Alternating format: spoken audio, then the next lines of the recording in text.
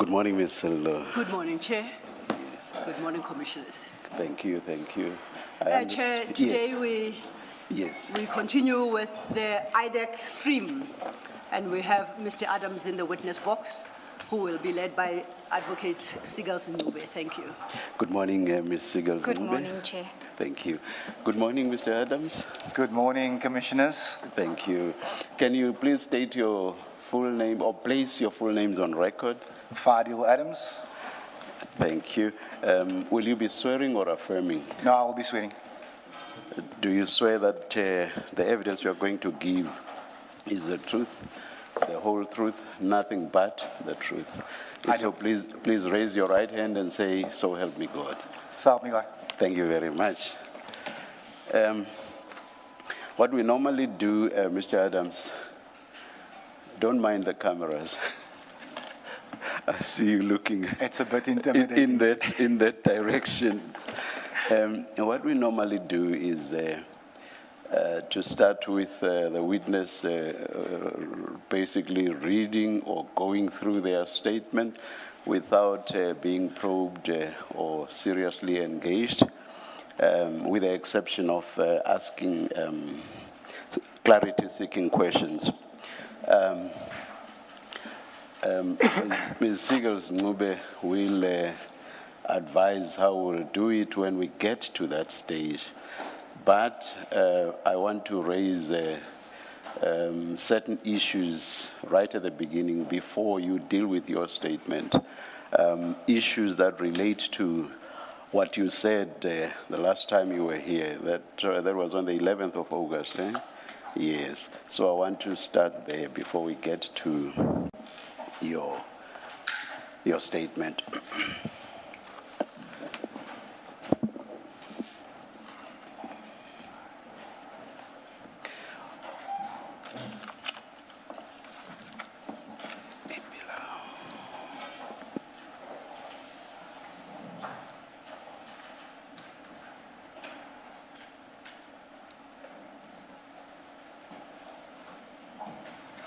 Do you have a file, written correspondence bundle on the spine? No, Chief. No, Commissioner. I only have witness bundles. Yeah, I It don't does have it, Chair. They'll assist him with it, but it is there. Thank you. Thank you. On your last appearance on 11 August, you said that you did not receive communication emailed to you by the Commission in October 2025. I'm sure you do confirm saying so, correct? Justice, Commissioner, what I said was I observed an email asking 3 questions. However, I expected more questions, therefore I did not respond to it. But I've had, and I put places on record, and you can summons the IT guys from Parliament here if you want to, that I've had numerous issues with my laptop. And though this is not an excuse, yes, I'm just trying to explain to you the situation I was in. I'm still in with this laptop. But can you, Mr. Adams, we will save a lot of time if you answer the questions asked directly and you do not veer off to terrain that does not relate to the question that was put to you. Is it so that on 11 August 2026, when you were last here, you said that you did not receive communication emailed to you by the Commission? Yes, Chair. Thank you. And the reason you gave for saying so, that is, for not receiving the communication, was that your emails were not working. Is that correct? Yes, Chair. Yes. And you also said that the first time you received the Rule 3 notice was only 3 months ago. Is that correct also? That was when I received it, yes, Chair. You said you received it only 3 months ago. Yes, That's Chair. correct. Now, go to the file I just referred you to and go to page 1 of that file. Are you there? I am there, Chair. Page 1, okay. And there you see an email sent by Ms. Marie Versnach on 3 October 2025 at 16:54. You see that email? I'm on page 1, Chair? Yes. Yes, Chair. Yeah. And that email is addressed to you. That's your Parliament email address. F. Adams at Parliament. I shouldn't. Oh my God. No, it's fine, Chairperson. I don't have a problem with my email or phone number out there. That's what it's there for. Yeah, apologies. But anyway, I'm sure you do put out, as parliamentarians, you do put out yours for your constituency and everything else. But apologies anyway. Okay. So it's addressed to you. And that's, as I say, is 3 October 2025 at 16:54. Do you see that?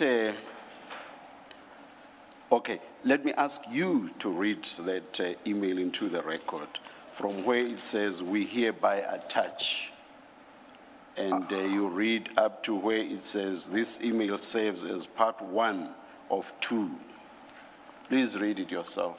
We hereby attach for your attention a notice in terms of Rule 3 of the Rules of the Judicial Commission of Inquiry into Criminality, Political Interference, and Corruption in the Criminal Justice System, including transcripts from the testimony of Lieutenant General Mkhwanazi on 18-19 September 2025. The last mention will follow in a subsequent email. This email serves as part 1 of 2. Should you have any queries, please contact. Okay, all right, thank you. And you do notice that it refers to a Rule 3 notice. Yes, Chairperson. Thank you. Now go to page 2.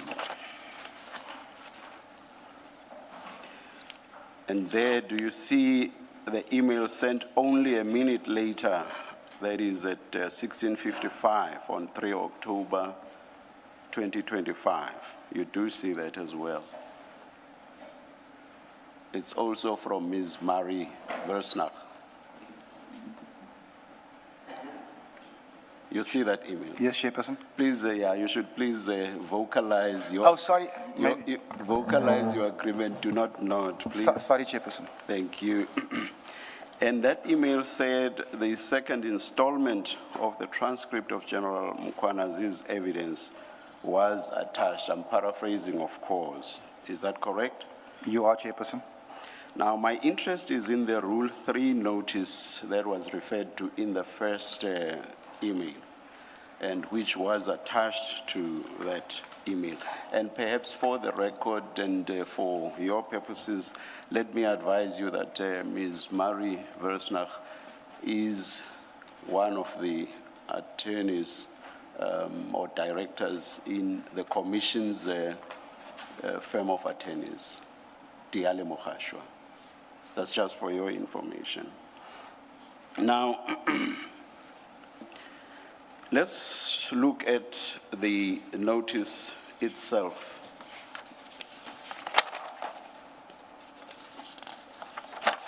It's at page 3.2. Do you see it? Yes, Chairperson. Now, it says that General Madlanga Mkhwanazi implicated you on the matters itemized in paragraphs 1.1 to 1.2. Do you see that? I do, Chairperson. No, I'm sorry, to 1.3, to 1.3. Do you see that? Yes, Chairperson. Yeah. Now, in the main paragraph 4, that is the main part of paragraph 4, read with paragraph 4.1, the notice invites you to respond, and in doing so to address the facts that implicate you and to give an explanation or evidence. Do you see that? I do, Chairperson. Okay. Now, and this is quite crucial, bearing in mind that you said that you only saw the October communication 3 months ago.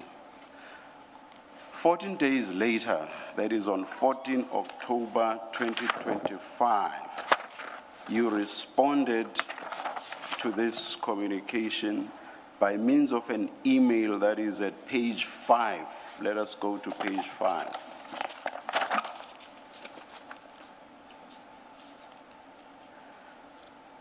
Towards the foot of the page, do you see your response there? Yes, Chairperson. It's addressed to Ms. Marie Versnach. And in your response of 14 October 2025, you request to make your submissions 72 hours after the testimony of General Khumalo. You see that? Yes, Chairperson.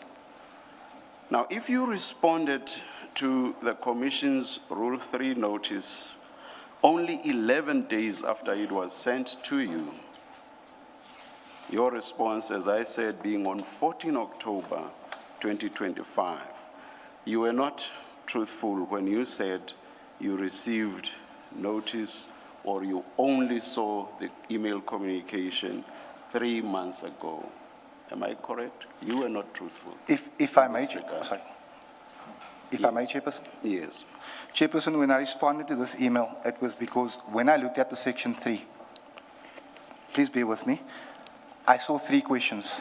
I then responded to Mrs. Wilsnatch because I had been out of the province, struggling with a laptop. I went to Parliament, they fixed it. I responded to her. I said to her, a lot of my testimony will have bearing regarding General Khumalo. If I may have permission to respond to him within 72 hours after, Chairperson. I then left it at that, even after General Khumalo had testified. However, I will admit, Chairperson, that all this confusion regarding the emails and my correspondence is entirely my fault. I could have done better, and I should have done better.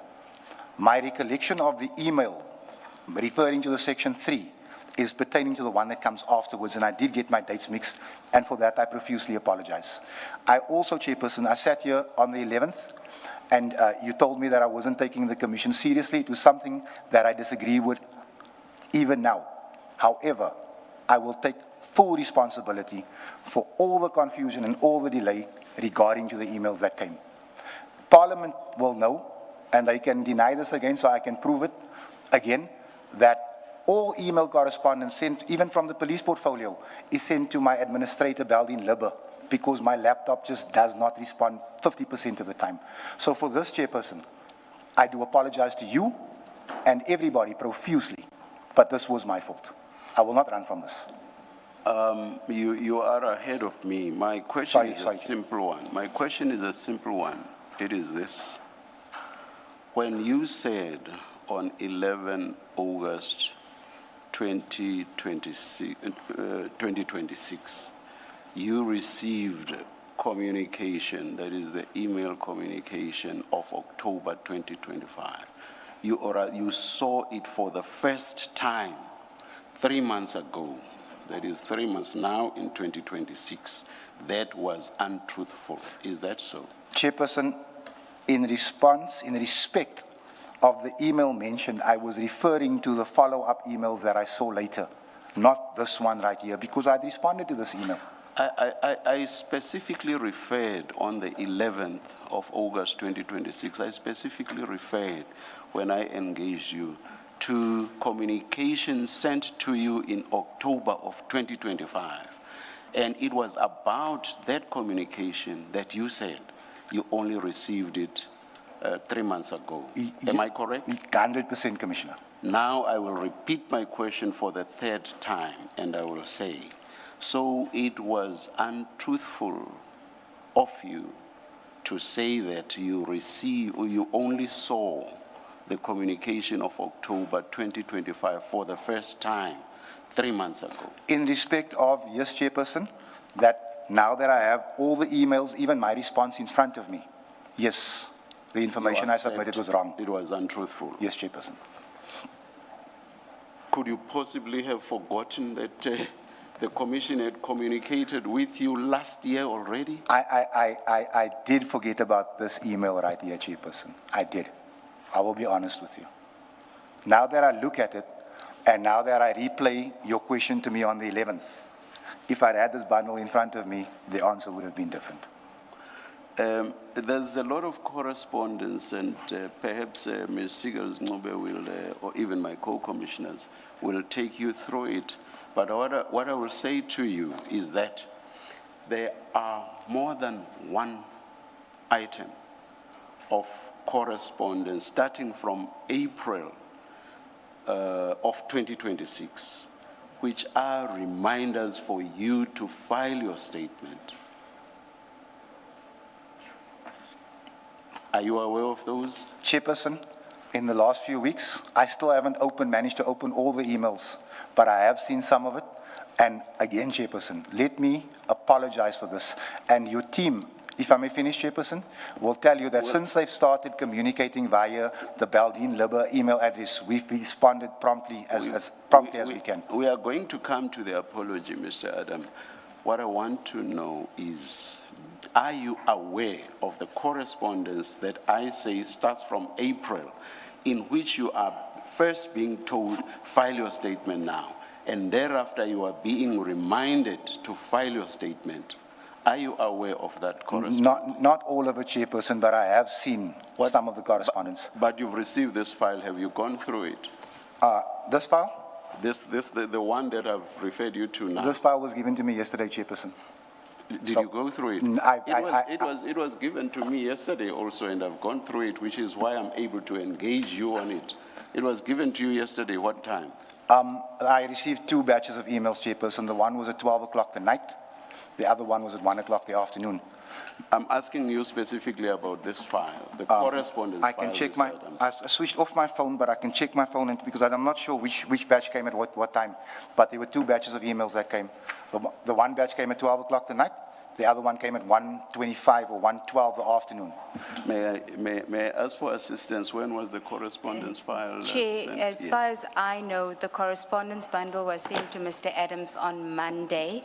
What was sent to him yesterday was documentation that he had sent to the commission, which we had to collate into bundles and send back to him. So everything that he received yesterday are his documents. Everything that the commission gave to Mr. Adams or submitted to Mr. Adams was sent to him on Monday via a link. The hard copies he sees for the first time today because it's the witness bundle. There it is. This was sent to you on Monday. Did you see it? If I may, Chairperson? Yes. I booked my flight for Joburg for 6 o'clock Monday morning. I arrived here roughly 8 o'clock. I took a meeting at 8:30. I came out of that meeting and my PA had left 100 messages for me that Madlanga has sent you a bundle.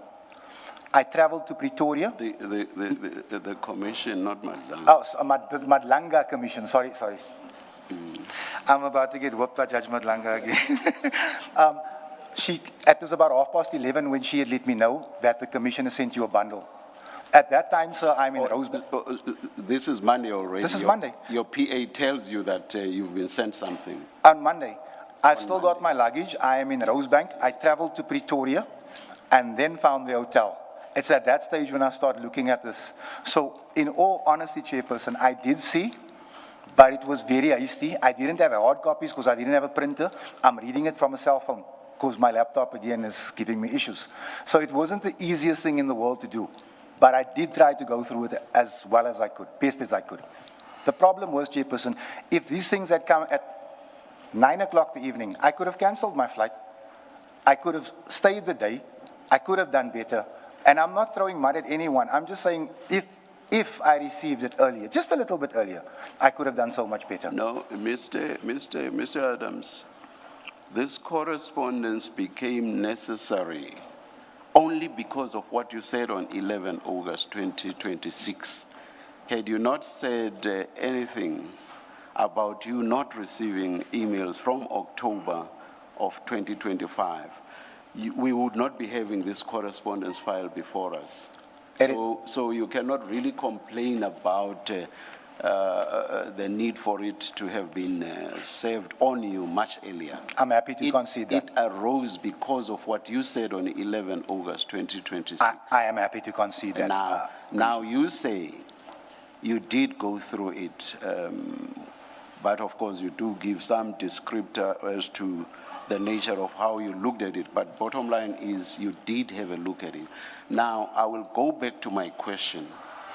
Did you see that in this correspondence file, you are told in April 2026 to file your statement, and thereafter there are a few other emails that remind you to file your statement, and this starts from April of 2026. Yes, Chairperson.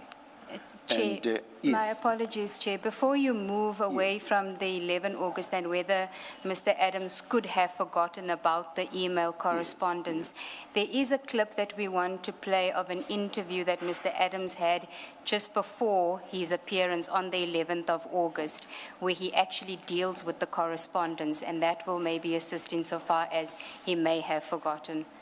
Please do that Thank now. you, Chair. Please, thank you.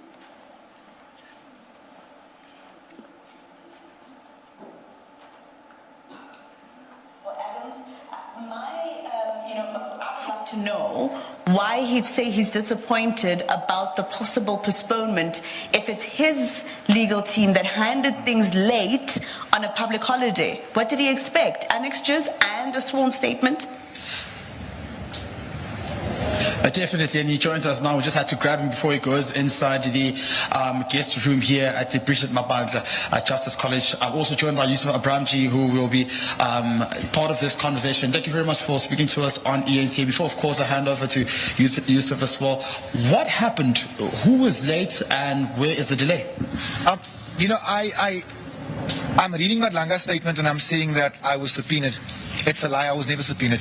I emailed the commission, and I said, you know what, my name's been kicked around like a football for 3 months. I demand my opportunity to speak. They came back to me, and they gave me a date of the 11th. I think that was on the 3rd. I said to them, voter registration is the 4th, the 5th, the 6th. Those are the 3 busiest days of the year for me. Can you give me another date? I'm proposing the 30th. They said, no, it's the 11th or nothing. They, in essence, gave me 4 days to complete my submission. But now remember, as I'm trying to complete my submission, people are still mentioning my name left, right, and center on TV. So it becomes a little bit odd. So we submitted yesterday at 6 o'clock, which I think is still reasonable. I mean, it's not as if they need to go and find documents. I've given them everything. And then this morning I get here and I'm told by Yusuf that I'm unlikely to testify today, which is disappointing because I've come halfway across the country. I went to bed early, I put on a suit for this, and now I'm told I'm not going to testify today. So it's, Are you ready to testify, Fadiel? I would not have emailed Madlanga to demand to testify if I wasn't ready. So what's at play here in your view? I think certain people would have read my submissions and thought we have a problem here. Do you believe that you were used? Let me put it to you like this, Pule. I'm here to be used. I'm asking the public, if you know of any malfeasance, any corruption, please put your envelope under my office door. But were you used? Given the contents of the Section 27 referral, the argument here is that your allegations were weak. Let me challenge that. Let Drew answer me. Becomes relevant later, but the point is where Mr. Adams says that he would not have emailed the commission demanding to come and give evidence. And if you look at the email that he sends, which is on page 5, in closing, I would need to appear before the commission to clear my name. It's that email correspondence that he's referring to, which started, as Chair said, in October of 2025. And this, he says, before he appears on the 11th before the commission. Thank you. You may ask whatever follow-up. No, Chair, I just wanted to assist or add to what Chair was asking insofar as he may have forgotten that about the email exchange. Thank you. And I notice he speaks so fast. So you say on Monday, this Monday, you did read this correspondence, the contents of this correspondence bundle. Now, let's go to, let me just find the April email that I kept referring to.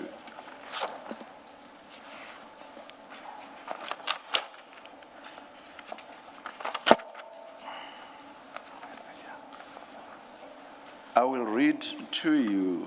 It's also from Ms. Mari Wilsnach. It says, I refer to the Rule 3 notice issued to you. Page 4, I'm sorry. Yes. I refer to the Rule 3 notice issued to you on 3 October 2025 in relation to the testimony of Lieutenant General N. Mukwanazi. We have been instructed to request your response thereto, notwithstanding that the evidence of Lieutenant General D. Kumalo has not been concluded. You'll recall the relevance of this paragraph is that in your response of 13 October 2025, you had requested to file your statement after General Kumalo had finalized his testimony. Do you remember saying that? I do, in October of 2025? Yes, Chairperson. So that is the relevance of paragraph 2. We have been instructed to request your response thereto, that is to the Rule 3 notice, notwithstanding that the evidence of Lieutenant General D. Kumalo has not been concluded. You are therefore requested to respond to the said Rule 3 notice. The point I want to make about this, I assume you did receive this email. Chairperson, I received this email, and it was a little bit later than this, but I will listen and I will concede what you're about to say. That you received it? I did. Yes. The point I want to make is this. This email refers back to 3 October 2025. You see that? Yes, Chairperson. Now, even if you were to attempt to suggest not to have seen the emails of October 2025, this would have reminded you that there were emails of October 2025, correct? Yes, Chairperson. So, you having forgotten that there were emails of October 2025 cannot possibly make sense on the 11th of August 2026, when you were reminded this year, only in April 2026, that there was a Rule 3 notice sent to you in October 2025. You couldn't have forgotten between April and the 11th of August that you were reminded about the Rule 3 notice of October 2025. Could you? Chairperson, I did not see this email before the 6th of May. Otherwise, I would have responded to it. That's not the question I'm asking. No, I'm going to answer the question, Chairperson. When I saw this email, it would have reminded me of the October email. That is the truth. So it would have reminded you. You are 100% correct, Chairperson. Now, on 11. Page 11? No. 11 August 2026. You do not give us that detail. You just say, I was not aware at all of these emails until only 3 months back. You mention nothing about a reminder in April of 2026 that an email had been sent to you in October 2026, or the Rule 3 notice had been sent to you in October 2025. You say nothing about that. You just give us the impression that your mind was a complete, clean slate until only about 3 months ago. You knew nothing at all about the Rule 3 notice of October 2025. Do you want to comment on that? Chairperson, if that's the impression that I'm giving, then I do apologize for that. And I know this commission is having a hard time understanding this, and then that's okay. I would probably too if I was sitting on that side. I get hundreds of emails a week, and I struggle to get into the emails most of the time. So just allow me to finish, please, Chairperson.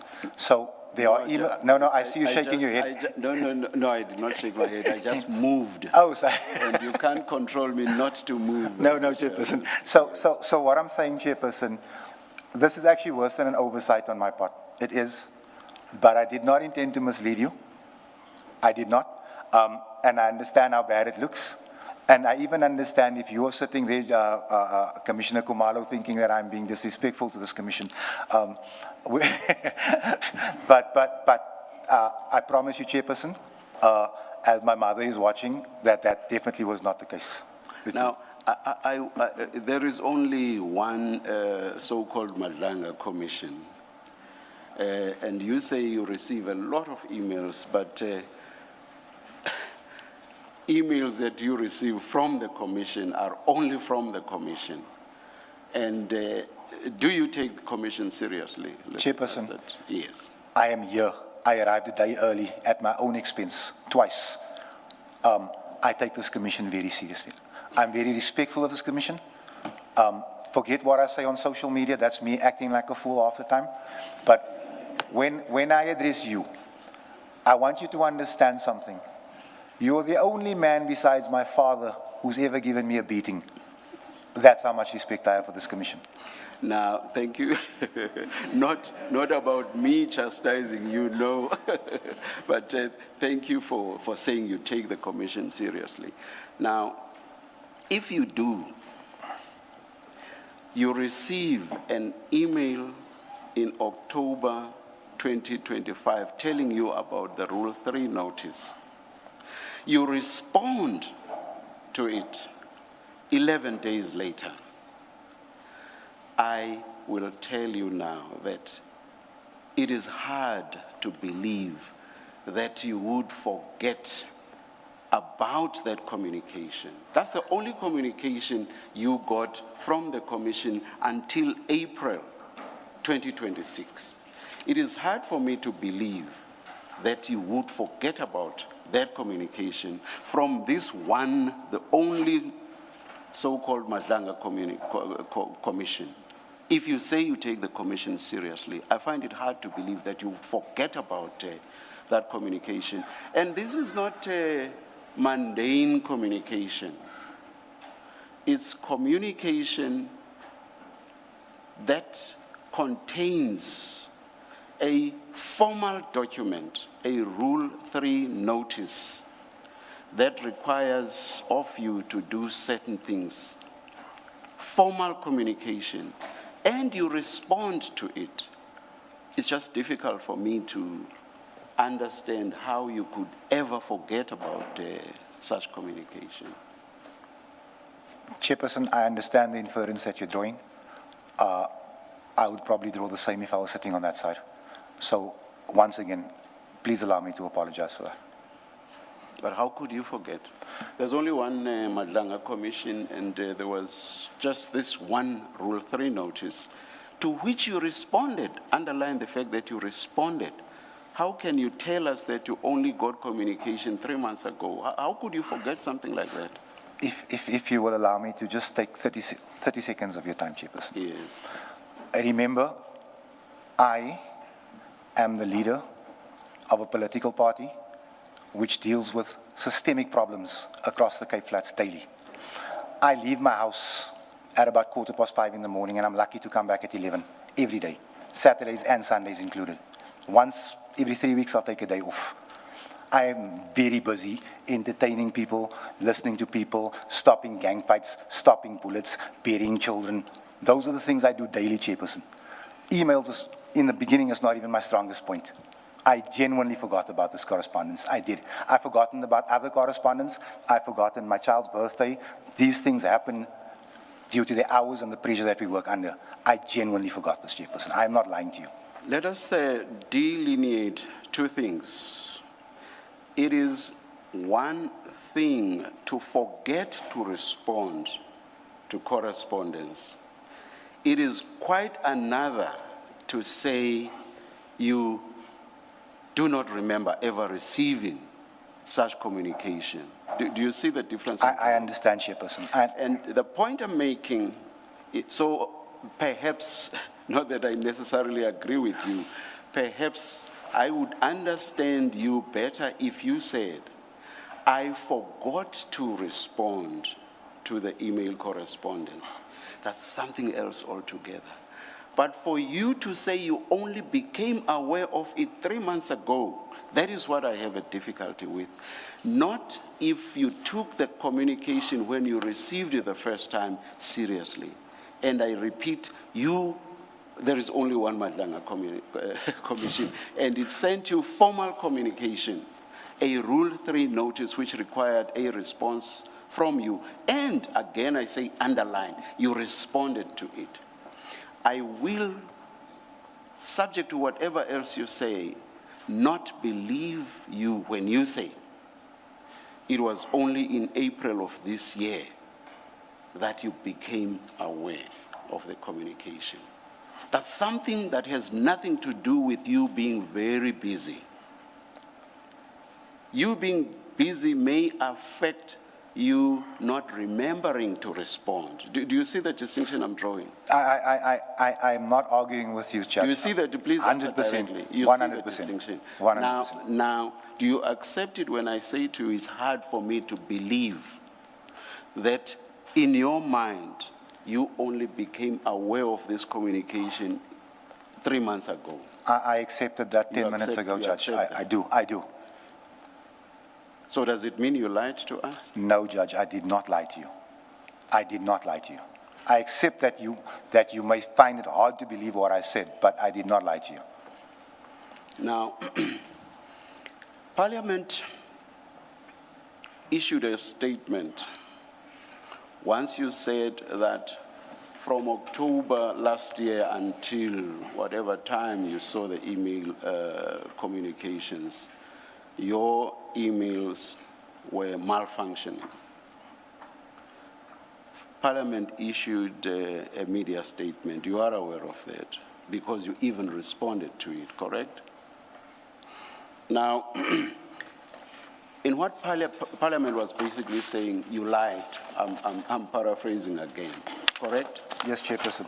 Now, in what it said, it added that each member of Parliament is provided with 3 devices to avert the very problem you were referring to, problems of malfunction with members' devices. So they said each member is provided with 3 devices. Is that factually correct? That is 100% correct, Chairperson.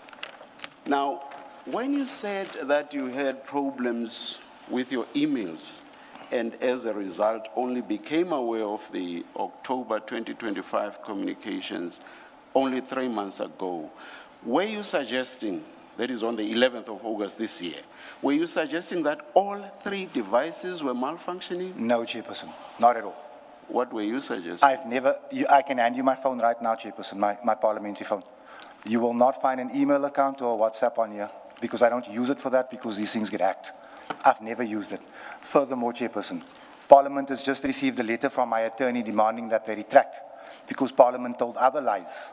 They said I've never emailed the Speaker regarding the PKTT, and there was another email they denied, and we produced both emails, Chairperson. So we are saying to Parliament that it is not my fault that your techies are not logging the work they do on my laptop. I've said it a little bit earlier, Chairperson and Commissioners, that you can summons, I won't even tell you which technician to summons, you can summons any one of them. They've all worked on my laptop, all of them. Now, there's a video clip, the response that I've just referred to, which perhaps for completeness will be played right at the end of my engagement with you. In that response, as part of your support for the allegation or averment by you that your laptop was malfunctioning, you say that you've given evidentiary material in that regard to, you say, the media. Is it correct? That Yes, you say Chairperson, that? it is.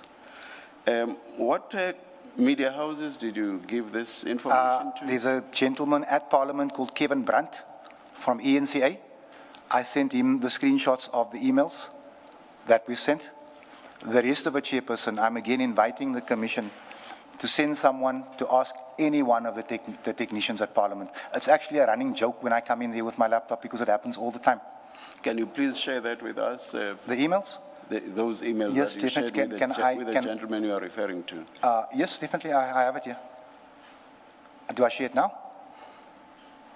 Because I don't know how to share it now. During the tea break, perhaps. No, what I'll do, Chairperson, during the tea break, excuse me, is I will call my office and ask them to email it to the Commission.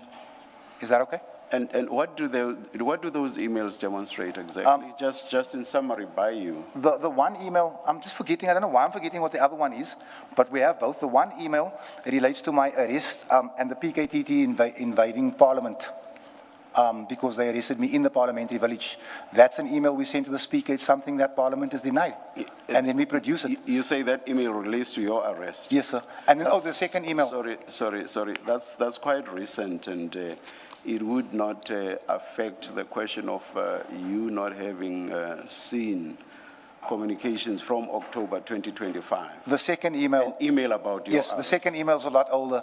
It relates to the Secretary of Parliament and the 100% increase he received, which we sent to the Speaker, and that must have been 18 months or more. And they didn't respond to that either, and they denied receiving that email. Just a minute. You say the second email does what? It relates to the 100% increase the Speaker of Parliament is awarded.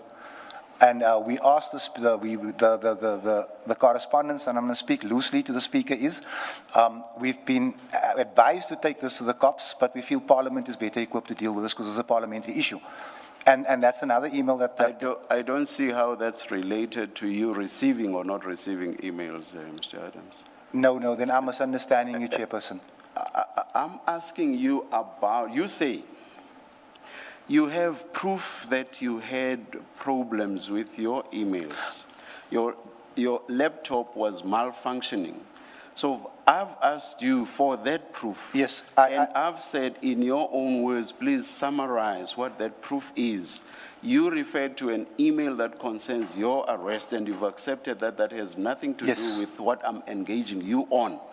Now, when I asked you to go on, you then referred to an email about salary increases, and I'm saying to you, yet again, I don't see the relevance of that email to the question whether your emails or your laptop was malfunctioning. I now understand your question. I now understand your question, Judge. Yes. So the evidence that I have that I didn't make up the laptop story for Madlanga is at the ad hoc committee.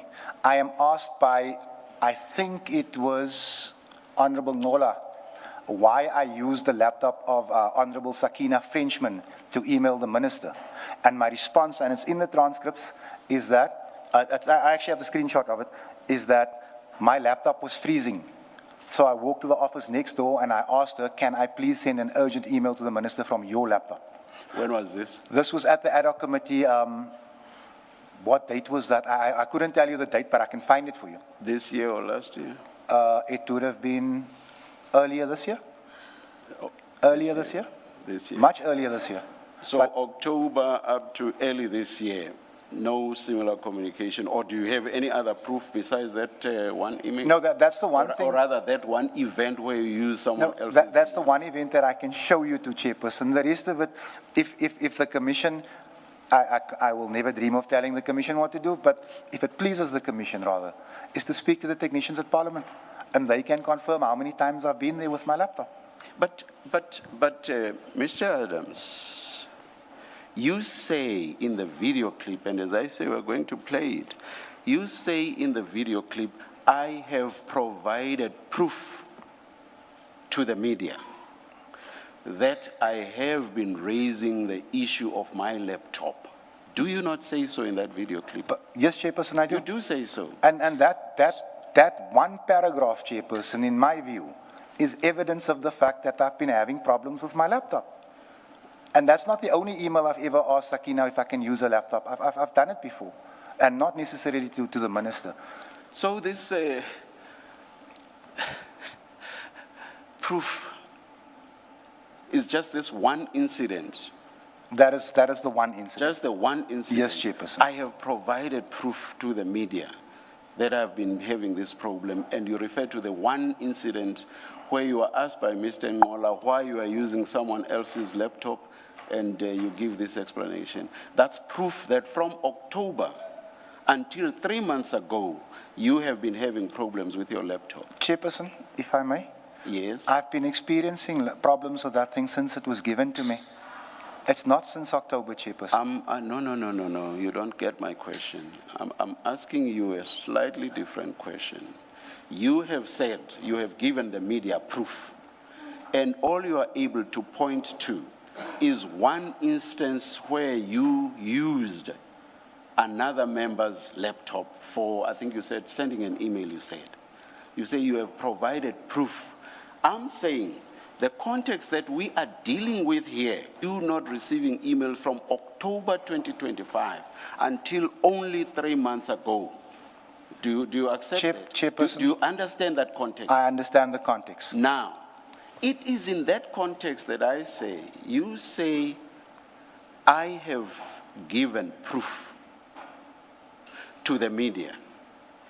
For that entire period, October until 3 months ago, the proof, as you call it, relates to one incident when you used another member's Chairperson, I get you. laptop. I do. That's the proof. And the issue at hand, Chairperson, is the laptop. So if I may, I can do nothing further until the technicians perhaps confirm to you or refute that I've been having issues. Please. I'm not asking whether somewhere else you do have the proof. I'm asking you about what you said in response to Parliament. You said you have proof and you've given it to the media. So the proof that you said you had given to the media was just this one instance of you using some other member's laptop. That's this great proof that you said you have in the video clip. Commissioner? Yes. Commissioner, I say it in the ad hoc committee. My laptop was freezing. I understand your frustration. We are not the. We are not the ad hoc committee, and I'm not engaging you about things that happened at the ad hoc committee. I'm asking you about what you said after your appearance here. And I'm referring to that simple statement. After your appearance on the 11th of August. And I'm referring, Chairperson, if I may, if it's my turn to speak, to that simple statement that my laptop was freezing even then. So if that is not proof, Chairperson, then unfortunately, the only people that can confirm anything wrong with my laptop, or if I'm even lying to this commission, are the people that work on it. Maybe you don't get me. I'm engaging you on a fact that comes out of your mouth when you are being interviewed on TV after your appearance here. I'm not asking you about whether you in fact do have proof lying somewhere. For example, what you may have said at the ad hoc committee, for example, what technicians may say, if they were to be called. I'm not saying they will be. I am asking you about what you said after your appearance here. So this proof, and you made this statement quite forcefully and with a lot of confidence. I have proof. I have provided that proof to the media. Proof of what? Proof of your allegation that from October 2025 until only about 3 months ago, your laptop was malfunctioning.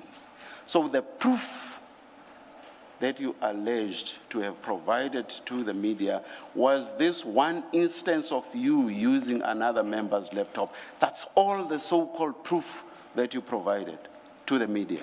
If I may, Chairperson? Yes. The allegation, as I understood it, was I had made up the excuse that my laptop malfunctions. The proof I put forward was, it's not the first time that I said it. It's not the first time I've said it publicly. This is not something I made up for Madlanga. That is the context of it, Chairperson. I'm talking about providing. Were you not talking about providing something physical to the media? When you are speaking there on that video clip and you say, I've provided proof, surely you mean you've given something physical to the media? Yes, Chairperson. And I'm going back to my question. So that physical thing that you gave to the media was this one instance? This once, Chairperson. Of you having used another member's laptop? Yes, Chairperson. That's all. And that's this proof that you have? Yes, Chairperson. And how does that prove that from October of 2025 until 3 months ago, your laptop was malfunctioning? Chairperson, my laptop has been malfunctioning. There's nothing I personally can do about it. And I think that's all that I can't elaborate any further. Unfortunately, that's not my question. That's not my question. My question is, how does that one instance of you using someone else's laptop prove that from October 2025 until only 3 months ago in 2026, your laptop was malfunctioning? I'm afraid it doesn't, Judge. It does not? It doesn't. So what should we make of what you said then? You lied, basically. When you said you have proof in the context of October 2025 until 3 months ago. In that interview, you basically told a lie when you said you had proof. Chairperson, it was in the context of I've been lying that there's something wrong with my laptop. That's the context that I provided, the little bit of proof that I had that it wasn't the first time and it wasn't the last time either.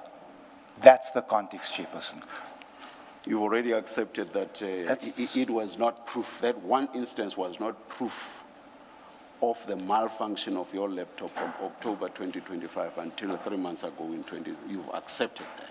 It's on that basis that I suggest to you that when you told the nation that you actually have proof in the context of what was at issue, which is October 2025 until 3 months ago, when you told the nation that you actually had proof of the malfunction over that period, this being the context, you were untruthful. Chairperson, I was not. I was not. I cannot accept that. Where is the truth in that? Chairperson, where is the truth would be found with the people that work on the laptops. Unfortunately, I don't have the resources to bring them here. I'm telling, Chairperson, if I may? Please continue. I'm telling you, Chairperson, that the statement that I made to the media was in the context that I came to Madlanga and I lied to the Commission about my laptop malfunctioning at any given time. It's in that context that I produce the transcripts from the IDAC and say, yeah, I said it, I think 7 or 8 months ago. There's something wrong with my laptop. It is not for me to sit here and say that, no, I'm unable to access anything because, no, Chairperson. I'm here to tell you that the laptop locks me out of my emails. Sometimes it does not accept my password. Sometimes the thing freezes. And I have no control over it. I'm afraid I may end up sounding like a scratchy record. You go far and wide and leave what I'm dealing with. What I'm dealing with is quite simple, and I've told you a good few times that it's about what you said was your proof. Not any proof, but proof that you had provided to the media. So anything else that you say about the actual malfunction of your laptop has nothing to do with that so-called proof. That's my focus, and it's in that context, the context of your so-called proof, which happens to be this one instance. In the broader context of you having said you had this malfunction from October 2025 until only 3 months ago. So I'm saying, and you've accepted, bear in mind, that one instance does not provide you with proof of the malfunction of your laptop from October 2025 until only 3 months ago. You've accepted that. So in that context that I suggest to you then, Mr. Adams, and please bear in mind the context, please. It's about the one instance, and it's about the period October 2025 until 3 months ago. So I'm saying, when you said you had provided the media with proof, which you've accepted was not proof, so you were being untruthful. That's a simple suggestion I'm making to you. The whole story, Commissioner, is that I provided the media with the evidence that I had, that it was not the first time, that I did not make this up for this commission. That is what I provided the media. If, in the opinion of Justice Madlanga, that is not proof, I can only concede it. I can't win a legal argument with a man like you. I'm saying to you, Judge, no, and I'm not being patronizing. I'm saying to you, Judge, that I was accused of lying to you that there was nothing wrong with my laptop. I said, here you go. This thing has been doing it before. I didn't make this up for Madlanga. That's the context of which I'm saying it to you. The way your question is framed, I understand. But I'm asking that you understand what I was trying to say. That's all. You say that you did say you had evidence, but I asked you here and now to give us that evidence, and the only thing you were able to tell us about is just the one instance when you use someone else's laptop. So whatever other evidence you may have, which you keep referring to, that's not what you said in the context of the TV interview. That interview referred to just this one instance. So in that context, anything else you may have is not relevant to the debate that you and I are having. And it's in the context of our debate or our engagement that I'm suggesting to you that you told an untruth. No, Chairperson, I will not accept that. I also know it's going to be hard for me to win a debate against you, but I will not accept that. That laptop, as in the time period you mentioned, malfunctioned many times. The only people that can confirm this are the people that work at Parliament. The reason for that press conference was Parliament, excuse me, and I'm just going to step off the topic a little bit. Parliament also inferred that I never emailed the Speaker about the Secretary's increase, and I never emailed about the PKTT. And that is why I called that, and I said Parliament is lying. It is in that context because we have the proof of the lies. It is in that context that I spoke, Chairperson, and those emails you will get at tea time.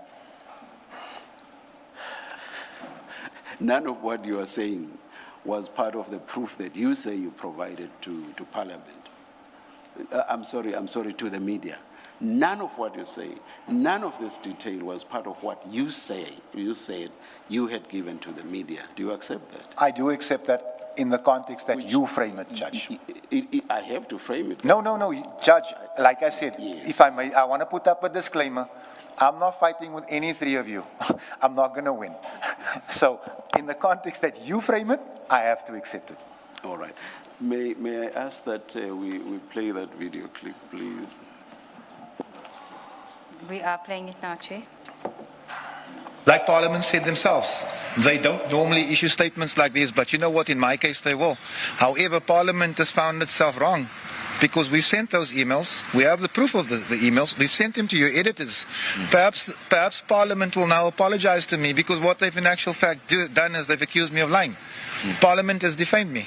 So all we're saying is we've got the proof. We forwarded the proof to the media. We hope the media will publish the proof the same way that they published our Parliament's lies, and let's see how it ends. Ultimately, we've never said anything we can't back up. Whatever we're going to say at Madlanga, we're going to back it up with hard copy. So this is a good time for certain people to start getting worried. Parliament will hear from our attorneys in the course of next week because this is unheard of. You know, when that institution starts defaming people, for whatever political reason they want to, I don't understand. We must also remember this is the same Parliament that allowed the PKTT to trample on its sovereignty. So we're stumped. We don't know what's going on here. You know what, I'm not going to play stupid. What's going on here is that it's a mess.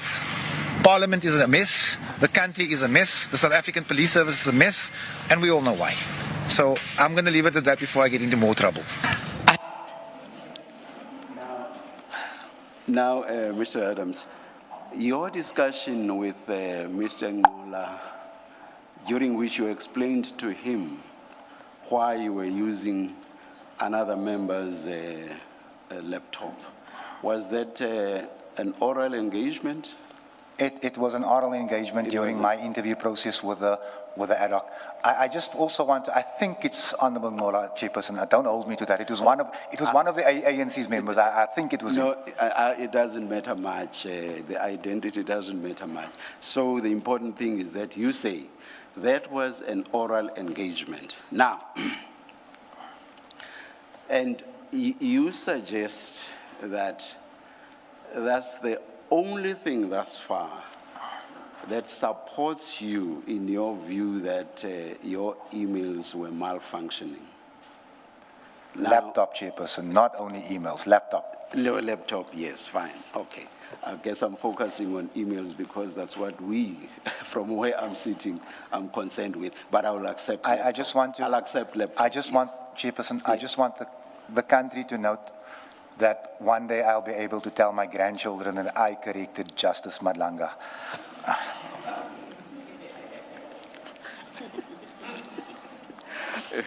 Mr. Adams, now, so that's oral. That engagement with an ANC member of parliament is oral. In that clip, you refer to, open quote, emails, close quote. It is the emails that are the proof which you have provided to the media. I took you step by step to tell us what each one of those emails that constitute your proof says. What does each one of them say? You gave one example. I told you it had nothing to do with the malfunction of your laptop. You gave another one. I've forgotten what the first one was about. You gave another example. I remember the second example related to salary increases. And you and I again agreed that that too had nothing to do with proving that your laptop was malfunctioning. Now, you refer to emails in the plural. Yes, Chairperson. Where you landed eventually was just this one incident of you using another member's laptop. So where are the emails, plural, Chairperson. that are proof provided Chairperson. to the media? Sorry. Yes. It's when you pause, I think you're finished, man. Where are the If I may emails? give you context, sorry, Chairperson, it's not, I don't mean to interrupt your speech. As you pause, I think you're finished. Maybe to assist me, if you can switch your mic off so I can see the light go off, and then I'll know when to speak. Before you cane me in front of the entire country again. I'm a very obedient person. I will take the instructions. No, Chairperson, it's a suggestion.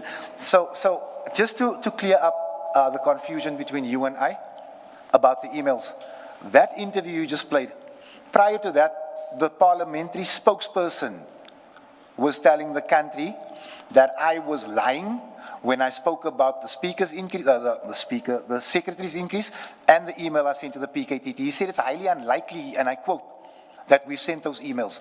Those are the emails I'm referring to, Chairperson. Those emails have nothing to do with my laptop. That was me, I need to stop waving. That was me responding to Parliament that I was lying when I said we'd sent emails to Parliament, we can't even get a response, but Parliament can respond to my laptop apparently not being defective. That was the context of the emails, Chairperson. So the short point then is basically that there's no proof, at least in accordance with that clip. I'm not talking about what you may have said elsewhere and whatever engagements you may have had with the technicians and so on. So that clip is by no means suggesting that there's proof provided to the media that your laptop was malfunctioning. Yes. Except for the transcript that I took from Madlanga, Chairperson, which in my layman's view constituted evidence until your juristic mind gave me another viewpoint. What transcript are you referring to? The transcript from the IDAC where Honorable Nola and I are engaging regarding the malfunction of my laptop on that said day. No. I'm referring to the interview. So during the interview and the clip that was played, so there we should not take any reference to proof, to be proof that between October 2025 until 3 months ago, your laptop was malfunctioning. So the proof referred to by you, which proof you said you had given to the media, had nothing to do with proving that from October 2025 until 3 months ago, your laptop was malfunctioning. Yes, Chairperson. All right. Thank you, Mr. Adams. Thank you, Chair. Chair, there is, now that you've addressed those issues, Mr. Adams has submitted two statements. One is the main statement, which is in file 1, and then there is another statement, which is a one-pager. It's called a supplementary statement, which was probably not necessary, but it was submitted nonetheless. And that would be in file 4, Chair.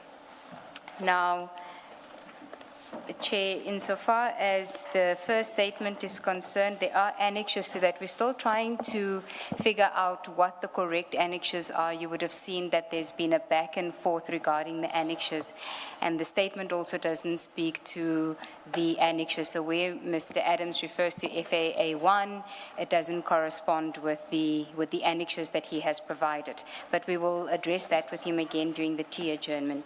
Chair, you will forgive me if I don't recall if you had sworn Mr. Adams in. I did, thank you, I Thank you, did. Chair. So, Mr. Adams, if I could just ask you in file 1, if you have file 1, it should be your witness statement, and that is page 1264. Yes, Advocate. And if you can confirm that that is your signature on page 64. 64. Which becomes a very important aspect of your evidence today, of course, is your signature. Can you confirm that? Yes, Advocate, it is mine. That is your signature. And you confirm the correctness of the statement? I do. Okay. And the truthfulness thereof? I do. Okay. Then you have another statement, but we'll get to that later because I'm not sure that it is a statement that you said we necessarily have to address. It's just you adding annexures to it. Okay. Now, Chair, Mr. Adams had advised me just before we commenced proceedings that he had received documentation, which he says he received them late, and as a result of that, he had a conversation with his attorney, and his attorney had advised him that he should seek a postponement of his evidence in order for him to consult with his attorney regarding those documents. We did have a discussion with him regarding the documentation that he's referring to, which we say is not our documents from the Commission, it's his own documents, which he provided to us late, and we therefore collated and submitted to him, which he received late. I don't think that we're necessarily on the same page on that, and I would want him to address you, Chair, and then we will address you in answer to what may be a postponement application, which we will oppose as the evidence leaders. Thank you, Ms. Sigazngube. Mr. Adams? Thank you, Chairperson. And again, I apologize for the late submission. Chairperson, there is a little bit, not a whole lot of evidence that came through in the bundle. And as I've indicated to the Commission, because of the time that I left Cape Town to be here timeously and well prepared, I only received that information late yesterday. Well, not late yesterday, it was late morning rather. And my entire network is in Cape Town. My attorney is there, my researchers there, my documentation is there. And I'm not trying to slow down the process, Chairperson. As you know, I'm here as a willing witness. But my attorney has advised me to rather speak to him before I make and ask if we can make a late submission on that, rather than respond to that right here, right now. If that pleases the Yeah, I think the antecedent question is this. Is it correct, as Ms. Sigazngube says, that these documents are your own documents and that all that the evidence leaders did was just to collate the documents and to send them back to you? If I can just clear that confusion, Chairperson. Yes. Remember the first batch of documents came in at 12 p.m. on Monday, and then the second 12 a.m. on Monday, sorry. The second batch of documents came in at 1:30. So as they were all sent to me at more or less the same time. So the first document I opened was from the Commission. So I assumed that everything was from the Commission, and I sent it off to my attorney, and he said to me, we need to consult before you talk on this. So that is why I'm saying, Chairperson, just because of, it's not a lot. I've actually gone through it, but there are certain aspects that I would if the Commission allows, prefer to consult with my attorney first. I want to understand what is at issue now. Is it your own documents or not? I'm not concerned about my documents, Chairperson. Those are mine. I'm talking about the few other additions that came from the Commission. And you say those came when? Well, I received them all at about somewhere between 12 and 1:30 because they were coming in bit by bit because of the size of the files. When was this? Yesterday. Yesterday. How many pages? Well, in all, if you take my documents out, I wouldn't be able to tell you off the top of my head. It's like, what are they, Advocate Lee? It's not a very lot, but like I say, my attorney has advised that we should speak first. So I don't know. I'm not a lawyer, Judge. I'm asking for guidance here. But I would imagine your lawyer must understand that with something like this, there are certain pressures, and the lawyer cannot just relax and say, ask for a postponement, and I want to consult with you. The upshot of which is that we should then postpone. That cannot be had merely for the asking. There's no argument from my side, Justice. I'm asking, this is a request. That's all. Let me finish. Especially if, as you say, the documents are not much at all. So the attorney could not just relax and say, just ask for a postponement. I want to consult with you. But let me hear. Are you finished with your submissions in this? I am. Yes, Ms. Chair, may I just address you on the documents that the Commission submitted to Mr. Adams on Monday, so that you can see that what we've given Mr. Adams are extracts from the 9 what we call IDAC exhibit bundles. And we did that because we don't need to deal with all 9 files with Mr. Adams. His evidence is limited to his involvement in these IDAC matters. And maybe it would be best if I do that with reference to the index, the consolidated index, just to demonstrate to the commissioners that what we've provided Mr. Adams is really nothing new, and to the extent that there is anything new, it is something that he can deal with because it relates to his A1 statements that he prepared in the various criminal complaints that he lodged regarding these IDAC matters. So, Chair, what we did was we created a core bundle. Most of it is contained in what you now have is file 9B. And the additional documents, I want to start with the index. At item 33 of the index, the consolidated index, which we will flight the index as well. Somebody can assist him with the index. I'm trying to think where's item 33. Chair, the index should also be again in file 9B. There should be a consolidated index in the front of file 9B.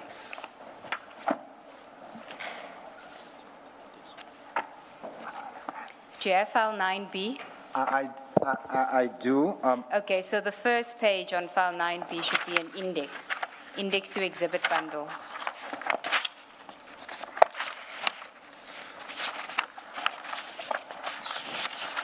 I'm not finding it. Okay. Yeah, I'm with you.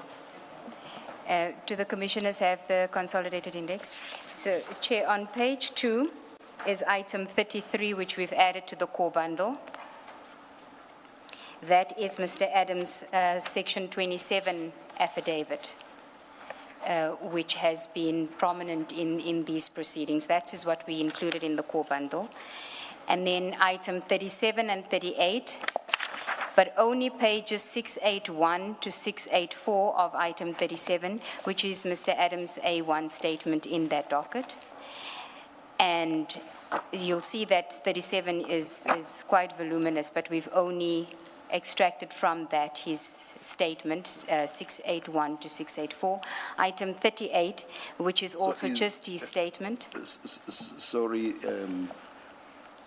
the limit in the page number 681 to 68 what? It just 684, so it's 4 pages, Chair. Was there a way in which Mr. Adams would have been aware of the cutoff point, the 684?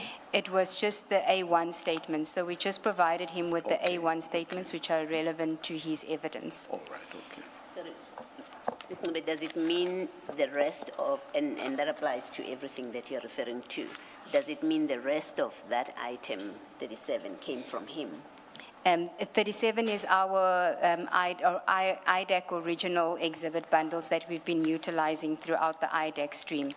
All that we did was we extracted pages 681 to 684 because it's his A1 statement in that exhibit, and we wanted to address that statement with him only, not the remainder of the docket.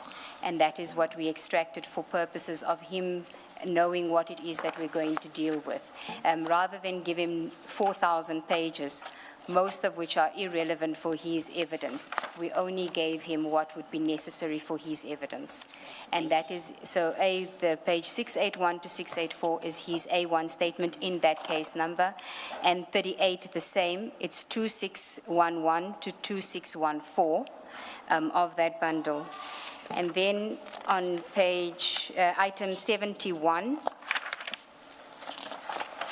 to 78, those are also all A1 statements. 71, 72, and 73 are Mr. Adams' A1 statements, which were given to him. And then 74, 75, 76, 77, and 78, those up to 77 are the supplementary affidavits. You will recall that was commissioned in Cape Town on the 6th of January, 2025. Those were included there. And then item 78, which is the Langlaagte case docket. Each one of which is very short. Very short, Chair. You can see from the page numbers, it's 2 pages each. I think there's one that's 3 pages. And then item 78 is Langlaagte documents relating to the Langlaagte matter, which is the forklift matter, which also Mr. Adams would be aware of that. That's what we included in the bundle. Then item 80. Item 80 would be a new document, but it is the section 28, 6 or 7 subpoena, 6 and 7 summons that was issued by under Advocate Johnson's name, although she was not the signatory of that document. I think it was Advocate Manilal, where you will recall, Chair, it was a summons that was served on the acting national commissioner in May 2026, asking for the details of the members of the PKTT that had executed Mr. Adams' arrest. So that was included because Mr. Adams takes umbrage regarding his arrest, and this document would then be relevant as to his arrest and whether information was requested regarding the arresting members, the members that arrested him. So that would be a new document for him. But you will see, Chair, it's not a lengthy document, and it really is only to find out to what extent he knows or has any knowledge regarding that process. Then item 84, Chair, it's a SAPS report. This relates to Mr. Adams' dockets. You will recall that he had indicated he had lodged complaints when it appeared to him that his dockets had been intercepted. So those reports, although it may be a new document for him, although I don't think that it is a new document that he would have seen, but it's certainly something that we provided to him, that not that he provided it to us, but it relates to his cases and the reports that were submitted by various SAPS entities regarding his criminal complaints. And how many pages? On the index, it looks like a lot. It contains, Commissioner Baloy, it also the chair says 66 pages. Yes, but it contains his affidavits as well, his A1 statements. So the report itself is about 12 pages, and from there we have his A1 statements as well, because you can't read the report without the A1 statements. We'll flight it so that you can see that the majority of that document is actually his A1 statements. And importantly, what's also contained in there is the A1 statements that were signed on the 6th of January 2025, which we want to ask Mr. Adams about, which Mr. Perumal had, the Perumal affidavits versus the Mr. Rapesu affidavits that we want to ask him about. And then in file 10-2, there are just, it's one document, which is the letter from the Inspector General to Minister Mkhunu that we had dealt with Advocate Ramsamy. It was the letter where the IGI was submitting the report to the then Minister of Police. And that is really just a document that we want to ask Mr. Adams if he's aware of that report, because he does make certain allegations about him requesting the report and not receiving a response. And then in file 10-1, Chair, it's item 12, which is a docket summary report by Advocate Ramsamy. She did take us through that report where she had taken the Orlando dockets that Mr. Adams had opened and given her assessment of those documents. That becomes relevant because Mr. Adams suggests that Ms. Ramsamy didn't have the same view about the merits of his case. In his statement, he says she had a different view about the merits of his case. So we've added that summary, that report there. And those are, and then it's what is contained in file 9B, Chair, which, if I could just take you back to the main index. Where are we going now? It's number 85 on the main index. It's an extract of the statement of witness G. And you will see there's only one aspect that relates to Mr. Adams, and it is the opening of his cases in Orlando. It's one paragraph of that statement which we've submitted. Then there is CJC 399D, email correspondence. This just again relates to witness G and the relationship between witness G and General Khan. And then item 87 is a document that Mr. Adams referred to, which we've sourced and attached, which is a national instruction on media communication within SAPS. Mr. Adams questions General Mkwanazi's authority to have called the press conference of 6 July 2025, and he references this national instruction as being, I think what he's suggesting is that General Mkwanazi did not comply with this national instruction. So he will have to tell us what aspect of the national instruction he wants to refer us to. We've just provided the document. Then finally, the next item, which is also 87, that must be corrected, is MK15 and MK16, which is really a repeat of what is contained at item 84, which is again just reports about the statements of Mr. Adams, his cases, and what SAPS did to investigate his cases. You would be familiar with that. And then finally, 88 is just his transcript from the ad hoc committee. His evidence that or his testimony at the ad hoc committee, which we've attached, and that's about 64 pages. But again, there'll be limited usage of it when necessary. So that is what was provided to him on Monday. And as you will see, Chair, the majority of it are his A1 statements, affidavits that he submitted. And we say that on that basis, there would be no need for him to consult with his attorneys on that. He's well aware of the statements that he's made. But insofar as there are documents that, for example, the information note that deals with investigations or reports that were made, he may want to consider that. I don't think that we'll necessarily get to that today. He can certainly take the afternoon to go through that. It doesn't really involve him because it's SAPS reporting to SAPS about what was done to investigate the claims that was made by Mr. Adams. So you referred to this afternoon. Did you mean overnight?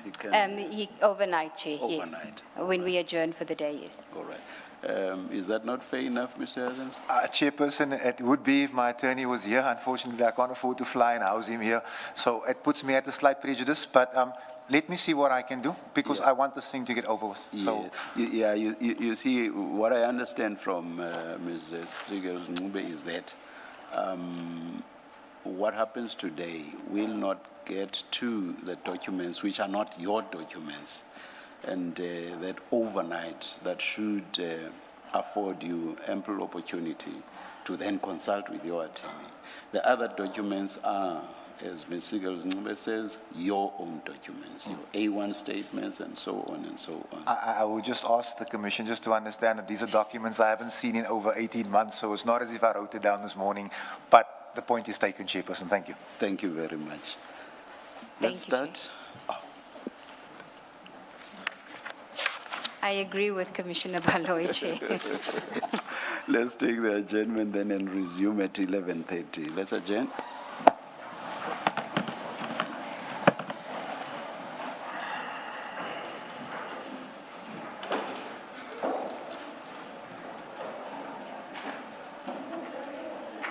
How long are we adjourned for?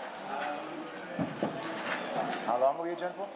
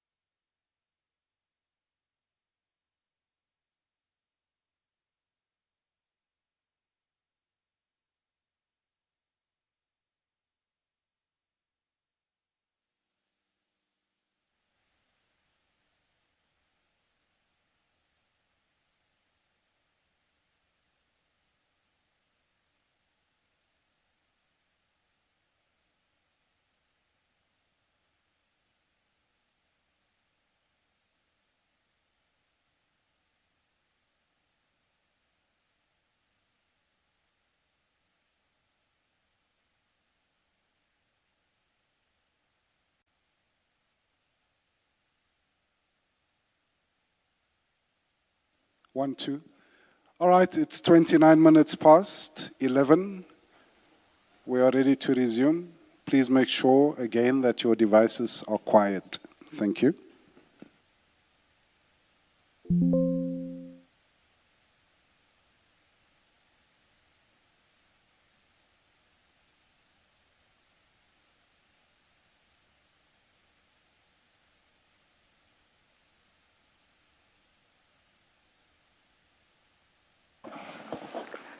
Yes, Mrs. Thank you, Chair. Chair, we'll now begin with Mr. Adams' statement.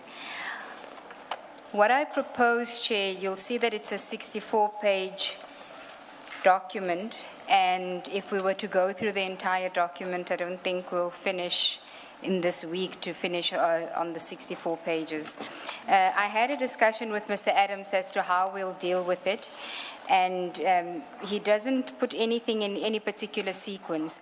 So I suggested to him that I would go to the relevant topics because I think everything from page 1 to page 131 is probably irrelevant, most of it irrelevant for purposes of our terms of reference. The remaining 30 pages may have some relevance, and we'll obviously seek a lot of clarity from Mr. Adams there because he's very thin on dates and detail insofar as his involvement is concerned on these topics, but there are topics that are relevant.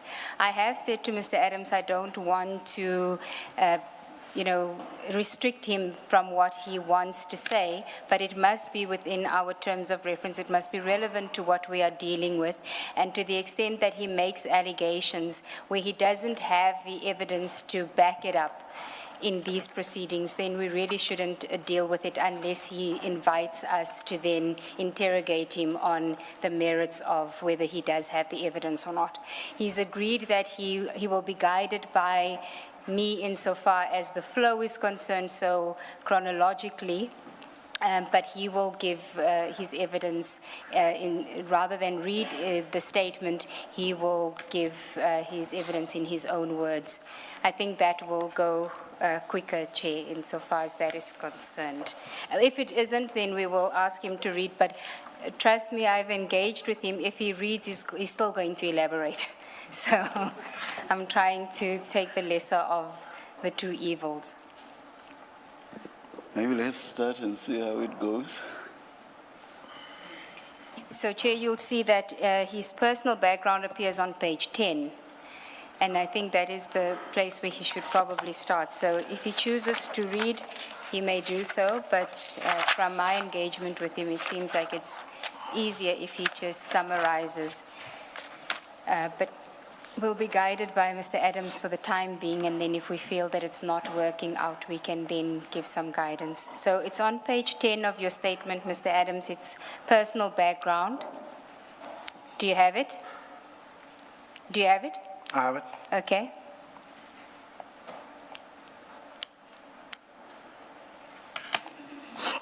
You may proceed.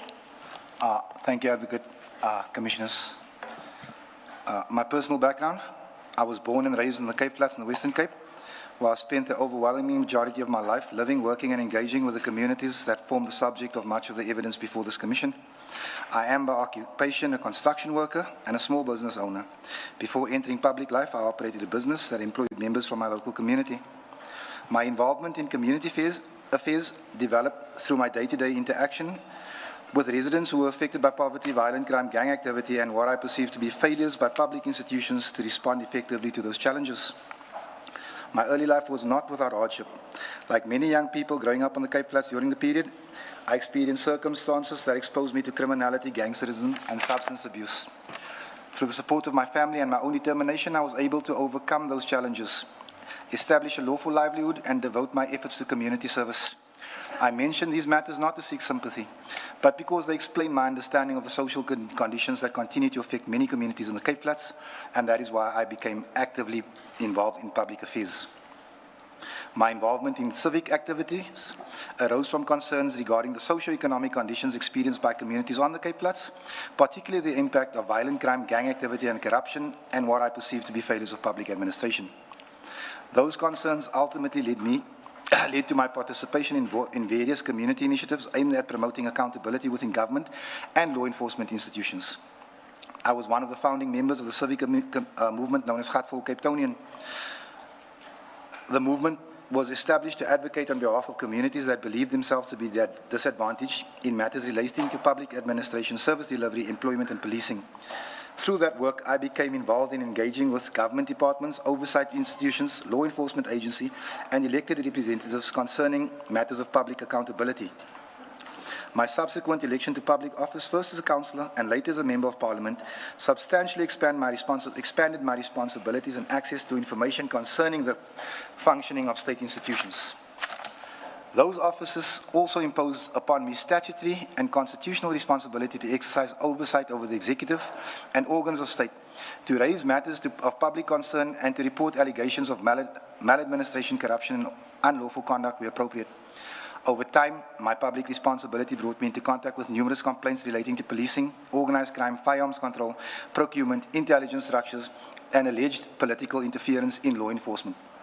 In many instances, I considered it my duty to refer to such matters as the appropriate investigated or oversight authorities rather than attempting to investigate them personally. These referrals, together with my interactions with the relevant institutions, form an important part of the evidence that follows. It is important to emphasize that this statement is not an attempt to recount every matter with which I have been involved during my public life. I've confined myself to those matters that are relevant to the Commission's terms of reference or which provide the necessary factual context for understanding my subsequent interactions with SAPS, the PKTT, crime intelligence, oversight bodies, other institutions referred to in the statement, and my efforts to expose fraud and corruption within government structures. My evidence should therefore be understood against the background of an individual who has over many years consistently engaged with public institutions concerning allegations of corruption, maladministration, and failure of accountability. Whether those allegations are ultimately established is a matter for this Commission and other competent authorities other competent authorities, it was meant to end with, to decide, excuse me. My purpose is to explain what I personally observed, what I reported, what responses I received, and how those events culminated in the matters now before this Commission. Thank you, Mr. Adams. Then the next one, topic on page 13, public offices and anti-corruption work flows from there. Thank you, Advocate, Commissioners. My election as a councillor in the City of Cape Town significantly expanded my responsibilities. In that capacity, I was required to exercise oversight over municipal administration, scrutinize procurement processes, consider complaints received from members of the public, and raise concerns regarding finance, governance, financial management, and compliance with the law. During my tenure as councillor, I became involved in a number of matters concerning alleged procurement irregularities, public contracting, firearm management, municipal administration, and the conduct of public officials. In many instances, I did not seek to investigate those matters personally. Rather, I referred these complaints to SAPS, specialized investigative units, or other competent oversight bodies for investigation and determination. I subsequently became a member of Parliament. In that capacity, my constitutional responsibility included the oversight of executive and organs of state, participation in parliamentary committees, engagement with law enforcement institutions, and consideration of matters affecting public administration and national governance. My parliamentary responsibility serving on the Police Portfolio Committee brought me into regular contact with senior officials within the SAPS, the Civilian Secretariat for Police Services, the Independent Police Investigator Directorate, the Inspector General of Intelligence, and the National Prosecuting Authority, and other institutions responsible for policing, intelligence, and accountability.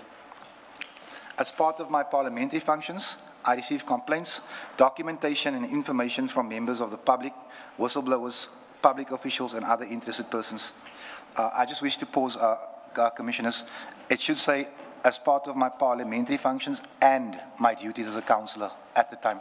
Sorry for that. I regarded it as my responsibility to distinguish, as far as reasonably possible, between allegations capable of immediate verification and allegations required investigation by the competent authorities. Where I consider there to have been sufficient basis for concern, I refer the matters to the relevant investigating body or oversight body, rather than to seek to determine the merits myself. Over time, a number of complaints that I have referred excuse me, related directly or indirectly to matters concerning organized crime, policing, intelligence structures, the PKTT, crime intelligence, alleged political interference in law enforcement, and the integrity of criminal investigations. It is those interactions and the responses I've received from relevant institutions that are principally relevant to the work of this Commission. I emphasize that my evidence before this Commission is not founded upon political affiliation or ideological disagreement with any person or institution. Nor do I ask the Commission to accept allegations merely because I have reported them. My evidence is founded upon personal involvement in making complaints, engaging with state institutions, receiving official responses, obtaining documentation, and participating in oversight processes over a number of years. Throughout my public career, I have consistently adopted the approach that allegations of corruption or unlawful conduct should, wherever possible, be referred to the institutions established by law to investigate them. The matters described in the following sections of this statement should therefore be understood against the background of my long-standing engagement with the issues of public accountability and my official interactions with institutions whose conduct now falls in whole or part within this Commission's mandate. And then, Mr. Adams, if you can go to page 3 of your statement, where the heading is Statement to the Commission regarding my activism. I now understand what you say about the flow. The flow. Sorry, Advocate. My statement to the Commission regarding my activism. I respectfully submit that this Commission is one of the most consequential commissions in the history of this country. Its recommendations may reverberate long after we are no longer here and may have significant consequences for law enforcement and the manner in which South Africans engage with law enforcement institutions. I was extremely fearful and concerned about the possible effect of this Commission on future whistleblowers and their willingness to report maladministration, corruption, and malfeasance. I now believe that some of those concerns have been misplaced. I recognize how necessary this Commission has been for this country and how important it is that individuals who were previously regarded as untouchable are now being held to account. Commissioners, we are in trouble. South Africa is in trouble and our communities are in trouble with the absence of effective and properly functioning law enforcement institutions. To illustrate the nature of the challenge, I wish to provide what I understand to be the prevailing perceptions and criminal challenges in each province. KZN is associated with hitmen, protection rackets, political killings, and related organized criminal activity. The Eastern Cape is associated with extortion, kidnapping, political patronage, taxi violence, and related criminality. Limpopo is associated with vehicle theft, illegal migration, illegal mining, and related criminal activity. The Free State is associated with cross-border livestock theft and tender-related criminality. The Western Cape is associated with gangsterism and violent crime. Gauteng is associated with various forms of organized criminal activity, including construction, mining, water, taxi, cash in transfer, and tender-related crime. The Northern Cape is associated with more sophisticated forms of criminal activity, including political gangsterism, tender-related criminality, and political patronage. Mpumalanga is associated with coal mining-related criminal activity and tender-related criminal activity. The Northwest is associated with tender-related criminality and political patronage. A common denominator across these provinces is the political patronage system upon which, in my view, criminal networks rely. This remains a hidden hand in certain tender processes and may be connected to the killing and intimidation of whistleblowers. South Africa experiences thousands of violent protests every year by people demanding basic services. These protests have become increasingly violent. I was once asked by a foreigner, it was a white foreigner, just for the record, why people in South Africa burn libraries, schools, and universities when those are the very institutions needed to prepare communities for the future. My response to him was that many people are losing hope and do not foresee a future for themselves. Protest action has become for many the only time when they feel that they are seen and heard. In another country, the scale of these protests might be described as revolutionary. However, our government has, in my view, desensitized the public to the situation by referring to such incidents as service delivery protests, therefore making them appear normal. When certain Latin American countries, including El Salvador, Colombia, Nicaragua, and Panama, were described as narco states, drug dealers and gangsters exercised significant influence over the state. Politicians were allegedly bought or influenced to pursue the interests of cartels, including protecting them from prosecution and imprisonment. Haiti today is regarded as a failed state by many observers because the government has lost significant control over parts of the country and criminal gangs have taken control of territory and institutions. Commissioners, the elements that could render South Africa a criminal state are, in my view, increasingly documented through daily incidents and publicly reported activity. There remain institutions including the judiciary, business organizations, and committed men and women within law enforcement who constitute an important bulwark against criminal elements overrunning the country. Every day we read reports concerning drug seizures, criminals allegedly controlling government institutions through tenders, politicians accused of bribery and corruption, and the weakening of the institutions that are supposed to constitute the last line of defense. I believe that the chaos currently experienced in this country is in some instances calculated and driven by various forces seeking to make the country ungovernable through an unmitigated wave of criminality. The community that I represent, a few weeks ago, experienced approximately 170 killings, which is worse than the situation in most war zones. Yet many of these people remain voiceless. The community I represent happens to be predominantly colored, and in my view, has been marginalized and disenfranchised by a failing law enforcement system. Commissioners, I was branded a racist and a colored nationalist when I formed the National Colored Congress. I reject that characterization. I come from an ANC family and have taken up many causes affecting vulnerable communities. I have, amongst other matters, taken up the case regarding the Sandisa Makaka matter because I believe that his mother and brother deserve answers concerning those responsible for his killing. There are many other cases from the Eastern Cape, Northern Cape, Gauteng, and KwaZulu-Natal, in respect of which I have been approached for assistance because communities believe that law enforcement agencies are not doing their jobs or have closed cases prematurely. When I inquire such matters, I'm often told that an investigation is ongoing and that I cannot interfere with it. Commissioners, I make no apology for trying to be a voice of my community. I make no apology for listening to my community, and I make no apology for exposing those who I believe are hiding behind a wall of silence. South Africa previously had a functioning criminal intelligence capability. In many communities, one can reasonably expect that somebody knows who committed which crime. I cannot say that with the same confidence today.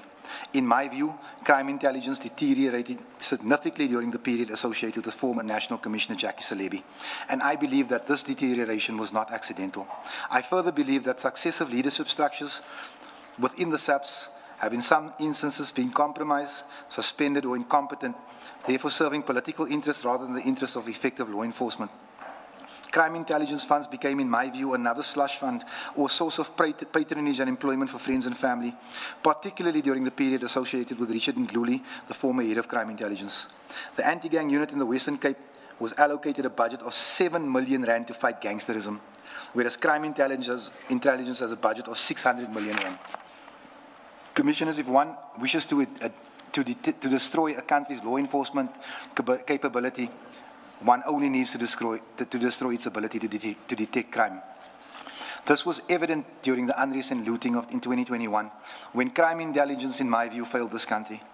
This was also reflected by various reports concerning KwaZulu-Natal, which was headed at the time by Brigadier Kumalo, the current head of crime intelligence.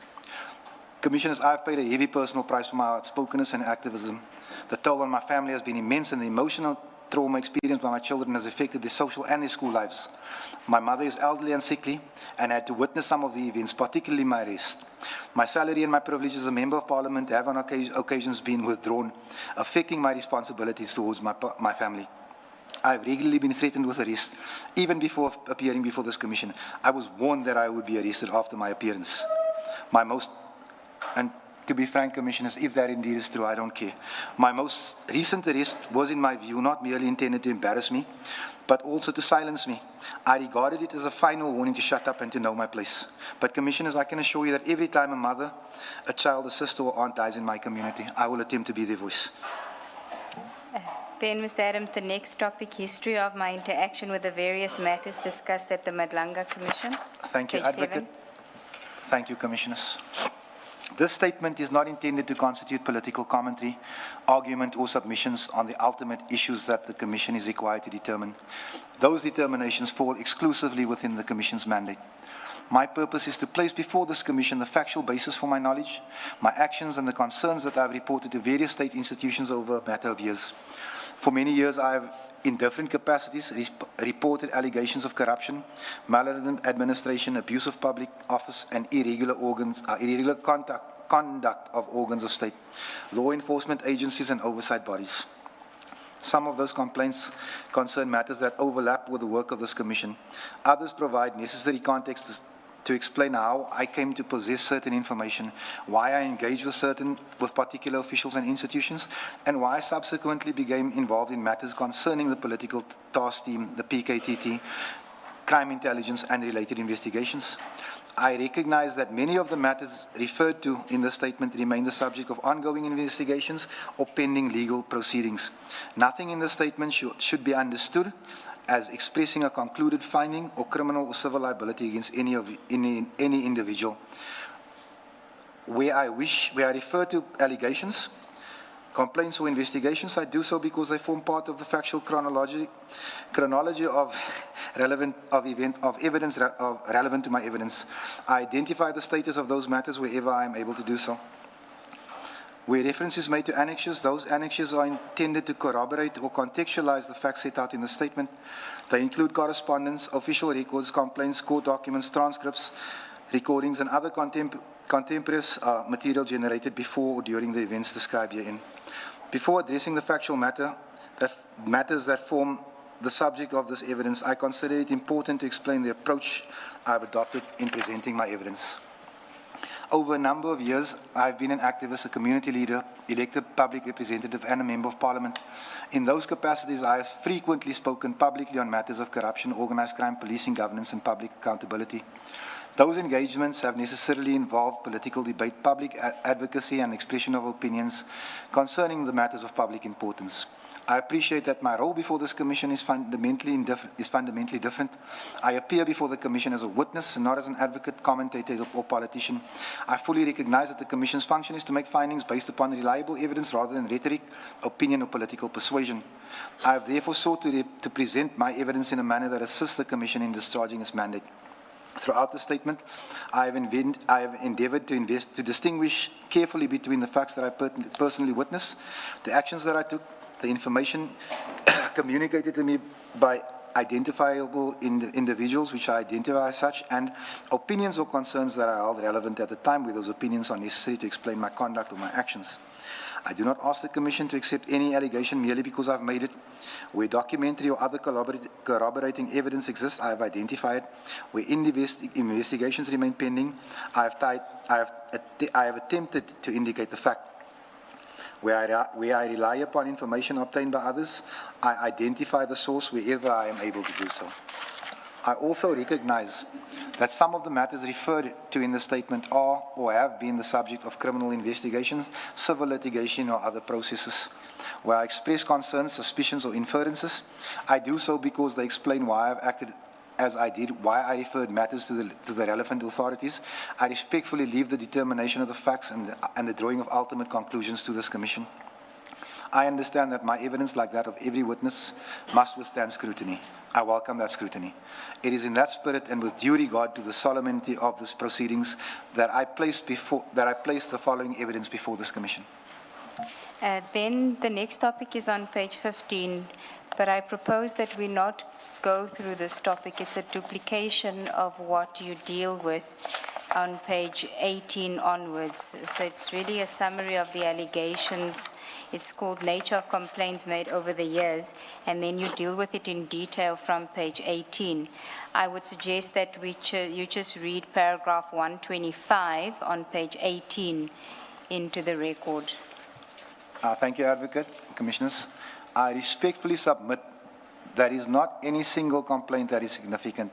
Rather, it is the cumulative pattern of interactions within state institutions, the responses that were provided to me, the investigations that followed, and the events that ultimately culminated in my own interactions with the PKTT, crime intelligence, and the matters now before this investigation. Before this Commission, excuse me. Then the next topic, engagement with law enforcement agencies and oversight institutions. Thank you, Advocate. Thank you, Commissioners. Throughout my public life, I have consistently adopted the view that allegations of criminal misconduct, corruption, or abuse of public office should be reported to the institutions established by law to investigate such matters. I have therefore sought wherever reasonably possible to utilize official reporting mechanisms rather than attempting to investigate or determine such matters myself. In the ordinary course of my work as a community activist, councillor, and later a member of parliament, I engage with numerous law enforcement and oversight institutions. Those engagements arose from complaints made by members of the public, information that came into my possession, matters uncovered during oversight work, and documentary material that appeared to disclose possible criminal or unlawful conduct. On many occasions in the Parliamentary Committee, I sought to hold SAP's management accountable for various issues. The records of Parliament will reflect those engagements. For the purposes of this statement, and having regard for the limited time available to me, I will concentrate on issues that have subsequently come to the attention of the Commission. It has been deeply frustrated because, in my experience, the Portfolio Committee on which I serve sometimes fails to hold the SAP's management adequately accountable and instead permitted SAP's management to obfuscate, avoid questions, or rely upon standard answers such as "we cannot answer the question because it is under investigation," we cannot answer the question because of security-related matters. On a previous occasion, I asked the National Commissioner how many members of his family worked in his office and whether those persons had gone through the proper appointed process. On the 18th of September 2024, I asked the National Commissioner General Fani Masimola to explain why Lieutenant General Dumisani Kumalo had been permitted to purchase a redundant cell phone grabber. No satisfactory response was provided. Please see Annexure FAA1, page 8. In my view, the National Commissioner was permitted to avoid accounting to the Portfolio Committee concerning this matter. However, Brigadier Tiani Shlongweni has subsequently articulated reasons why, in his view, public funds have been wasted. This does not excuse what I believe to be a failure to account to the Portfolio Committee. Just for noting purposes, our commissioners are Brigadier Tiani Shlongweni was the CFO for the crime intelligence, what is called the slush fund. On 12 March 2025, I asked the National Commissioner about the top-level security clearances of senior SAPS officials. This included the issue of Lieutenant General Kumalo, whose first security clearance was allegedly fraudulently obtained. Please see Annexure FAA2. On 19th February 2025, I asked the National Commissioner to please provide to the Portfolio Committee the names of generals, including provincial heads, who lacked appropriate security clearance. Despite the National Commissioner's assurance that the information would be provided to the committee, to my knowledge, it never was. Please see Annexure FAA3. At the same meeting, on 19 February 2025, I asked the National Commissioner about the lack of media attention concerning case number 1/11/2024 relating to an incident in which more than 100 million rands worth of mandrax was allegedly found and no media statement was issued. Please see Annexure FAA3. General Abia responded that the clandestine laboratory was under investigation. The last known status of this case reflected firearms and made no mention of drugs. If I may just expand on this issue just a little bit and why I took this kind of personally. In KZN, on 19 February 2025, a Cape Town-based drug team uncovered a laboratory in KZN. They confiscated 100 million rands worth of drugs, mandrax. Now, in my view, the South African Police Services needs all the positive publicity it can get. This should have been a cause for celebration. They never reported it to the media, and certain people are saying that they were told not to speak about it. When I asked this question, I was told it was under investigation. The current status of that docket now, right now, speaks of firearms, no mention of drugs. Why I take this personally, Commissioners?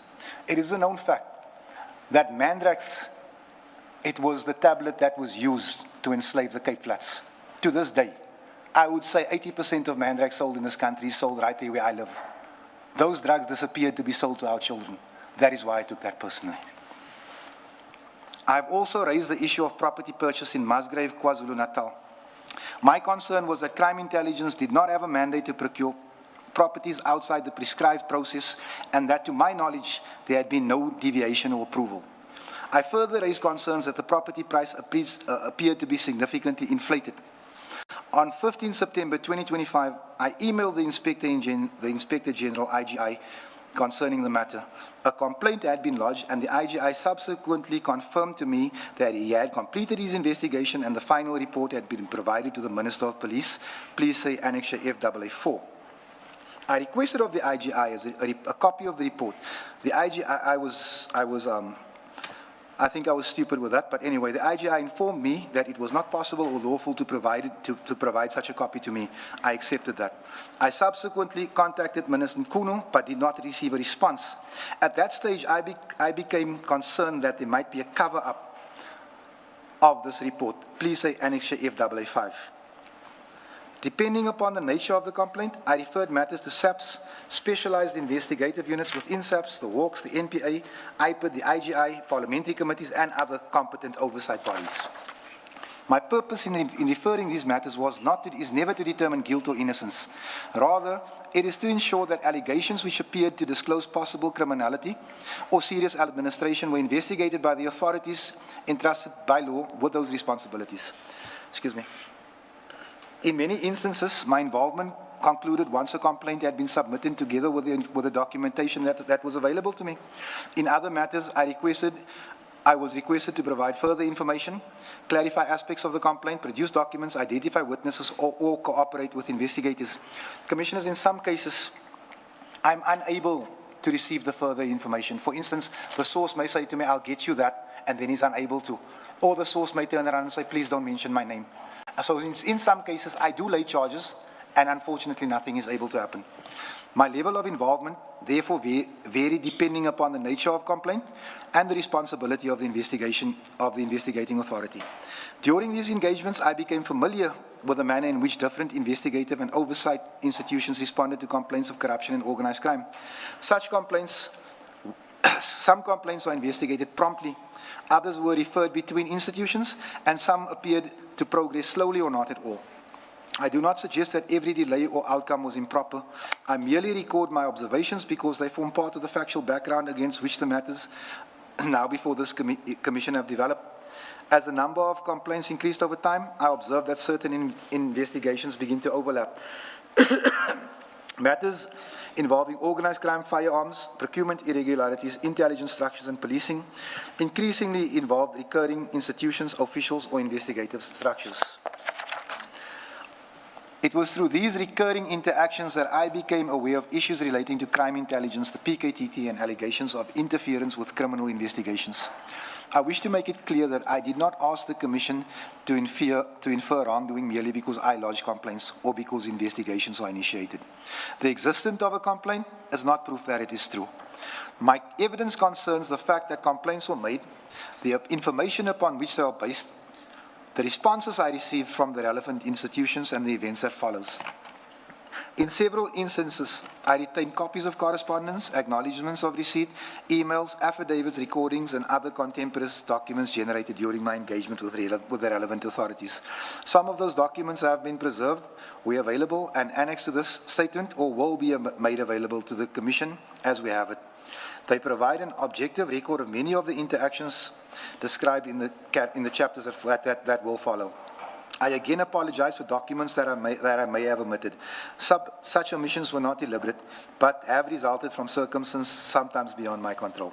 My engagement with these institutions was not confined to reporting complaints.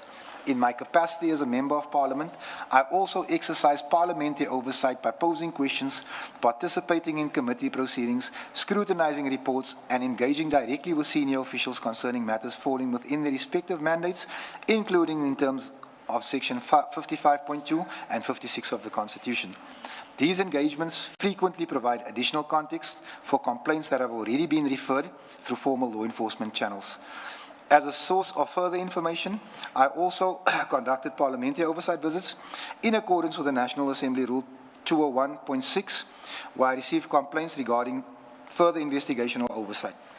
In the chapters that follow, I deal with each of the principal engagements separately, identifying the chronology of events, the institutions involved, the documents relied upon, the responses received, and where applicable, the significance of those events to the Commission's term of reference. Then, still on page 23, the next topic, complaints concerning crime intelligence. There are some complaints that are historic that don't really relate to the issues that you were asked to address. So at some point, I'm going to ask you to skip some paragraphs. But you can start with 169. With respect, Advocate, if I may ask on this paragraph, if I may be allowed to read everything into the record. Okay. Thank you very much. My concerns concerning crime intelligence. Crime intelligence is at the heart of the fight against crime. And this is, in my view, the pulse of policing in relation to crime prevention and detection. A malfunctioning crime intelligence unit has extremely far-reaching consequences for the fight against crime, as is evident from the current situation. In my view, crime intelligence in South Africa, particularly since 2000, has been used for various purposes, including political battles, patronage, and the maladministration of slush funds. I believe this was perfected during the period associated with Richard Mdluli. In my view, crime intelligence operated on a nepotistic basis involving jobs for friends and family, and at times functioned more like a glorified employment agency. I have attached an example of nepotism in Annexure F8826. Numerous reports have previously been commissioned concerning crime intelligence and its weaknesses, but in my view, insufficient action was taken to eradicate the problems that have developed. Crime intelligence, in my view, requires a complete overhaul, together with a structured approach to the execution of its mandate. Unfortunately, it appears to me that Lieutenant General Khumalo has followed in the footsteps of the former leadership within crime intelligence. This chapter deals with my interactions with and concerns relating to crime intelligence and the associated intelligence structures within the subs. The matters described herein do not arise from a single event. Rather, they develop progressively over a period of time through complaints received by me, documentation that came into my possession, my engagement with oversight institutions, and my interactions with members of law enforcement. My interest in matters relating to crime intelligence arose in the course of performing my duties as a councillor and later as a member of parliament. During that period, I increasingly encountered allegations suggesting that intelligence structures were becoming relevant to complaints involving organized crime, policing, political interference, and the administration of criminal investigations. I regard crime intelligence as having been a festering open wound that has continued to attract undesirable and in some cases criminal activities since approximately the year 2000, although similar problems may have existed to a lesser extent even before then. In my view, successive heads of crime intelligence were selected in circumstances that gave rise to concerns regarding political influence and accountability. During this period, the crime intelligence budget also increased disproportionately compared with other internal policing units and divisions. In my view, crime intelligence was not always utilized primarily for intelligence gathering, but at times was used for personal gratification, patronage, and employment of friends and associates. At the outset, I did not possess sufficient information to determine whether all of these allegations were well-founded. My approach was therefore not to make public findings or conclusions, but to seek further information, preserve relevant documentation, and refer matters to the authorities responsible for investigating them. As additional information became available, I observed recurring references to officials within crime intelligence, the administration of intelligence resources, security clearances, intelligence oversight, and the interaction between intelligence structures and criminal investigations. It was these recurring themes, rather than any preconceived belief, that caused me to examine the matters more closely. Where I received documentary material that appeared to disclose possible irregularities, I sought to preserve that material in its original form and, where appropriate, refer it to the competent authorities. Where information was communicated to me by third parties, I attempted, wherever possible, to identify the source of that information and distinguish between verified facts, allegations requiring investigation, and matters that could not be independently confirmed. During the course of my parliamentary duties, I also engaged with senior officials and oversight institutions concerning matters relating to policing and intelligence. Those engagements, together with official correspondence and responses received from the relevant institutions, assisted me in understanding the statutory framework governing intelligence structures and the mechanisms established to ensure their accountability. Certain concerns that I raised were subsequently referred to or considered by oversight institutions, including the IGA, the IGI, and other competent authorities. I do not suggest that the existence of such referrals establish the correctness of these allegations. I refer to them because they demonstrate that these matters were considered sufficiently serious to warrant investigation by institutions responsible for intelligence oversight. As my engagement with these matters continues, they increasingly intersected with issues concerning the PKTT, allegations of political interference in policing, the appointment and deployment of senior officials, security clearances processes, and the integrity of investigations falling within the Commission's terms of reference. The purpose of this chapter is not to invite the Commission to draw conclusions concerning crime intelligence as an institution or any individual official. Rather, it is to explain how my interactions with intelligence-related matters developed, the steps that I took to report my concerns through official channels, and the factual background against which the subsequent events described in this statement occurred.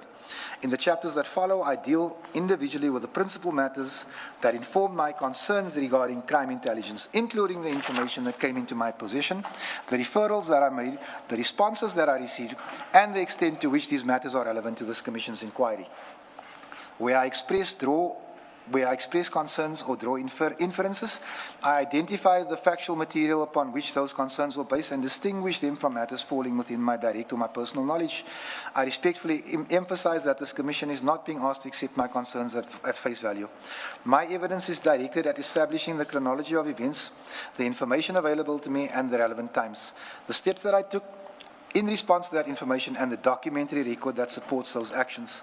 The ultimate findings in relation to crime intelligence, its officials or any related institution remain matters exclusively for this Commission. The next one is complaints concerning the political killings task team, and I'm sure you're going to tell me you want to read all of this as well. I thought we agreed to play nice this morning, our advocate. I am, believe me. My complaints regarding the political killings task team. My engagement with matters concerning the PKTT did not arise from any personal animosity towards its members or any political disagreement concerning its continued existence. My concern was the financial support a unit investigating a few dozen murders was receiving. There's just a correction that needs to be made here. The PKTT has a 100 million rand a year budget that does not include overtime. So not 1 million? Not 1 million, that's my mistake. This happened in haste, please excuse me. So the PKTT has a 100 million rand a year budget that does not include overtime. It is actively investigating 130 murder dockets over the last 36 months. This translates into a total spend of about 2.3 million rand per murder docket. In contrast, the AGU that operates in my community in that same period would have been combating approximately 8,000 murders on the Cape Flats, of which the majority of them are colored children. The Cape Flats is an area that is roughly 10% the size of KZN. In comparison to the PKTT, the AGU receives 2,600 rand per murder docket. It makes no sense. I was also under the impression that when the President announced the establishment of the unit, it would have had an end date because the mandate of a task team in general is specific, and that this unit, the PKTT, was not intended to become one of the more permanent structures of the SAPS. I therefore became concerned when I subsequently learned that the PKT was operating in the Western Cape, the Eastern Cape, Gauteng, and elsewhere, as it is supposedly a KZN structure according to Lieutenant General Mkwanazi. During the course of my public duties, I became aware of allegations concerning the matter in which certain investigations involving the PKTT had been conducted, including allegations relating to investigative independence, the exercise of police powers, and the interaction between the PKTT and other components of SAPS. I was approached by two persons who I understand to be labor lawyers from Century City in Cape Town. They indicated that they had been commissioned to act on behalf of a SAPS member in a labor dispute in which General Dumisani Kumalo was cited as a respondent.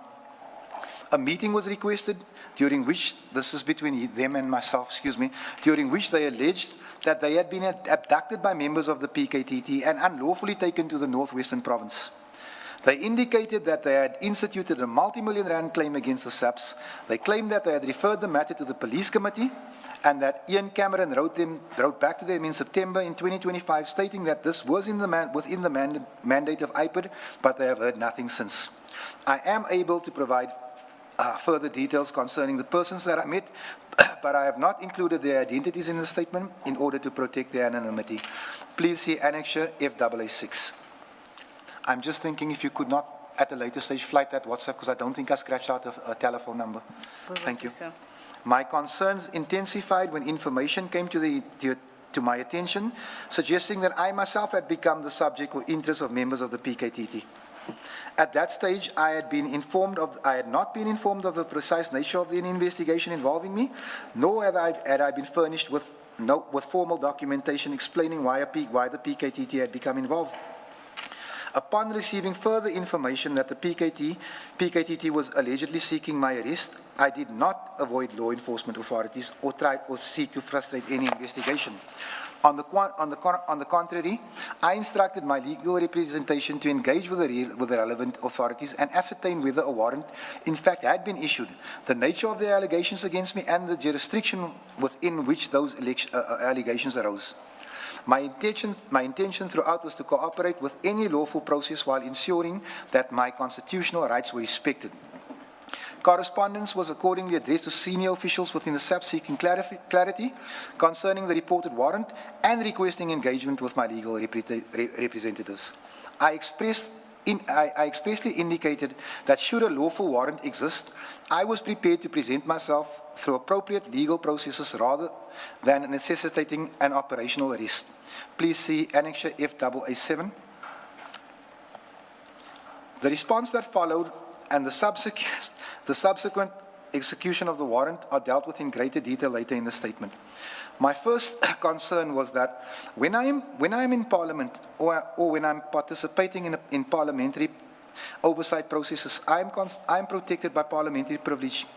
My presence there recognizes me as part of a constitutional institution. The events that subsequently unfolded, including the execution of my arrest, my transportation to KZN, the attempted seizure of my property, and the manner in which the investigation was conducted significantly heightened my concerns regarding the conduct of certain members of the PKTT. Those matters are not advanced as proof of institutional misconduct, but they confirmed, in my view, the execution of threats that had previously been made against me. They are described because they form part of my direct personal experience and are relevant to the issues that the Commission has been established to investigate. Upon receiving bail, I discussed with various police officers residing in the Western Cape. Upon receiving bail, I discussed my arrest with various police officers residing in the Western Cape. I was informed that the PKTT had allegedly not informed the Western Cape Provincial Commissioner at the time, Lieutenant General Patikile, or any of his subordinates of my impending arrest. Please see Annexure FAA8. It appeared to me that in terms of SAP's protocol, it would have been logical and cost-effective for an accused person to appear at the nearest lower court for determination of bail. This was denied to me. Instead, I was transported in the back of a police van with no protective covering. They literally took off the side covering in a Schedule 6 storm that lasted approximately 8 hours. Commissioners, just so you understand what I'm saying. When I was arrested in Pelican Park, I was told that they would take me to Grassy Park Police Station, which is up the road. I asked if I could only fetch a pair of socks and something to put on because I had a very thin sweater on. They escorted to my parliamentary house. I took socks, I took shoes, and I put on a slight hoodie because the weather was very overcast, anticipating that they're going to take me to Grassy Park. The medication that I take every day, I thought my wife would bring it to Grassy Park. I was taken to KZN. It was the worst storm Cape Town had experienced in probably 10 years. I was swimming in the back of that van, and I'm waiting for my lawyer who represented me at my first appearing to send the photo that they took of me in the police house so you can see how swollen my shoulder was. I just want to give you context of my arrest. The trip to Cape Town to KZN took approximately, I'm saying 30 hours, but I think it was less. I think I'm exaggerating there. The brigadier, Mate, told the media that I was transported this way because it was cost effective. But I have parliamentary flights available to me that I could have made use of. And Brigadier Mathe does not tell the media that 4 vehicles took me to KZN.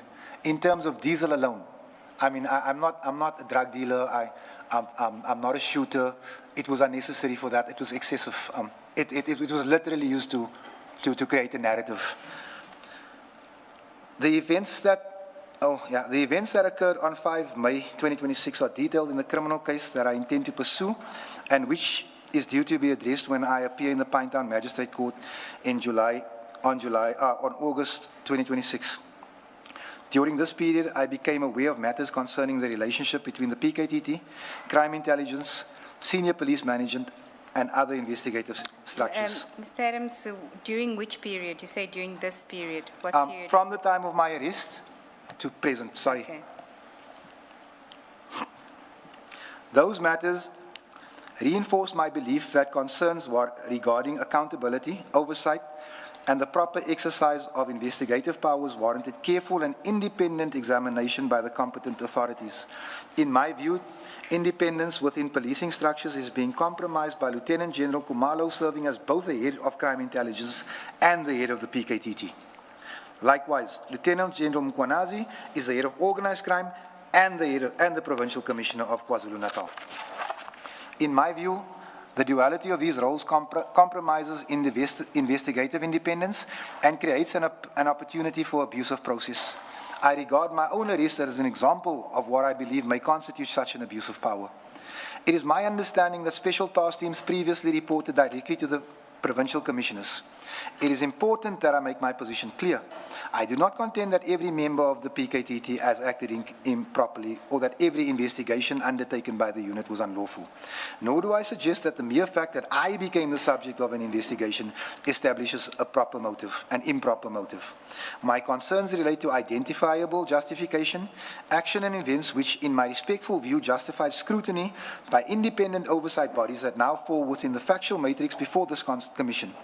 I have, wherever possible, preserved the documentary record relating to my engagement with the PKTT.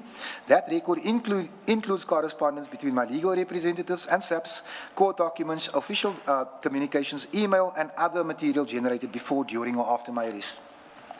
These documents provide an objective chronology of which my oral evidence may be tested. The purpose of the chapters that follow is therefore not to invite the Commission to draw broad conclusions regarding the PKTT as an institution.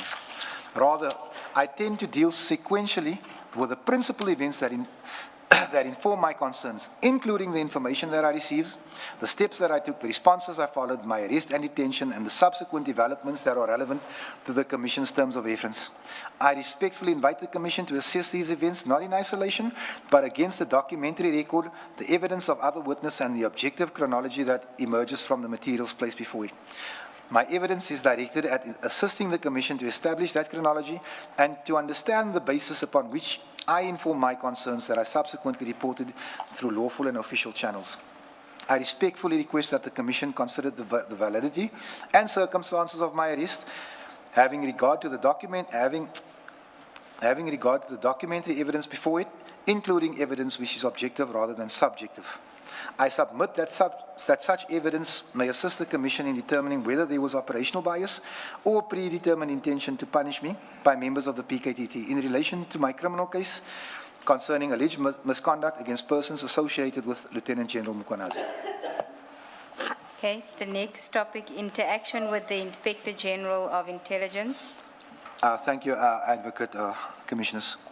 I was contacted by the Office of the IGI in November of 2024 during my efforts to have my criminal cases investigated by SAPS. Can I just ask you who contacted you from the office? It was a woman, but I do not remember her name, Advocate. I sat with this. I actually can't tell you what her name is, but it was a female. Okay. Was it Governor? No, it was not. I only met Advocate Governor at a later stage. It was not her. At least I don't think it was her. Before she comes in and said it was her, I doubt it was her. Okay, continue. It was just clarification. An inquiry was made about the cases that I had lodged.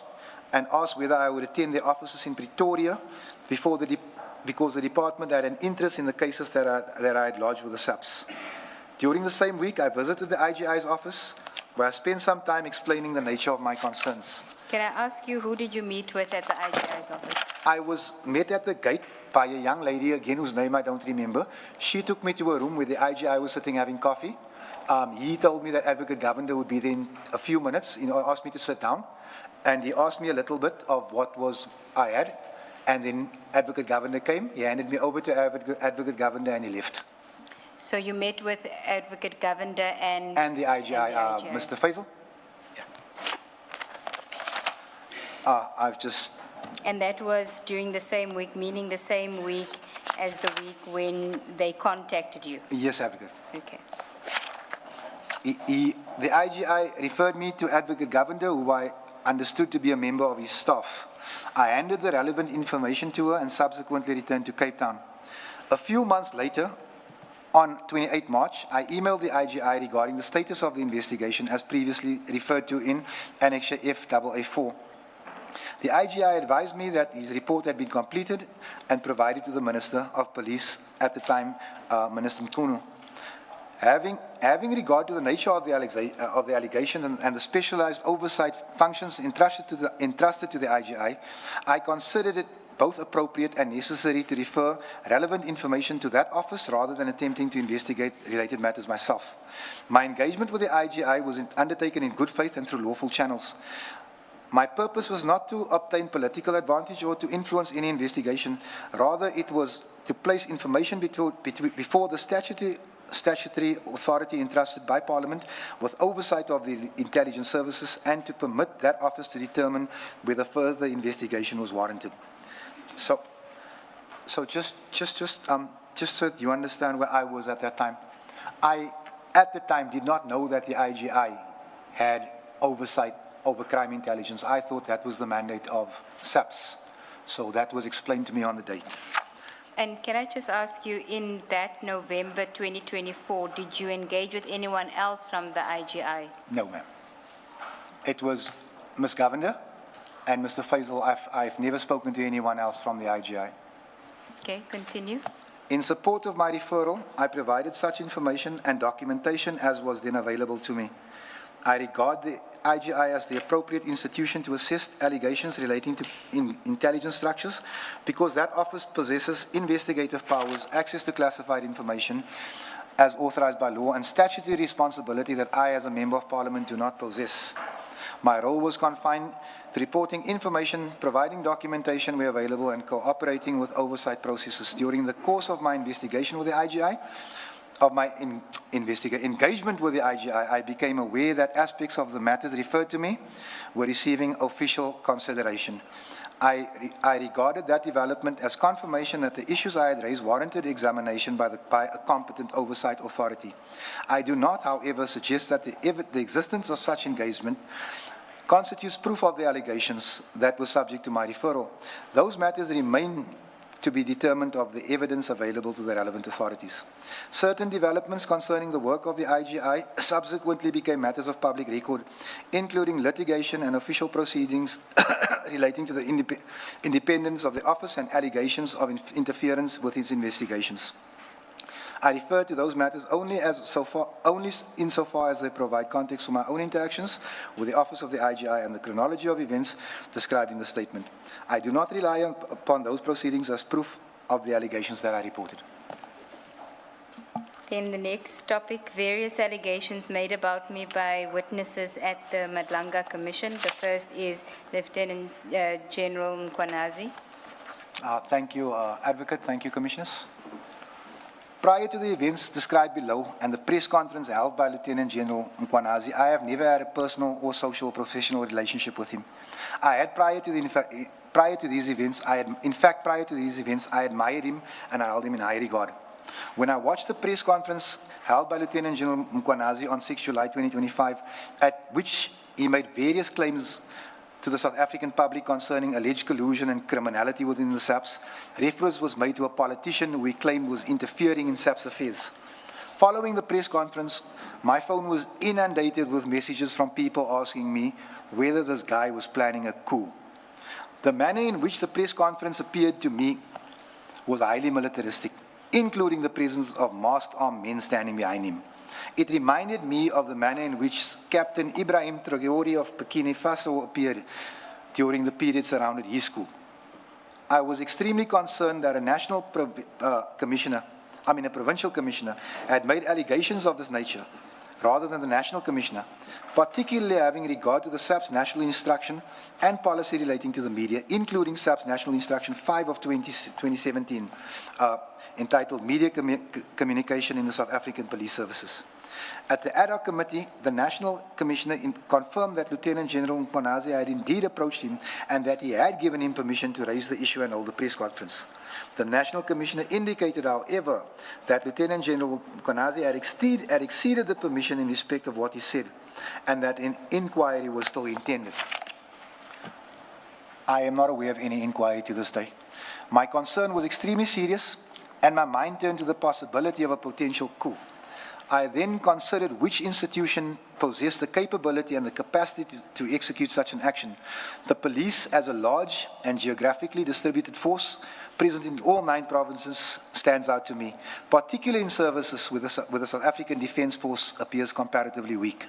I also considered the relationships between various provincial commissioners. In my view, Lieutenant General Mkwanazi stood out, except in Gauteng, where tensions appear to exist between the provinces. Lieutenant General Lieutenant General Kumalo had, according to information that came to my attention, referred to Gauteng SAPS members as criminals. As a matter of fact, let me just clarify that.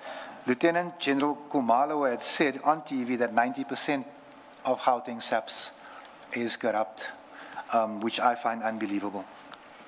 I also raised the issue of why General Mkwanazi had been appointed for only 3 months by the late police minister, as well as various allegations concerning the discipline of ANC-deployed cadres within the police. If I may, Commissioner, I know I'm sometimes hard to listen to.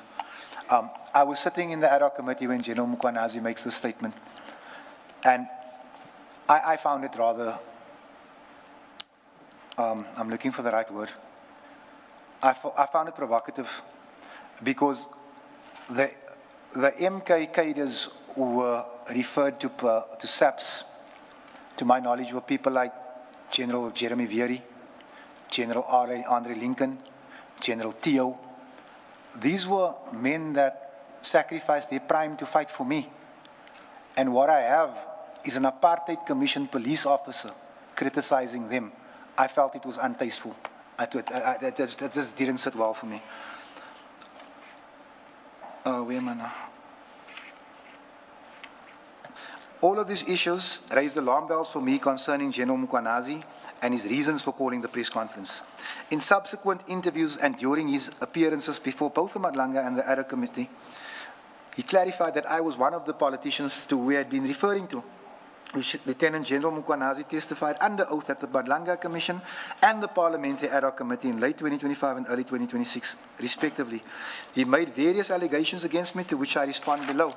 I also wish to point out that General Mkwanazi did not, to my knowledge, possess the required security clearance at the relevant time. Yet he referred to various classified matters and individuals. May I proceed? Yes, subtopic is allegation is unauthorized access to intelligence information. These are allegations made by General Mkwanazi against you. Thank you, Advocate, and thank you, Commissioners. I've actually expanded a little bit here, and I don't know if that was proper, but if you'll allow me to read it. Allegation, unauthorized access to intelligence of information. Lieutenant General Mkwanazi alleged that I had obtained access to intelligence information and that I had handled it recklessly. This allegation is denied. I have not obtained any documents illegally. As a political party, we have been approached by numerous whistleblowers who have provided information to us both in person and through other means concerning SAPS and other state institutions. When I received the relevant information, I opened a case with SAPS, as I have done previously when information was brought to us as NCC. After reviewing the information, I considered that if the documents were authentic, the allegations would warrant investigation. I therefore proceeded to open a criminal case with the SAPS so the matter could be investigated. Out of all these concerns, Lieutenant General Mkhwanazi appears unconcerned that my case dockets were intercepted by Lieutenant General Peter Jacobs and hid in a safe in Pretoria. Lieutenant General Jacobs has never been called to account or charged by any law enforcement agency as far as I know. Please see Annexure F8824. If I may just expand on that one little paragraph. I did find it shocking, Commissioner, that SAP's Grand Central is right across the road from Parliament. It's literally a 3-minute walk. So when I received these documents, I took it to the nearest police station. I mean, this is me thinking I'm doing the right thing. The General is upset with the fact that I went to the police station, but he did not once mention the fact that Peter Jacobs unlawfully took those documents and that it was found in his safe in Pretoria a month later. Now, I wouldn't have known that until it came out here. But I'm saying that the General, to this day, has not asked Peter Jacobs, why would you do that, General? You know, the problem we have on the Cape Flats, murder dockets get missing daily. This is a serious thing to me. Murder dockets, rape dockets, drug dealing dockets, they disappear because of police corruption. Now, if this is not the epitome of police corruption, then someone needs to tell me that so that I understand. The allegation, classified crime intelligence information. Lieutenant General Mkhwanazi alleged that I obtained classified crime intelligence information despite not being a member of the Joint Standing Committee on Intelligence. This allegation is denied. During the last week of October, I found a document in my parliamentary office in Cape Town. I presumed that the docket had been pushed under my door because I found it on the floor when I opened the door. Receiving documents in Parliament in parliamentary offices while members are absent is not unusual. Parliamentary administration may place documents under the doors of members. It is also common for members of the public to provide information to members of Parliament concerning various matters, particularly when they are frustrated by government departments' failures to respond to allegations of fraud and corruption. Some persons and organizations have approached the NCC in person. Others provide information to us through third parties, while others have simply dropped documents at our offices. After reading the document, I discussed the matter with my fellow NCC parliamentarian, Honourable Sakina Frenchman. We considered that the information should be passed to SAPS for investigation. I did not meet the person who provided the information and did not unlawfully obtain any information from the JSCI. The assertion by Lieutenant General Mkhwanazi that I should have passed the information to the JSCI is, in my view, it's misleading. And it is misleading because at that time there was no JSCI. That body was not constituted. At the time I opened the criminal case with the SAPS, I did not understand the JSCI to have jurisdiction over the criminal complaint that I was reporting. Also, no JSCI was constituted at the time. I am also not the only member of Parliament to have received documents in this manner. In the past, members of Parliament, including Honourable Patricia de Lille, have publicly stated that documents related to significant matters were delivered or placed under their office doors. It has now become, and I don't know if it's true, but the media is running a story that Honourable Darlene James also received information. I'm not saying that she did, but I said from the word go, Commissioner, it wouldn't make sense that someone would only give this information to me. It just wouldn't make sense. The allegation of State Capture 2.0. Lieutenant General Mkhwanazi alleged that I was involved in State Capture 2.0, whereby high-ranking officials and members of Parliament were being used to dismantle effective police units. This allegation is categorically denied. I respectfully submit that this Commission should require evidence to substantiate such serious and potentially defamatory allegations.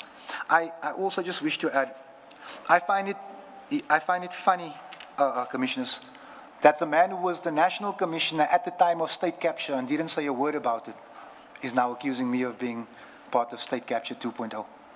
It's hilarious. Allegations concerning Paulsmoor Prison. Lieutenant General Mkhwanazi said I should go to Paulsmoor Prison and sit there for a while so that I can learn something. I regard such a statement by a high-ranking police officer as deeply concerning. In my view, allowing a senior police officer to make statements of this nature is indicative of a failure by SAPS to hold its members to the required standards. I have made a statement that is deemed to be non-parliamentary and I get docked my salary. This man runs amok. He's a law unto himself. In my view, Lieutenant General Mukwanazi's conduct demonstrates an attitude that he is above the rule of law and that he may make statements without appropriate restraint or accountability. I further contend that such conduct is inconsistent with the standards of discipline expected from a senior police officer. Allegations concerning my complaint to SAPS. Lieutenant General Mukwanazi advised the Commission that the complaints which I filed on SAPS were based on information that lacks substantive criminal elements and that I had encroached upon internal police procedures over which I had no jurisdiction. This allegation is denied. Furthermore, Lieutenant General Mukwanazi, to comment upon the contents of my complaints, he must have, in my view, had case of my criminal case dockets. He is, after all, the Provincial Commissioner of KwaZulu-Natal. I therefore ask how he had sight of case dockets in Cape Town and Gauteng, particularly given the concern raised about his own security clearance. This, in my view, illustrates a broader problem within the SAPS, where case information may be circulated with what I regard as an informal SAPS network or cabal with the effect of protecting those who themselves are accused of corruption. I just want to, before I move on to the next the next heading, Commissioners, and just ask you to understand, as someone who loses people daily, and when I tell you I lose people daily, I know dozens of families in every ward in the Cape Flats. When they post tonight that 15 people have been shot, I can guarantee you, I will know 2, 3, or 4 of them. Sometimes in passing, sometimes personally. Sometimes they are related to people that I know. So this type of behavior is unacceptable to me. When I find out that my provincial commissioner at the time, Lieutenant General Patikile, doesn't have a police clearance, it makes my blood boil. Because this man is sitting with intelligence information. He's using this information to sign off on budgets. He's giving operational instructions without the recognized clearance. It is in actual fact as if, Commissioner Kumalo, to use you as an example, not because you look the part, if you were a taxi driver and you didn't have PDP, that is what they've reduced the South African Police Service to. Now when you find out that out of the 9 provincial commissioners, only 2 have clearance, we understand why our children are dying like flies. Where was I? Allegations concerning classified... I was just teasing our advocate. Allegations concerning classified reports and the Secret Service account. Lieutenant General Mukwanazi alleges that I received and I shared classified reports concerning internal SAPS vetting and the Secret Service account or slush fund, therefore compromising the KwaZulu-Natal political killings task team by exposing its operational funding and vehicle procurement. This allegation is denied. The information available to me indicated an alleged contravention of the Public Finance Management Act. If Lieutenant General Mukwanazi is aware that I possess classified documents and believes that I acted unlawfully, he should have laid a charge at the nearest police station rather than threaten me. Instead, he elects to make public statements against me in the South African media concerning my alleged exposure of corruption, which of his own version he's known about for many years. This is a serious question to me. Everything is known about Chairperson. General Mukwanazi never opened a single case. He indicated that I was being used. That may be his belief, and it in fact may be true, but it does not make the information that I brought to the relevant authorities irrelevant. Allegations that I am a conduit for a criminal cartel. Lieutenant General Mukwanazi alleges that I am a conduit for criminal cartel seeking to weaken the South African Police Service. This allegation is denied and it is false. It has been made without substantiation. In my view, in the same manner, several other statements made by Lieutenant General Mukwanazi, which have not been properly tested. And I really hope this commission is going to.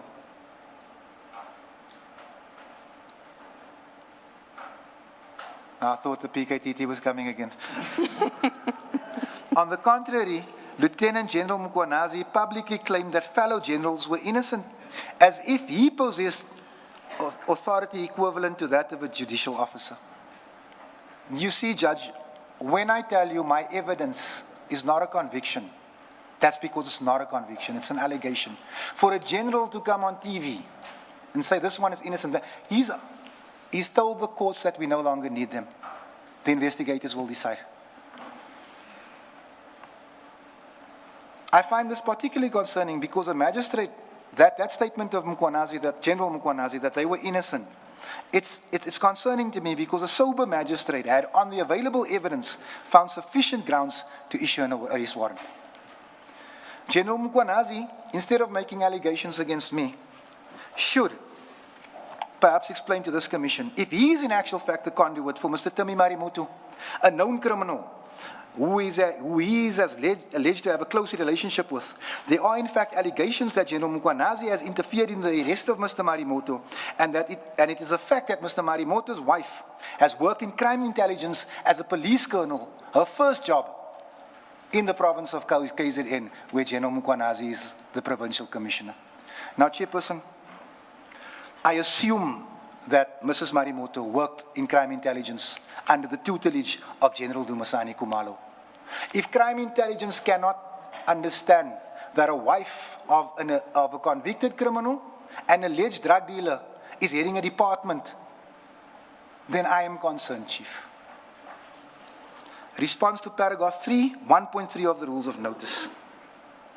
Am I jumping the gun? I'm sorry, my control issues are taking over here. No, that's fine. This is the response to the Rule 3 notice. Do you want to proceed with that? Yeah, this is the part where I get in trouble, but yeah. I also, just before I move on to the Lieutenant General Mkwanazi does allege that I am a conduit for a criminal cartel and that I am trying to weaken the SAPS. The SAPS has weakened the SAPS, Chief, not me. My response to paragraph 1.3 on the Rule 3 notice, in paragraph 1.3 It is really a repeat of what you've said. Then I will not insist to read it, Advocate. Can you then go to the next topic on page 43, IDAC? Thank you, Advocate. Thank you, Commissioners. Just give me 1 second, please. My phones are off. I am extremely concerned and shocked about allegations of impropriety at the Independent Directorate against corruption concerning the investigation and concerning the investigating director herself. If these allegations are proven true, I submit that the persons responsible should face the full force of the law. The performance and attitude of IDAC members during their testimony before the Commission was extremely disconcerting and leaves much to be desired for an organization of such importance. The blame shifting, the innuendo, backstabbing conduct that I regard as treacherous and personal grievances revealed point, to my view, to a seriously dysfunctional organization. In my view, the conduct disclosed during the testimony raises serious questions about whether some members of IDAC are capable of fulfilling their responsibilities. I respectfully hope that the Commission will make serious recommendations concerning those members whose conduct warrants such consideration. Then response to IDAC witnesses on page 44. Thank you, Advocate. Thank you, Commissioners. I am not able to comment fully on the various statements made by Head of IDAC, Advocate Johnson, because the matter is under investigation and I do not wish to prejudice the criminal case that is being investigated. Which case were you referring to? I laid a criminal case. I laid a criminal case against IDAC, Advocate. I've got the case number on my phone. Can I give it to you during the lunch break? No, that's fine. You say IDAC, IDAC itself, the institution. I laid a case against the members of IDAC. Which members? Dylan Perumal, Brian Padiachi, but I did request that the institution itself, but those were the two names because at the time when I laid the case, I hadn't really heard Andrea Johnson say very much yet at the time. But I did open a case against them for the way in which my case is being handled, for the fact that they came on national TV to discuss the merits of a case that was sub judice, which my attorney told me was totally wrong. So I have laid a case against them. Amongst the things that happened is I was recorded by an advocate. I do not recall giving her permission to do it, or maybe I did, but I don't recall it. The advocate comes here and discusses the content of that recording, which in my view is privileged. Not that I have a problem with what she said, but because I want the whole 2-hour recording to be played here, Chief, because you must hear what she said. You must. But like I say, there are certain issues where perhaps you must guide me, Commissioner. As you've learned in our first session, I'm not a lawyer. Perhaps you must guide me.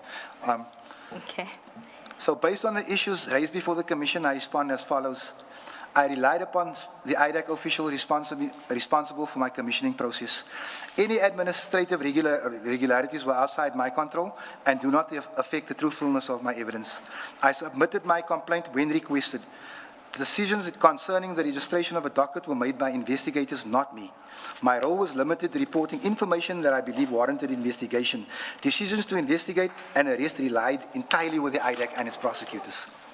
Questions concerning document management or record keeping should be directed to the investigators responsible for maintaining the relevant files. I appeared before the authorities as a complainant because I believed that I possessed information concerning alleged wrongdoing. I provided information truthfully and in good faith. I did not direct the information, decide whether a docket should be opened, determine how affidavits were processed, or decide whether arrest should be made. Any administrative issues concerning the commissioning, filing, or handling of any affidavit should fall within the responsibility of the investigating authority. I stand by the substance of the information I provided and will continue to cooperate with any lawful inquiry. I believe my legal right as a member of parliament, as a citizen, to report information that I believe warranted investigation. Whether to investigate or prosecute was a decision for IDAC and the prosecuting authorities. I had no control when investigators opened a docket. My role ended with providing the information requested from me. Whether my complaint fell within IDAC's legal mandate was for IDAC to determine. I was entitled to submit information. I was not responsible for interpreting the law on behalf of IDAC. I expect investigators to independently verify everything that I report. Their investigative decisions was theirs alone. I supplied information that I believed to be accurate. It was never my role to determine whether sufficient evidence existed for arrest or prosecution. Reporting suspected wrongdoing is not the same as directing arrest. Those decisions were made independently by investigators and prosecutors. Once I provided my statements, responsibility for safeguarding, managing, and presenting those statements rested with IDAC. I humbly request that the Commission should perhaps request the chain of custody of my submitted affidavits from IDAC. You may proceed, Ms. Ms. Ramsamy. Drushanta Ransamy, IDAC prosecutor. I confirm that Advocate Drushanta Ransamy was a member of the IDAC personnel who I met on 6 January to sign my A1 statements. I wish to respond to comments made by Advocate Ransamy in a testimony, which in my view may have no bearing on the criminal case that I opened with the subs. I stated upfront that when I met Advocate Ransamy, she introduced herself to me as an advocate. It was a one-off meeting and I've not seen her since. I now understand from her own testimony before this commission that she is not an advocate. She is in actual fact a lawyer. Now, Chairperson, if she's brave enough to hand that whole recording over, the first words to me are, I'm Advocate Drew Ransamy. My understanding, though, is that within the NPA, they are given or assigned the proposition of advocate just as a position, not so much whether she is admitted as an advocate or as an attorney. That's my understanding. Okay, Justice, if that's the answer, then I 100% accept it. Okay, I'm just going to move on from the next point. I think you must read it into the record. Must I read it into the record? Yes, I regard the distinction as important because notwithstanding what the chair said, she did give the same explanation that the chair is giving. And no problem, Advocate. I just thought the chair was just correcting me because okay. I regarded the distinction as important because I was led to believe that she had the title of advocate.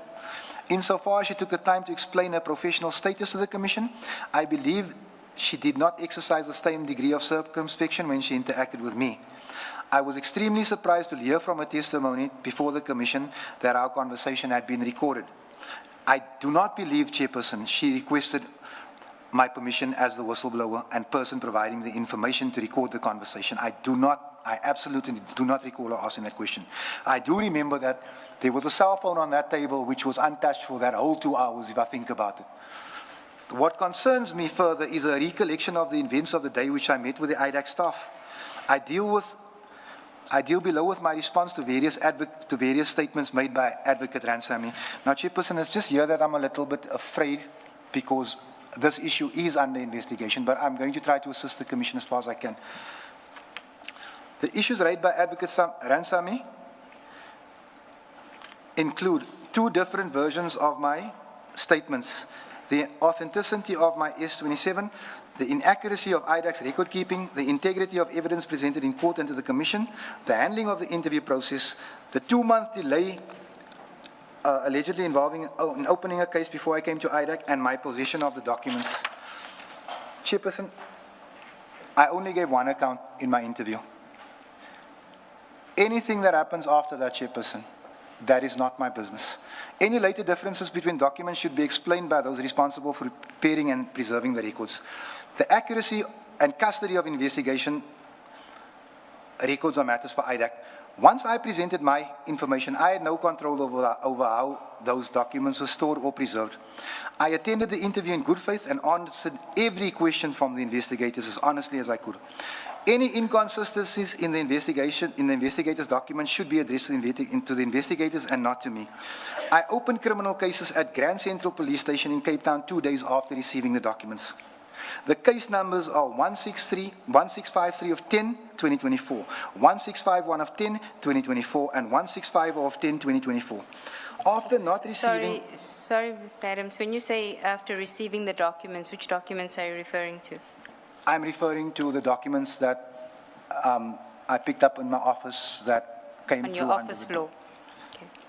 After not receiving a satisfactory response from the Western Cape Police, and on the advice of the late General Andre Lincoln, former head of the anti-gang unit, who I regularly consulted on police matters, I proceeded to Johannesburg to open cases concerning the same matters in another province. Now, Chairperson, I just wish to draw your attention to this. Before I go to Joburg, if my dockets are not stolen, I got no business in Joburg. And if I have no business in Joburg, I would never have heard of IDAC. And that to me, Chairperson, is the part that I trust me when I tell you, I know you don't miss anything, but I think South Africa is missing. That if those dockets are not stolen, which is what they were, I've got no business with IDAC. I opened criminal cases at 2 police stations, namely Orlando Police Station, under case numbers 4310-2024, 44-10-2024, 45-10-2025, and Langlate Police Station under case number 8711-2024. Upon my return to Cape Town, I reported what I regarded as possible impropriety concerning the handling of my criminal cases and the possibility that the investigations were being compromised or deliberately silenced. I emailed the Minister of Police as reflected in Annexure FAA11, in which I raised my concerns regarding the potential compromise of the investigation. Now, Commissioners, you know, when Jerome Kwanazi came to the ad hoc committee, he was the last one to speak.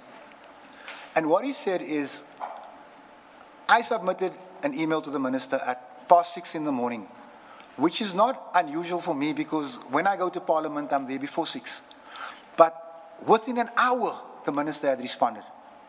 I regard that as service delivery. However, the truth of the matter is that I sent the Minister the first email regarding my complaints 10 days earlier. The email the Minister responds to is the second one. And that is also what is not being told. Please say FAA11.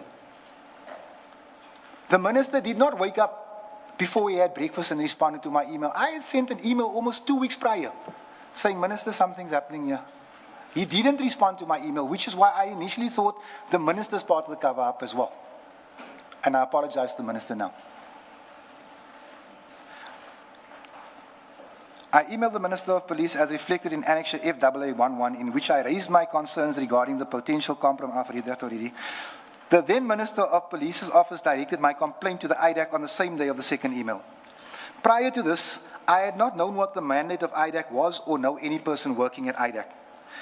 Advocate Ramsamy also states under oath that she advised me that I'm in possession of the documents, that me being in possession of the documents was a criminal offense. She has admitted that she recorded the entire conversation of my meeting with IDAC, and because I am confident in my truth, I implore this commission to request that recording and play it before the nation. Many things were said, including a claim from Advocate Ramsamy that she had to flee KZN because of an investigation into SAPS and out of fear of Lieutenant General Kumalo. That, Chairperson, is in the recording. I ask that you subpoena that recording because I've emailed IDAC, I've asked for the recording, they've not responded. We have attempted to obtain the recording made by Advocate Ramsamy to prove the lies she talks about me. The strength of the cases I laid amongst other things. Now, Chairperson, after we'd finished with my statements, my A1s, after commissioning it, after having handed the evidence that was given, that I had given to, I think I gave it to Rupeshu because I think Perumal was busy on the phone. I may be wrong. Mr. Rupeshu rather, because Mr. Perumal was on the phone, I think. I went down, I went to smoke.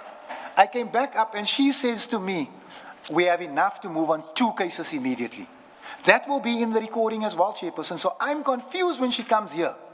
Says to you she recorded the meeting, but says to you in the words of Mr. Rupeshu that I gave him foko. And I'm offended by that because the meeting went well. She further stated that it was very strange that there were no cameras in the corridor of my parliamentary office that could show who placed the documents under my door, and that she found it highly improbable that this is how I received the documents. I again refer to the Commission. Please, Commissioners, get that recording. I, Chairperson, did not apply for that office that I received. Parliament issued me with a key. The fact that that camera right there does not reach my office as far as I can see, because when I look out the door, I can't see the camera. She asked me, is there a camera above your door?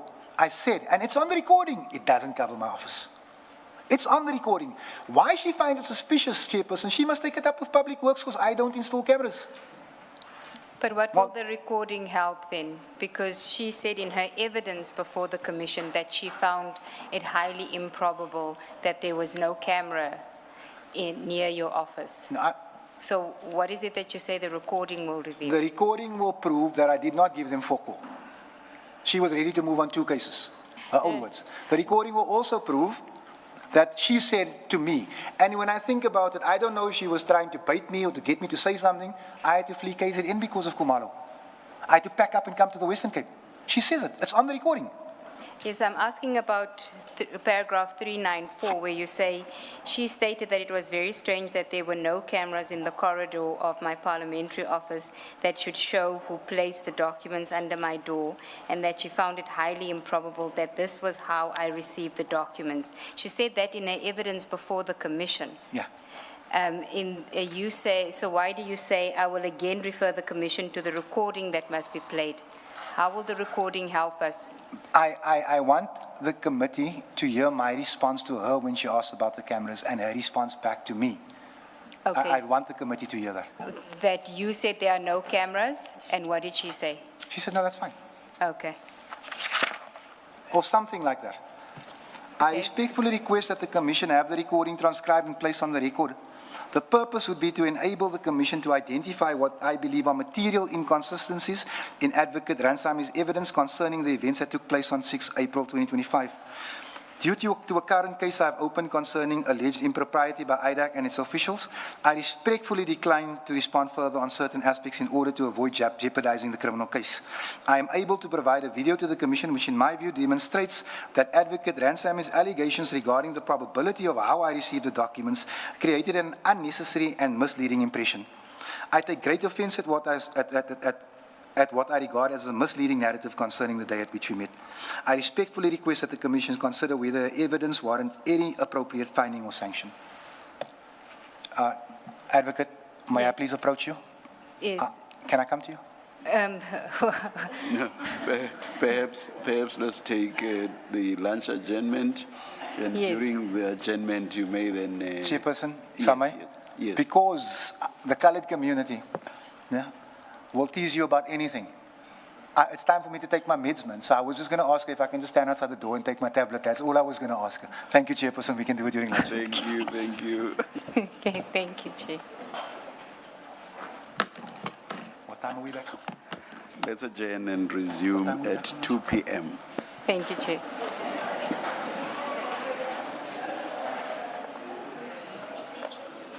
Is there no aircon here?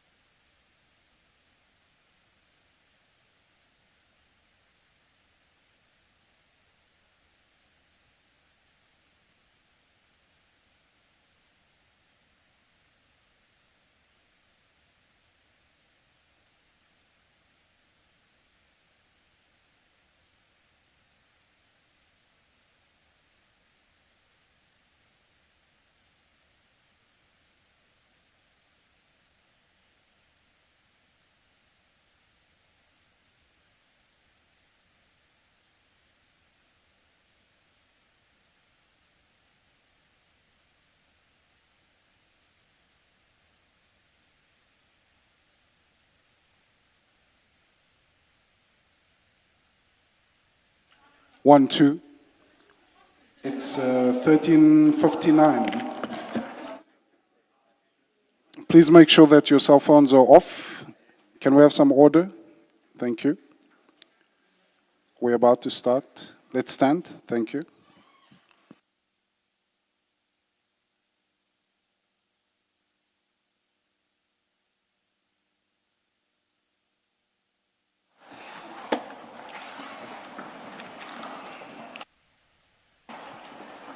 Yes, Ms. Sigals-Ncube. Thank you, Chair. Mr. Adams, can you just switch on your microphones? Thank you, We Advocate. were on page 50, and the topic is Lieutenant General Mkwanazi's claim that I am a hired gun for cartels. You may proceed. Thank you, Advocate. Thank you, Commissioners. Lieutenant General Mkwanazi essentially claimed that I am a hired gun for cartels.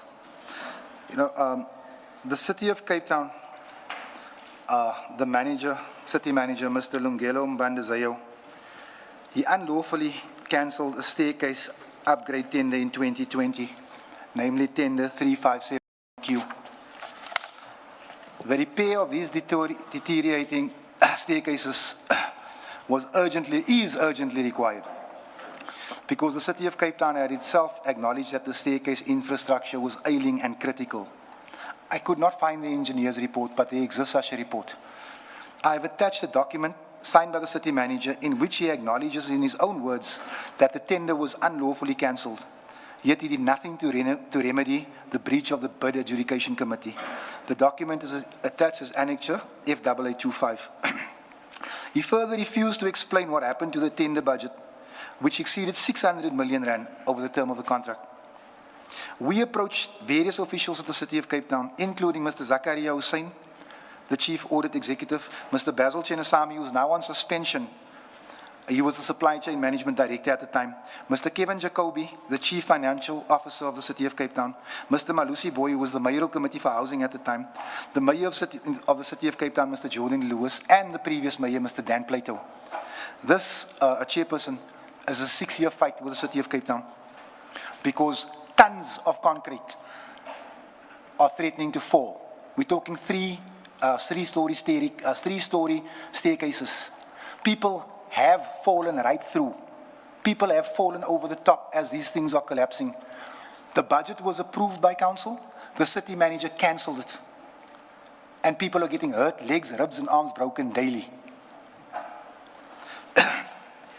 No satisfactory answers were ever provided to us, and I believed that our efforts to obtain information was repeatedly shut down. The mayor publicly stated on radio and in council that no political persons were ever involved in the fraud, and the matter was merely one of maladministration and not criminal in nature. He states on the record in council that I was dreaming or I had smoked something.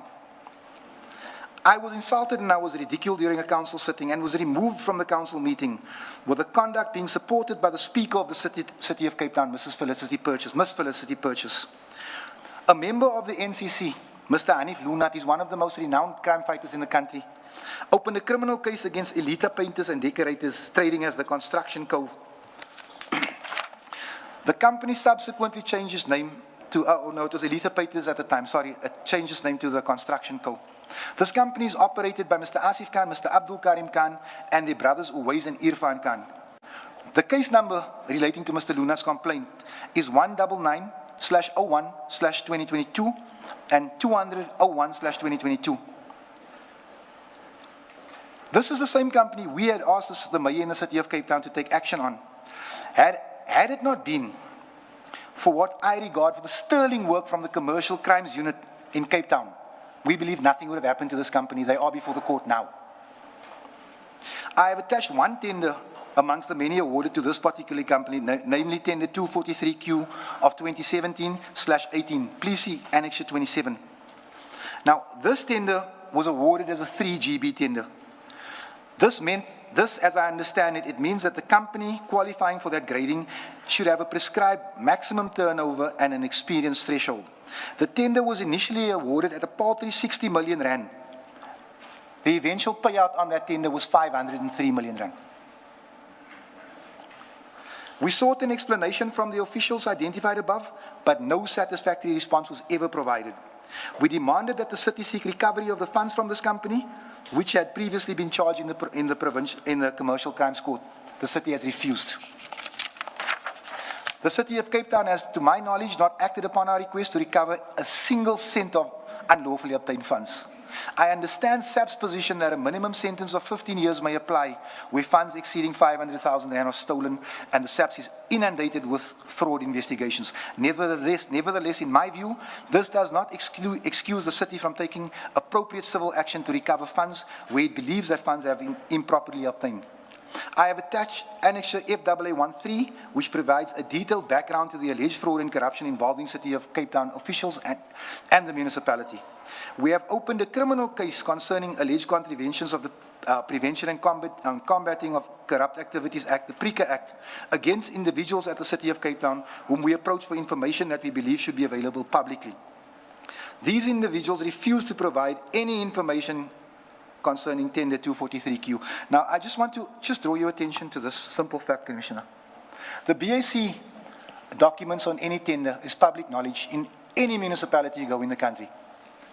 As corrupt as people may say the ANC is, or whoever is, only in the City of Cape Town does the Democratic Alliance, and I'm not playing politics, hide BAC minutes, which we requested, because that would point to the fraud, because they are denying that our staircase budget is stolen.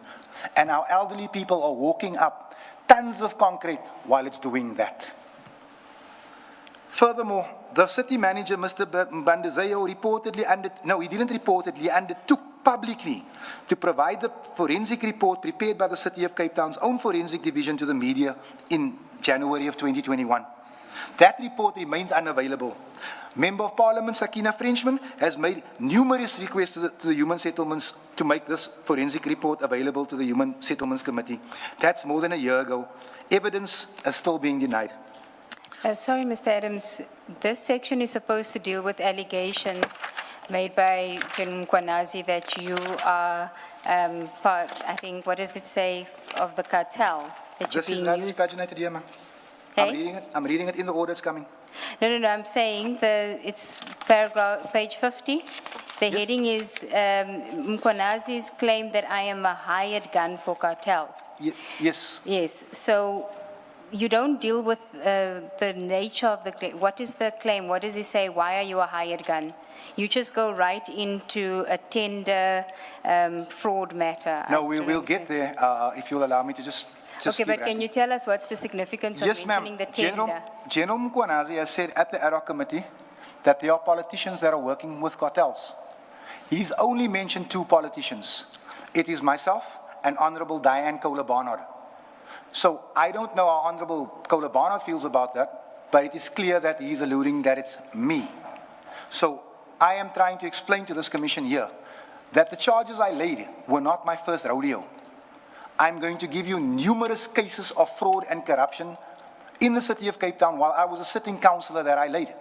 And I also want please commissioners, I want you to see how the NPA itself has held us back. It's in here if you'll just allow me to read it. I know it's a little bit long. Thank you.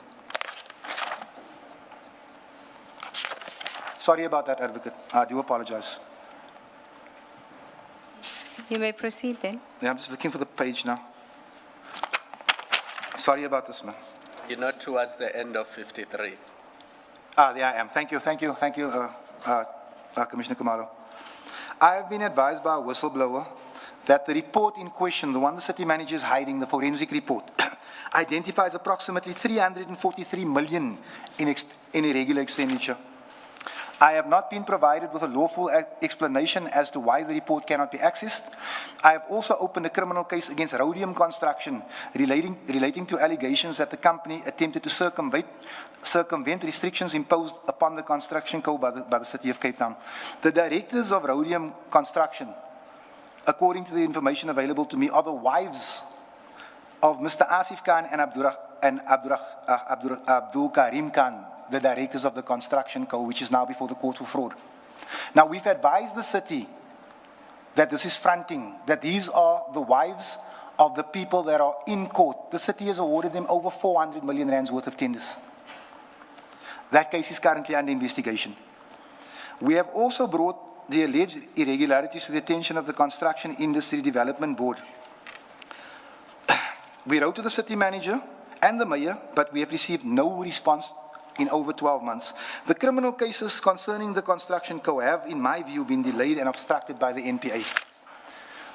The Commercial Crimes Unit of SAPS has performed excellently in my view, in this investigation, but I believe that the NPA is attempting to derail this matter. The complainant in the case, Mr. Hanif Lunat, and I have attempted for more than 4 years to obtain a meeting with Advocate Esmeralda Johnson, who has steadfastly refused to meet with us. So I'm going to shorten this because it is lengthy. These people are accused, Chief. I mean, we've given SAPS hard information that these people have defrauded the city of Cape Town of hundreds of millions of rand. They are charged with 2.5 million.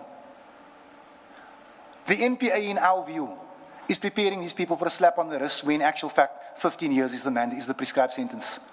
Now, we've been asking for 4 years for the prosecutor to meet with us to make us understand how you've shrunk this case to 2.5 million, and she refuses to meet. We have emailed Marlene Governor, Nicolette Bell, to explain to us. They refuse to answer. And we take this seriously because this is our staircase budget that has been stolen. We want these people convicted properly if they have indeed committed these crimes, but we want our money back so our communities can be developed. The NPA refuses to assist us. Advocate Nicolette Bell has not responded to our request for assistance for a period of approximately 3 years. Please say FAA 14.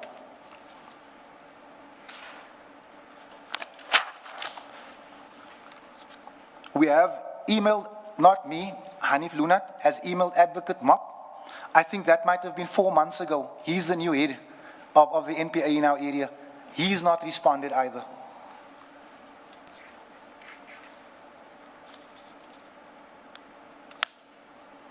Mr. Lunat and I have gone to the extent where we've laid criminal charges against the NPA for defeating the ends of justice because they are derailing these cases. I have attached the affidavit presented to SAPS by Mr. Lunat. The affidavit is attached as Annexure FAA15. The one point where I can agree with Lieutenant General Mukwanazi is that political influence can play a role in criminal cases being set up to fail. Had it not been for the tenacity of Mr. Lunat, and to a lesser degree myself, I believe that the construction co and the persons involved in this conduct would have escaped accountability 4 years ago. Commissioner, they've been before the court for 4 years for fraud. They haven't pled yet. That's the game the NPA is playing with us in this case. We are at every court appearance for the last 4 years, every month. They still haven't pled. They've had to appear before the court on one day. I can get you the date. And what happened on the day is the accuser's not in front of the judge, but the case gets, but they get given another date. We can't understand what's happening here. I'm going to move straight to the end of page 58 because we have laid charges against fleet management. I have also, it is according to the Democratic Alliance Councillor, Mrs. Deirdre de Vos, and Mayoral Council Member for Housing and Deputy Federal Executive Chairperson, Mr. Carl Papheim, that an attempt on my life was made by Alderman J.P. Smith, the head of safety and security in the city of Cape Town. It is alleged by, let me just give you the back end of the story. I think it's going to be easier, Chairperson. I was coming from Mpumalanga, I think it was in June of last year, when I got a phone call from then Councillor Papheim, who would later become the MACO Member for Housing. And he said to me, Fadiel, wherever you are, stay indoors. And I asked him why. I said, I'm a big boy. He said, no, JP, I can't repeat what he said. I said, Carl, what's happening? Because Mr. Papheim and I are cordial. He said to me, JP tried to have you killed. I said, why? He said, no, Deirdre called me now. He says, Deirdre is a bit slow. So she did what JP told her to do and realized afterwards, and then she called me for advice. I said, what happened? He said, JP Smith, I think he's the the Deputy Federal Chairperson of the DA, he sent a newly elected councillor, Deirdre de Vos, to Manenberg to go and speak to a former gang boss who does work for the city of Cape Town and tell him that Fadiel is meddling. We're going to have to cancel your contracts. Being as dilly as Deirdre de Vos is, she went to the gang boss. And I think his reaction, it sparked a little bit of intelligence in her because she called Carl Popheim. I have a screenshot of the conversation which I only obtained this morning because it was with commercial crimes. I didn't know where else it was because that device is no longer with me. And I called Councillor de Vos and I recorded the conversation. I also called Mr. Faik Moses, the former gang boss, and he said to me, they wanted me to kill you, but I will not be used. Because, Chief, if you have a perception of me as a gangster, a violent man, a drug dealer, a killer, and you tell me that someone is threatening my money, you can assume which way I'm going to react. And this is what Alderman J.P. Smith did according to his own councillors. I, sir, called Faik Moses. I lodged an inquiry. The inquiry number is 1/6/2025. The Commercial Crimes Unit took this case. They took the screenshot where Carl Popheim and Deirdre de Vos are having a conversation where it's confirmed that they tried to have Fadiel killed. They've got a statement from Mr. Faik Moses saying, yes, I do get the impression that they wanted me to hurt this man. They've got a 3-minute or 4-minute recording of Deirdre de Vos speaking to me, not denying that this is what happened. In Cape Town, they cannot get a warrant on that basis. I don't know what not a warrant, a search and seizure, because SAPS wanted their phones to see if the communication was real. They can't get a warrant. So fighting corruption in the city of Cape Town means that next time I walk into Manenberg, there's a bullet waiting for me. And again, this is the NPA and the magistrate saying we won't issue a warrant on the basis. And someone at Commercial Crimes told me, we can't understand this. We've gotten warrants with 10%. 10% of what you've given us. So when General Mkwanazi makes the assertion that I am a hired gun because I laid charges, I need you to understand, Chief Commissioner, that this is something I've been doing for years. That where I see possible corruption, I will report the crime and step off. And on my phone, I actually saw now the other day, one of my cases, I got a response from SAPS, there's no merit to the case, I'm sorry, we've got an Ollie prosecute. I'm okay with it. I'm not here to make the decision. I'm saying, please look into this. That's all I'm asking. So, fighting corruption, in my view, is not safe.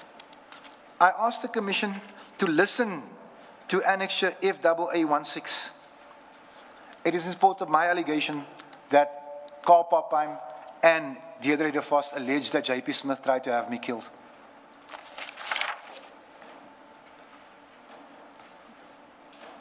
So, when Lieutenant General Mkwanazi claims that Fadiel Adams or the NCC are hired guns for criminal cartels, the criminal cases that I have opened at great risk to myself, because I know who I'm dealing with. Because you have to remember, the city of Cape Town is the municipality that is notorious for giving big tenders to gang bosses. That's who you're fighting when you report these things. This is the risk we take. So for me to be labeled a hired gun or a conduit for cartels or whatever it is that's going on in General Mkwanazi's head, I take offense to it. Because I, as a nothing, in my view, have done more than he has about crime that he's known about. He's happy to come and sit here and talk about it, but not once has he followed procedure, which is what both the MIS document and the Constitution require of any civic-minded citizen of this country.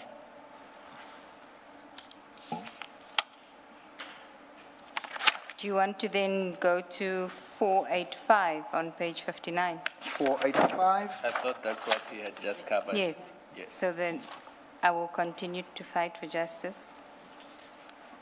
Are you on 60 now? I think I'm just being a little bit dramatic with 487, advocate. So if you'll excuse me with that, I think I'm done with that. I think you've said it already.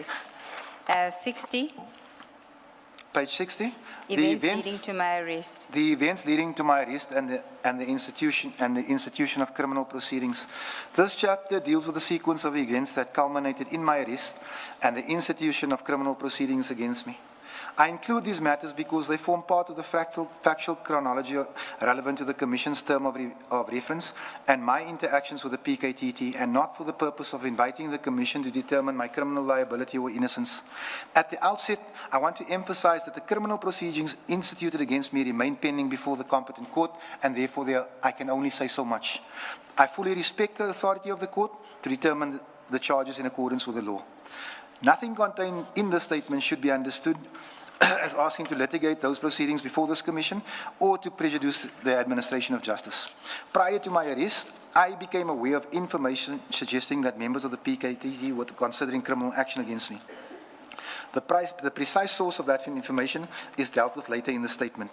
Upon receiving that information, I did not seek to evade law enforcement authorities or frustrate any lawful investigation. Rather, I instructed my legal representatives to engage with the relative authorities in order to establish whether a warrant had in fact been issued, the nature of the allegations, and the legal process that would be followed.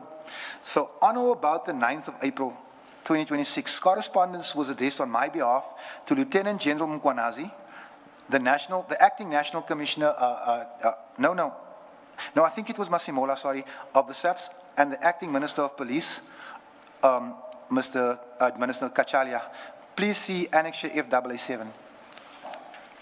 So, in that correspondence, it was recorded that I had become aware of reports suggesting that a warrant of arrest either existing or was being sought against me. I just want to expand just on that just a little bit. I got a phone call from a gentleman claiming to be a friend of the hitman of Sindisi Magaka. He told me that the PKTT had been there to see his friend and they wanted incriminating evidence against me. My response was, I've done nothing. He said, I've been told to call you. I asked him, where did you get this number? He refused to say, because it was a new number. He refused to say. What I did then, as explained after this, I expressly indicated that I indicated to General Mkwanazi, General Masimola, and the Minister of Police that should a lawful warrant be issued, I was willing to cooperate with the authorities and present myself through the appropriate legal channels. The purpose of that correspondence was quite straightforward. My legal representatives sought clarity concerning the legal basis for any contemplated arrest, the jurisdiction in which this matter arose, and the identity of the investigating authority. We also sought to avoid the unnecessary deployment of operational resources where my cooperation had already been offered. Despite these attempts taken, no substantive response was received before operational steps were taken. So what I'm trying to say here, Chairperson and Commissioners, is that I'm sending an email to what I regard as 3 of the top people in law enforcement in the country. I'm saying to them, it's come to my attention that there may be an attempt to arrest me. So all I want to say to you is please don't send men with guns to my house. I'm putting it on record that if there's a warrant, I will present myself to the nearest police station, and here's my attorney on record. That is the email that I sent. That is the annexure. That is FAA7. The first response that I get to that email is after the PKTT hit the wrong house when they're trying to arrest me. It is common cause insofar as I understand the events that members of the PKTT subsequently arrived at my previous residential address in an effort to execute the warrant. By that stage, my willingness to cooperate had been communicated to the relevant authorities. Following those events, further communication took place between my legal representatives and members of the SAPS. The communication did not resolve the concerns that had been raised regarding the execution of the warrant, the jurisdictional issues involved, or the procedural steps that would be followed. These concerns are dealt with more fully in subsequent chapters in the statement. Please see Annexure FAA18. Okay. So, just so that you know, Commissioners, on the morning that it hits the news that the PKTT have hit the wrong house, this is using the best crime intelligence we have, General Mkwanazi responds to my email dated, I can give you the date. And General Mkwanazi says, as you know, I almost know it by heart, I've now been given a national task. So I'm not all that clued up with the PKTT. So when I asked the prosecutor earlier, he told me that there was no warrant. It's since come to my attention that there is a warrant. So I'm giving you this emailed order to interact with Mr. Adams' legal counsel. That is the gist of the email. My lawyer contacts the head of the PKTT, the operational head at the time, Lieutenant Colonel, I think it's Majitila, and is unable to receive any information. Not what is the charges, what is the jurisdiction, where are you taking him? Nope, he must hand himself over. I say to my lawyer, Shahid, is this procedure? He said, this is not normal. I said, what do we do? He said, well, we have the option of going to court to force the warrant out of them because they won't give us any information. We do so. The High Court grants me relief. The High Court says, hand Mr. Adams the warrant and the supporting documents that you used to obtain it. They ignore the High Court order. They proceed with the arrest. When they eventually comply, this is after we go back to court, they give us the supporting document, and it's in the, we'll get there, I'm just jumping the gun. The supporting document can't be read. That's how the PKTT operates. But we will get there, and I'm sure I will be questioned on this. An example of collusion between General Mkwanazi and Lieutenant General Khumalo. It should say alleged collusion. Before this commission, Lieutenant General Khumalo swore under oath that Mr. Stuart Sharnik is a serial hijacker with 17 convictions. He said it right here.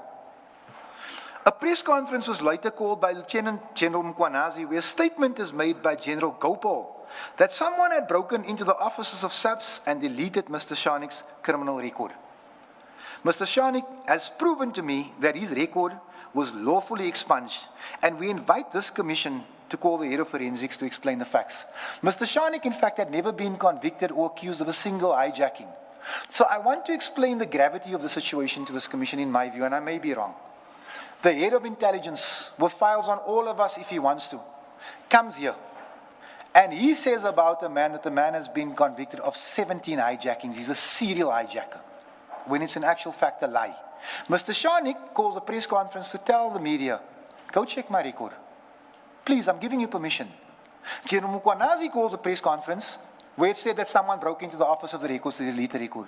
Mr. Sharnik shows me an expungement certificate. And according to General Mkwanazi, from what I heard at the IDAC, he and General Khumalo don't speak much. They only know each other from years back. But we leave it there. Chief, Commissioners, there's something that I feel I must put, I'm sorry, you have that regal mannerism, Commissioner Khumalo, so when I see you, I almost want to say King. There's something that I feel I must read into the record. Mr. Adams, just to place it on record, the commissioners will decide whether you should read it into the record, because it's not part of our terms of reference, which is the next topic, Chair. The discrimination against colored people in all spheres of government. If I may, Advocate, I feel that part of this Commission's scope of reference is to look into criminality within the SAPS. And I can challenge anyone in this room to come with me now to any colored community, into a police station, and help me find the coloreds working at the police station. The South African Police Service has been used as a tool to beat the colored people, and therefore I feel this is part of your terms of reference. In fact, for the last 2 years, not a single colored person has been given a promotion within the SAPS in the Western Cape, where colored people are in the majority. So I implore you, Commissioner, that if you want to understand your witness, allow me to read this into the record. Thank you. Please go ahead and thank you, Commissioner. We will decide later whether it does indeed fall within our terms of reference. The discrimination against colored people in all spheres of government. In the financial year 24-25, not a single colored was permitted within the Western Cape was promoted within the SAPS. Please see Annexure FAA 9. I was just going to ask you whether you wanted to make the correction that it's within the Western Cape. Yes, within the Western Cape, I'm sorry. In May 2019, the Human Rights Commission made a finding that over 1,000 colored people's CVs was disposed of by the Department of Labor. I refer to Annexure FAA 20. And I want to give you just a little bit of context. There were 48 client services advisors available in the Department of Labor, which is the custodian of the Employment Equity Act. And I was at the Department of Labor on that day, on one day, where the boxes of CVs, where the CVs were laying on the ground because there were no more places. And when the department announced who was receiving the jobs, not a single colored person in all of the Western Cape received a single job. We protested against this. Mawela Mutambo refused to meet with us because we wanted clarity. Why are our children not good enough? I had to go on hunger strike in front of the doors of the Department of Labor. It's the only weapon that I had. I closed that place, Commissioner. I closed that place physically with a chain and a lock. And I said, you can go and lay charges if you want to. If we don't work, nobody works. I went on a hunger strike for 4 days.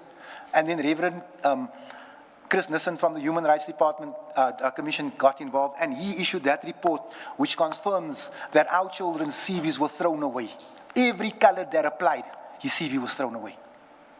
Now, I refer to the 2016 Human Rights Commission made a determination that colored people had suffered the brunt of skewed BEE and affirmative action policies. That is not me saying it. It is the Human Rights Commission. So I want to explain to you, Commissioner, if you give me a minute, that all those shooters on the Cape Flats and all those kids that are dying and all those young drug peddlers, they were once children with dreams, children with CVs, and they've given up. Because they've seen their uncles and their fathers walk, beg for jobs and not getting it just because they are colored. And if you can't have the conversation about gang violence without having the conversation of a lack of opportunity. And those opportunities are denied to our children. And I've lost friends and nephews and family and loved ones because of this discrimination. And I feel that this commission must look into that. And even if I have to threaten Justice Madlanga today, I will. But we need to look into that. We need to look into this, Justice, because it's the only way we're going to stop the killing. Page 63. The Sindiso Magaka matter. You know, the killer of Sindiso Magaka, he lies in prison. He's been begging for more than 2 years to make a full confession. I have attached his affidavit. The killer is a Mr.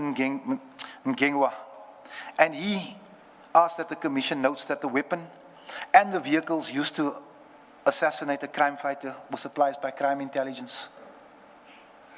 The killer also confirms under oath that he was escorted to and from the scene of the murder of one of our finest by police.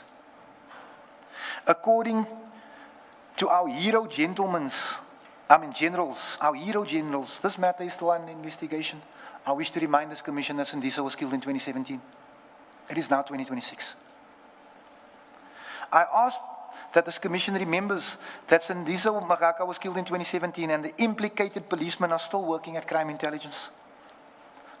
I also asked that the commission note that both the arresting officer and the prosecutor in my own arrest are mentioned in negative terms in the sworn affidavit of the killer, Mr. Ngengwa. Please see Annexure FAA23.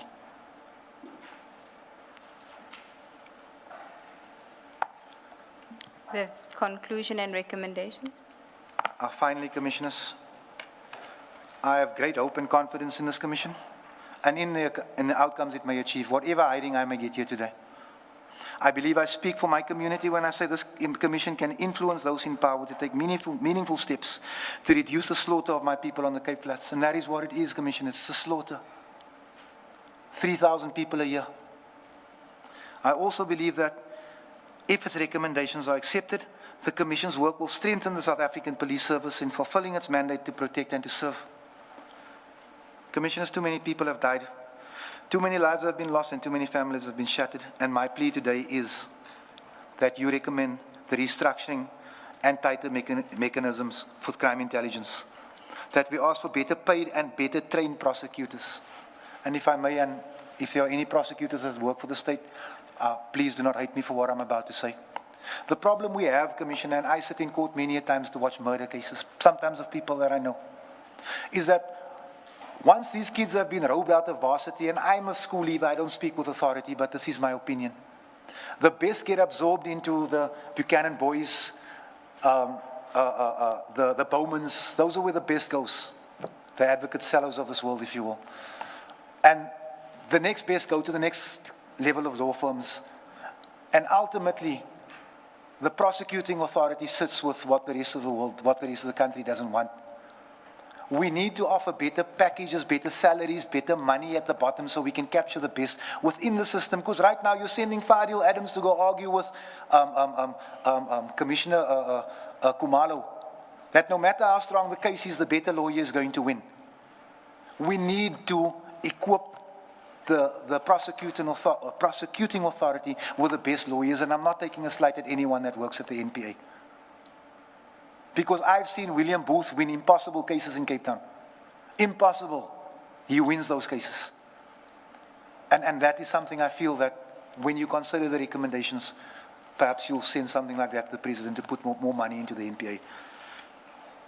Appointments and promotion on police officers need to follow public administration guidelines and not the whim of the police commissioner.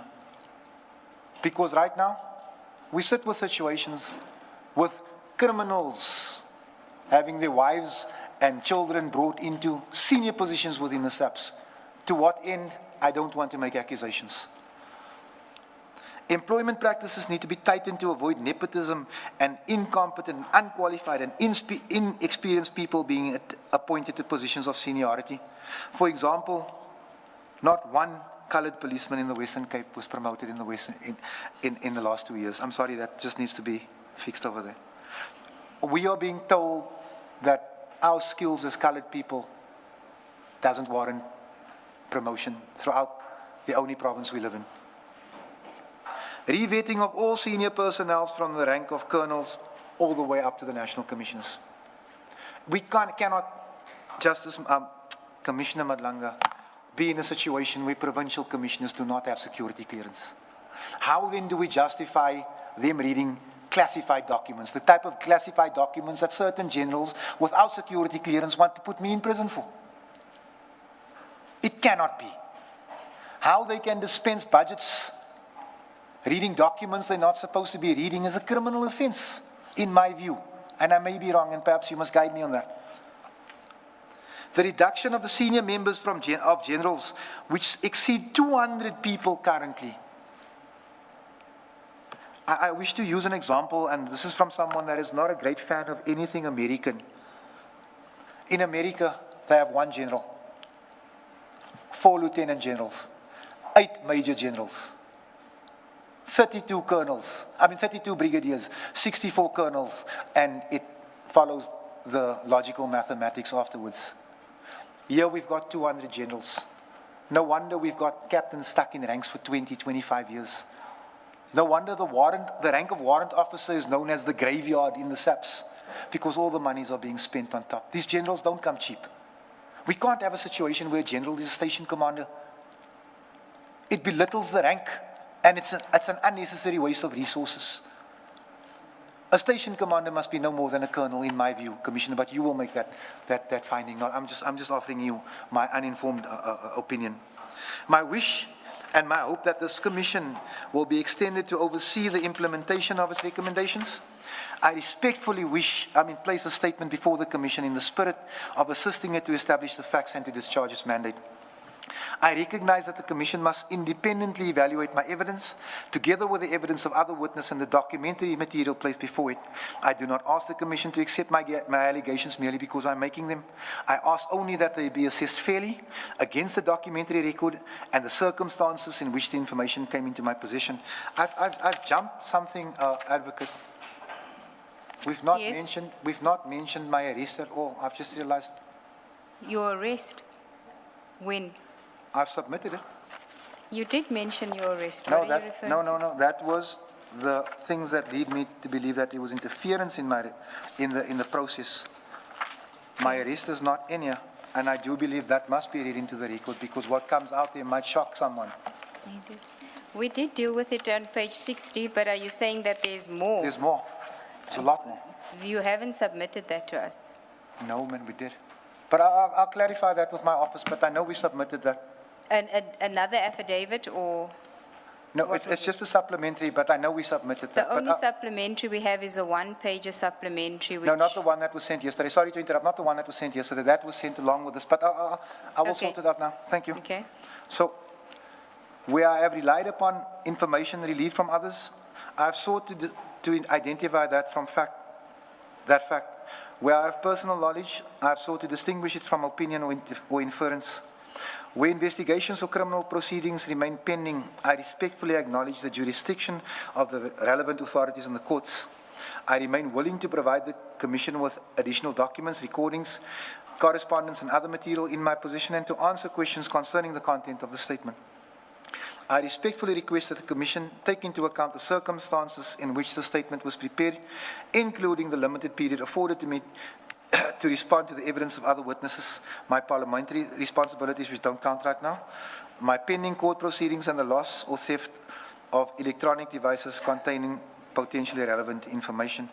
I sincerely regret any omission or errors arising from these circumstances and respectfully reserve the right, subject to the Commission's directions, to supplement the statement where further information or documentation becomes available.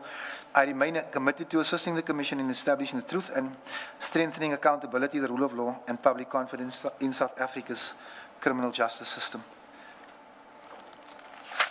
Thank you. Shall we then go to your supplementary, what we do have on record? It's in file 4. File? File 4. Okay, I have it. Thank you. Thank you. Thank you, Bita. Thank you.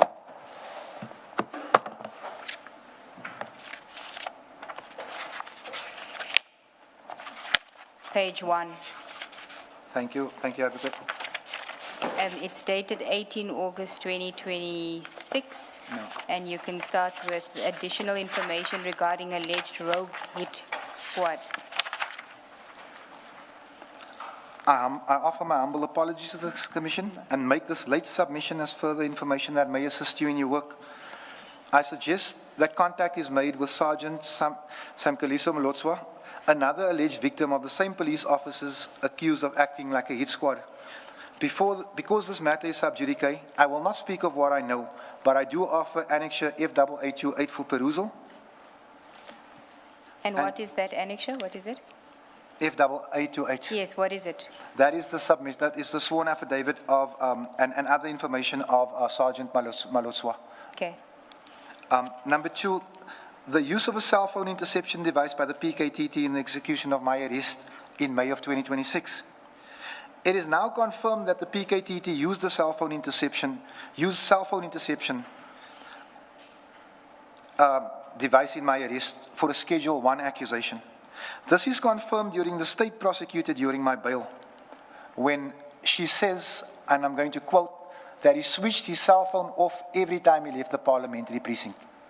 The only way that she would have known that is if they were using a cell phone interceptor, unless the commissioners can perhaps tell me that I'm wrong, but that is my view of it. But this is a transgression of the law, as cell phone grabbers may only be used in the event of a threat of loss of life and limb. The video footage is listed as Annexure F829. We don't have the video footage. What is it?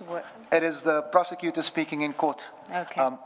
Because when I emailed the acting commissioner Dimpani and asked her if a cell phone grabber was used in the execution of my arrest, the response was quite puzzling, because the acting national commissioner writes back and says, this matter is sub judice and I cannot respond. It can't be sub judice because the warrant has been executed. We only want to know what means were used. Because when we get into my actual arrest, if I may have just a 5-minute interjection, I just want to call my office. Because when we get into that, Commissioner, it is actually weird that this type of thing still happens in 2026. And I really thought that Steve Biko and the like were the last of the people who would suffer this type of treatment. So, with your permission, Advocate, if I may have 5 minutes just to call my office, because I'm just a little bit confused here. You want us to stand down for you to Just 5 establish minutes. where the further affidavit is? Just 5 minutes, if I may. Okay. If the commissioners feel it's not necessary, then we can move on, but I'm just requesting 5 minutes. No, we'll come back when it's indicated to us too. Let's adjourn. Thank you, Chief.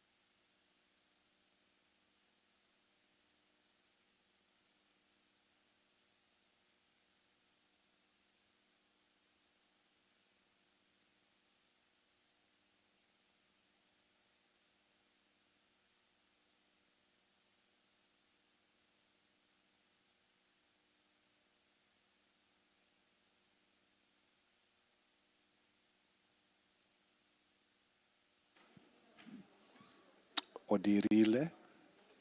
Thank you. Good afternoon again. We are ready to resume. Please make sure that your phones are off. Thank you.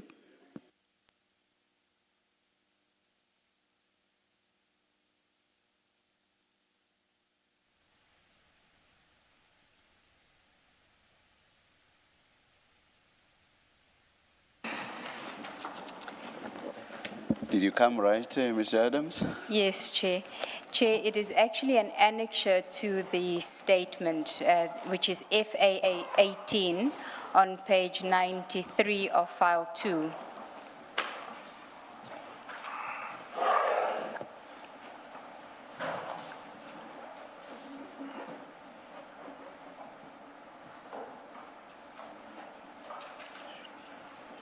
File 2 is the annexures to Mr. Adams' main statement.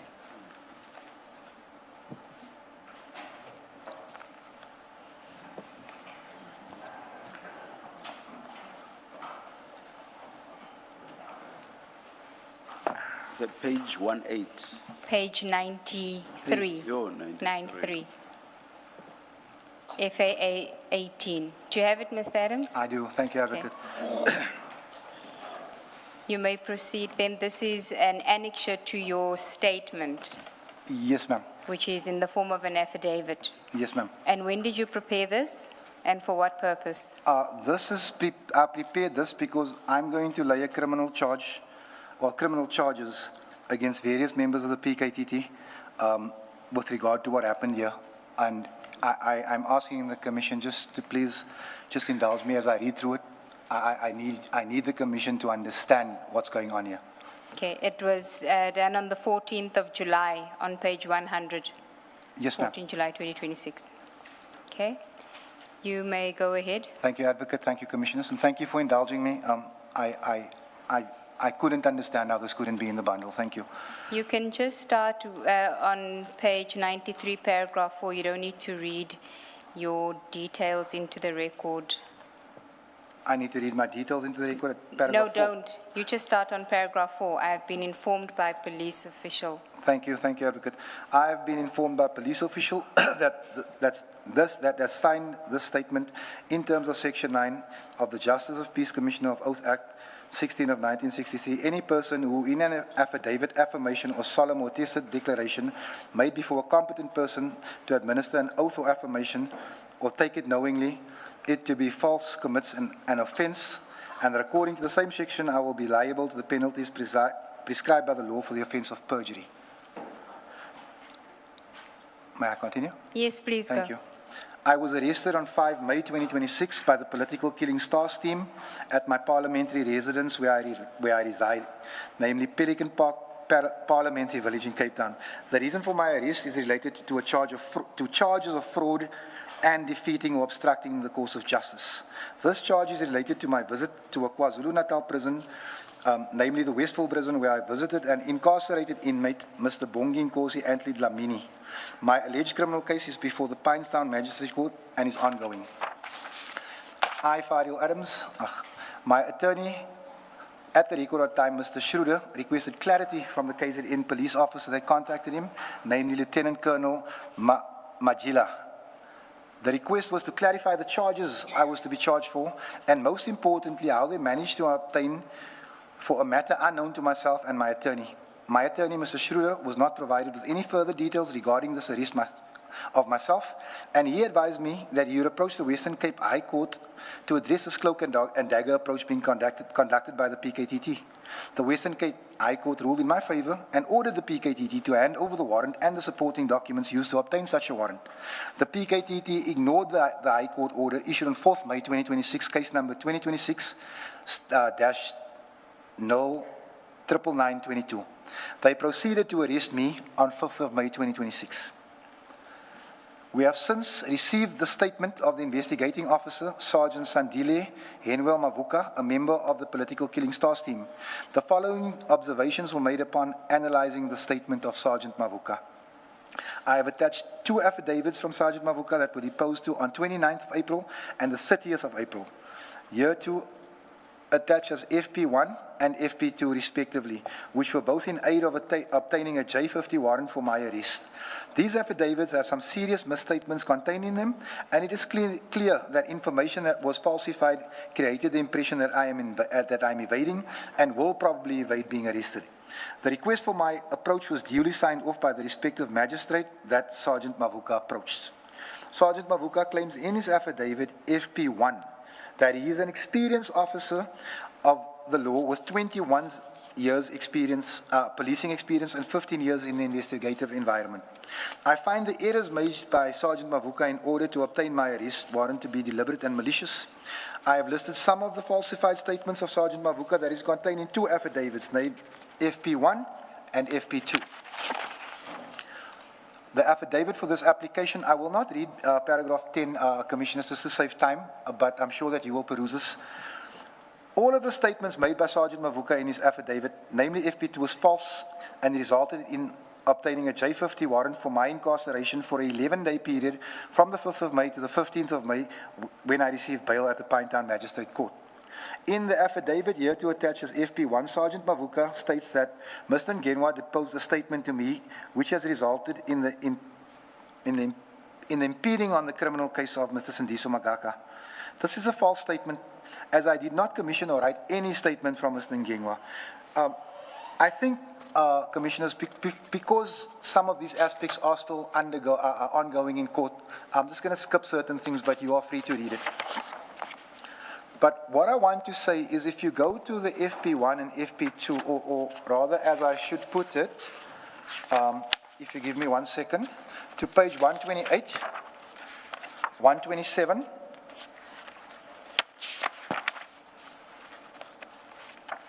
where's the other one? I say we started at page 121. Where Sergeant Mavuka says in paragraph 5 on the 29th of April that I am investigating a member of parliament, Mr. Fadiel Adams. This is in his submission to the prosecutor. He's investigating a member of parliament, Mr. Fadiel Adams. However, when Sergeant Mavuka approaches the magistrate, and I ask that you just assist me for the last line, and I can give you a clearer picture on my phone. This is the way we have it. On the 30th, the very next day, to the magistrate in chambers, he says he's not sure if the suspect is still a member of parliament. And also, Sergeant Mavuka says that his investigation, just further up, and I know it's terrible, but this is what they gave us. This is the copy they gave us, but we have a clearer copy taken on phone. What page are you on? 128 still. Okay. He tells the magistrate that his investigation has revealed that the suspect has multiple addresses in multiple provinces.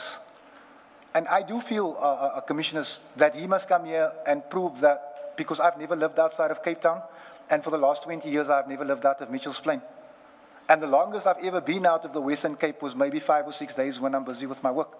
I've never lived outside of the province. So for a detective with 15 years of experience to go to before a magistrate in order to attain a warrant arrest for a Schedule 1 accusation which asks for no more than a warning statement. He says that this man has multiple provinces across the, multiple addresses across the country, number one. And number two, despite the fact that yesterday I admitted he's a member of parliament, today I'm telling you I'm unsure if he's a member of parliament. A simple Google search could have fixed that for him. And on this basis, a warrant of arrest was granted. And this is what I feel I must draw to your attention. Now, if you look at 127, this is how they comply to a court order compelling them to hand over the documents. That is what they think of the High Court. This is what the PKTT does. So, what I'm saying to you, Commissioners, is that after I'd been alerted that the PKTT were going to trump up a case against me. Now, I understand this is before the court. I don't want to talk too much. I emailed General Mkwanazi and the National Commissioner, Mr. Masimola, and the Minister of Police, and I said, if you have a valid warrant, don't send the PKTT to me. And it says so in my annexures here. I'll come to you. What do? They don't respond. They send the PKTT like 2 weeks later. A family is assaulted and traumatized because they go to the wrong house. But they refuse to give names. They did not clock in at the local police station, which is a requirement. And it is for this reason that I ask, is this a hit squad? Are these people coming to kill or to arrest? And it's on this basis that we go to the High Court asking to see the warrant. The High Court says, yes, we feel that you are entitled to this. What does the PKTT do? They ignore the High Court. They arrest me anyway. What do they do then? They lie to my family. They say they're taking him to Grassy Park. But you must remember, this is in the middle of a storm. They put me in the back of a van. They drove me 8 hours. It stopped raining when we got to PE. Commissioner, have you ever been relieved to be inside of a police cell? I was, because it was dry. I was not afforded clean clothing, my medication, everything denied. They didn't even tell my family where I was. The next day, they continued to drive to Durban. They still didn't tell my family where I was. Now remember, I'm under the impression that the PKTT is a hit squad, parts of it. What is my family to think? What are my children to think? After observing the behavior of these people, they came onto the precinct of Parliament. Even when I told them, just wait, I'm just going to get a jacket and a pair of socks, I'll come to you. They invaded Parliament. Parliament did not take action. And all of this because I opened criminal charges. The head of the PKTT, Tumusani Kumalo, the man who was on trial for cases that I laid. His bail conditions forbid him from tampering with witnesses. This went ahead. I get to court. My bail is it's contested as if I'm a serial rapist. The prosecutor tells the court that I was divorced. In my bail application, the prosecutor is named in the affidavit that they claim I took. Or in an affidavit they claim I took, in a negative way. At the very least, he should have recused himself. I also asked you, just to look at the statement of Sergeant Carlton Thomas. If I can, I saw it now, and now to find it. Can you please try to summarize it? I'm finishing, Chief. Justice. I'm not Chief, please. Sorry, Buta. It's just that's how we address an elder in Cape Town. Sorry, Commissioner. So Carlton Thomas, he alleges, Sergeant Carlton Thomas, a man that I've never met, he alleges that Sergeant Mavuka and Sergeant Sikona, who happened to be my arresting officer and my investigating officer, months before my arrest, held him in General Mkwanazi's boardroom, demanding that he make a statement implicating me in my trip from the airport to Westville Prison, which he refused to do. Now, what I'm trying to get at Commissioner, is Sergeant Carlton Thomas could have no way of knowing that this is the man who's investigating me and this is the man who will eventually arrest me. But he puts it on paper months in advance. And I'm going to end it there because, like I say, the matter is before the courts and I shouldn't talk about it. But I think that essentially concludes what I came to say. Thank you. Thank you very much for listening. Thank you. Thank you, Chief. So, Mr. Adams, then those are the only statements that you want to refer to, correct? There is something else that I think I forgot, but we can even do that. No, in terms of the statements. No. I mean the statements. There's no other statements that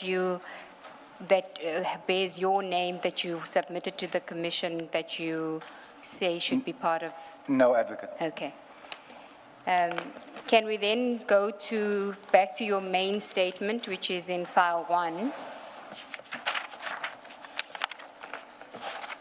Can we put away 2 in the 2, meantime? yes, you can put away 2 and 4. I think that's the supplementary. So you can put away 2 and 4. 2 and 4.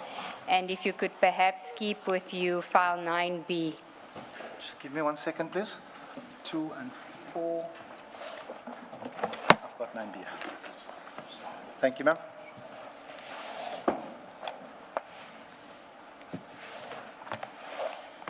So file 1 is your statement that you read into the record earlier, and I want to start on page 38.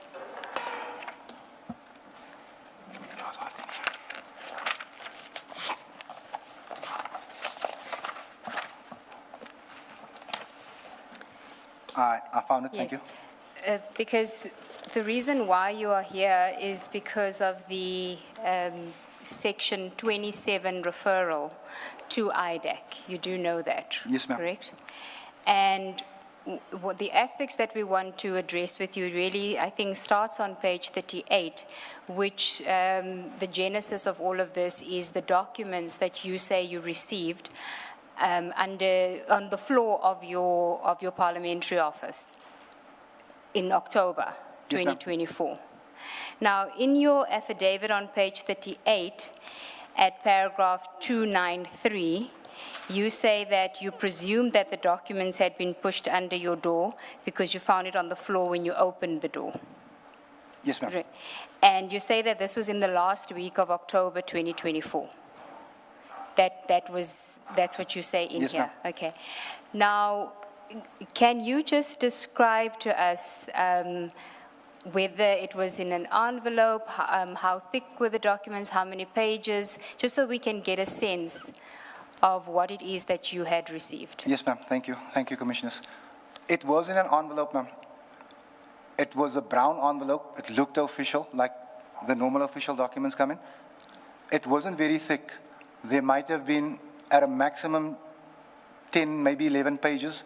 Some pages were duplicated, some weren't. And there was no writing on the envelope or anything? None. Okay. An A4? A4 size, yes. Okay. And you say this was in the last week of October 2024? Yes, ma'am. Can we then just briefly deal with the contents of the envelope?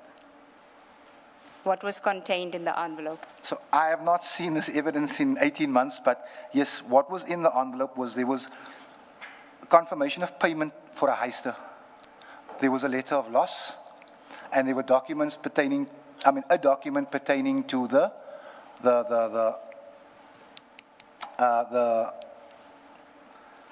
polygraph of General Madondo. Those were essentially what was in that document, ma'am. So that was in relation to the forklift? Yes, ma'am. Procurement issue? What we call a heister in Cape Town, a forklift. And when you say the polygraph in respect of General Madondo, what was it? It was, I would struggle to be able to explain it to you now, but essentially the document was marked top secret. And the document also, it basically explained that she had failed the polygraph. I know there was other information on there. I think it was pertaining to family that I did not want to look at because that's not water I swim in. And for me, it was just a case of top secret. Okay, this looks dangerous.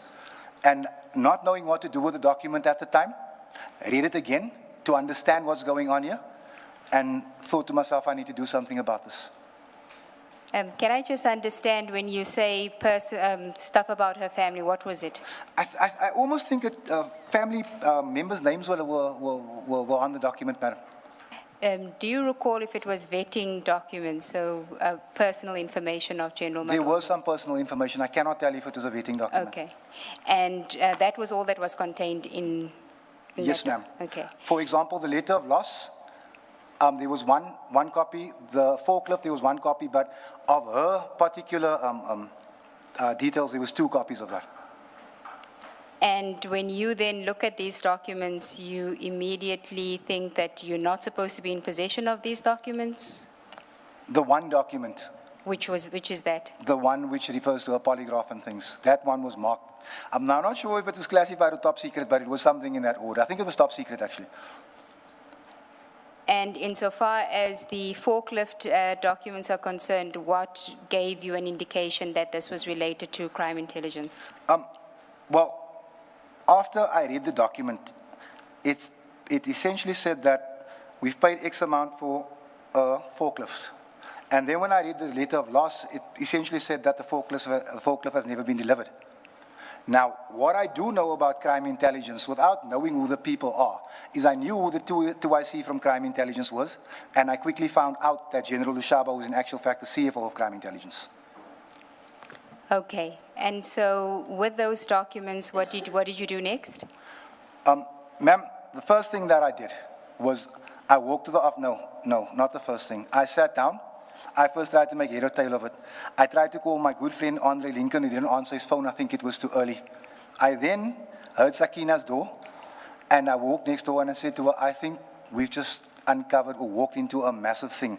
I did not show her the documents, but I did give her an explanation of what was in there. Then I went about my day because I didn't know what I should do with these documents other than take it to SAPS. The evening I went to General Andre Lincoln's house, and he told me the best thing to do with this is to go and lay a charge. That would have been the evening of That what? same evening. What date? Okay. Now, in your statement, you say it was the last week of October 2024. When you meet with IDAC in 2025, 6 January 2025, with Advocate Ramsamy, Mr. Rapesu, and Mr. Perumal, you told them it was in early October 2024. Do you recall that? I don't recall that, but it is not beyond me to make a mistake like that. I don't recall that. I might have. I'm not saying I didn't, but I honestly, if I think about it, in my mind's eye, it was the last week of October. Okay, there is, if you go to 9B, 9B. yeah, the file 9B that I'd ask you to look at. In fact, if I could ask you, you should also have in front of you file 9.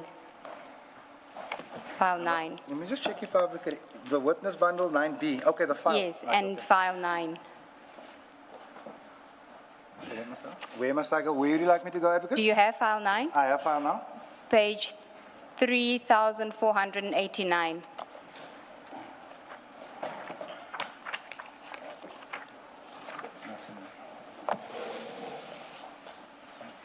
Thanks for that. I'll find it. 3,489. Yes. 3489 in file 9.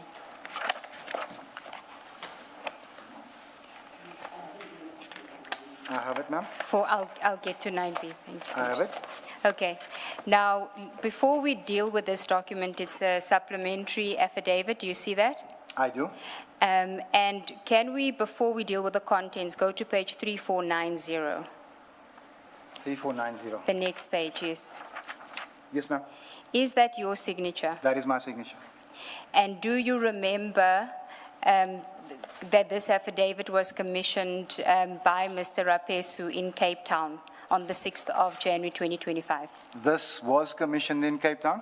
Okay. I am just mindful and careful of the fact that I have laid a criminal charge against the IDAC. So I don't know how deep I want to go into this, but you can ask your question. Yes. You will, when you get to that point where you feel you can't answer a question, we will then assess whether or not it is a question. We will then assess whether or not it is a question that you should answer nonetheless. But for now, I just want to establish that you confirm that these are your supplementary affidavits that were commissioned by Mr. Rapesu on the 6th of January 2025 in Cape Town during that consultation. That is my signature. Okay. The next one is at page 3491.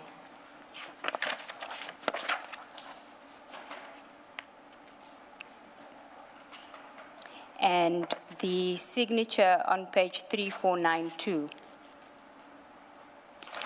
Sorry, not 3492.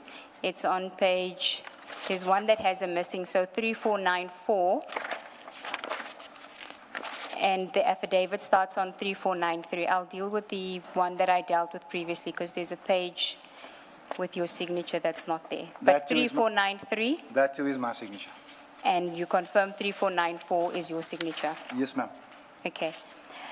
Now, if you look at the first one that we had looked at, if I can also ask you to go to 3487.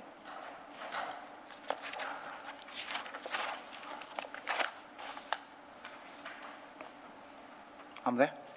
And then there's a signature on page 3488. Fadiel Adams, is that your signature? That is my signature. Okay. And then 3485.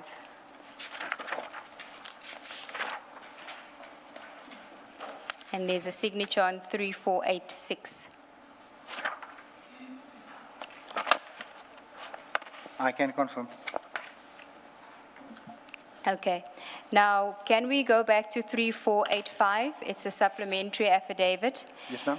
And in paragraph 2 of the affidavit, it says, on or about early October 2024, I received information anonymously surrounding alleged crimes emanating from the Division Crime Intelligence of the South African Police Service.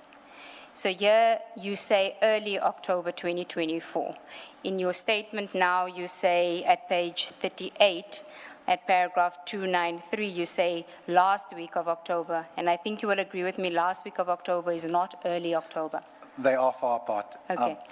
I'm convinced it was the last week of October, and I think this is just a mistake over here. I mean, I understand that I signed for it, but I'm convinced it was the last week of October. Okay, so we must accept then that you received the information in the last week of October. Yes, please, ma'am. And can you give us an estimation of when in the last week of October? Because we know, before you answer, and to be fair to you, on page 48 of your statement,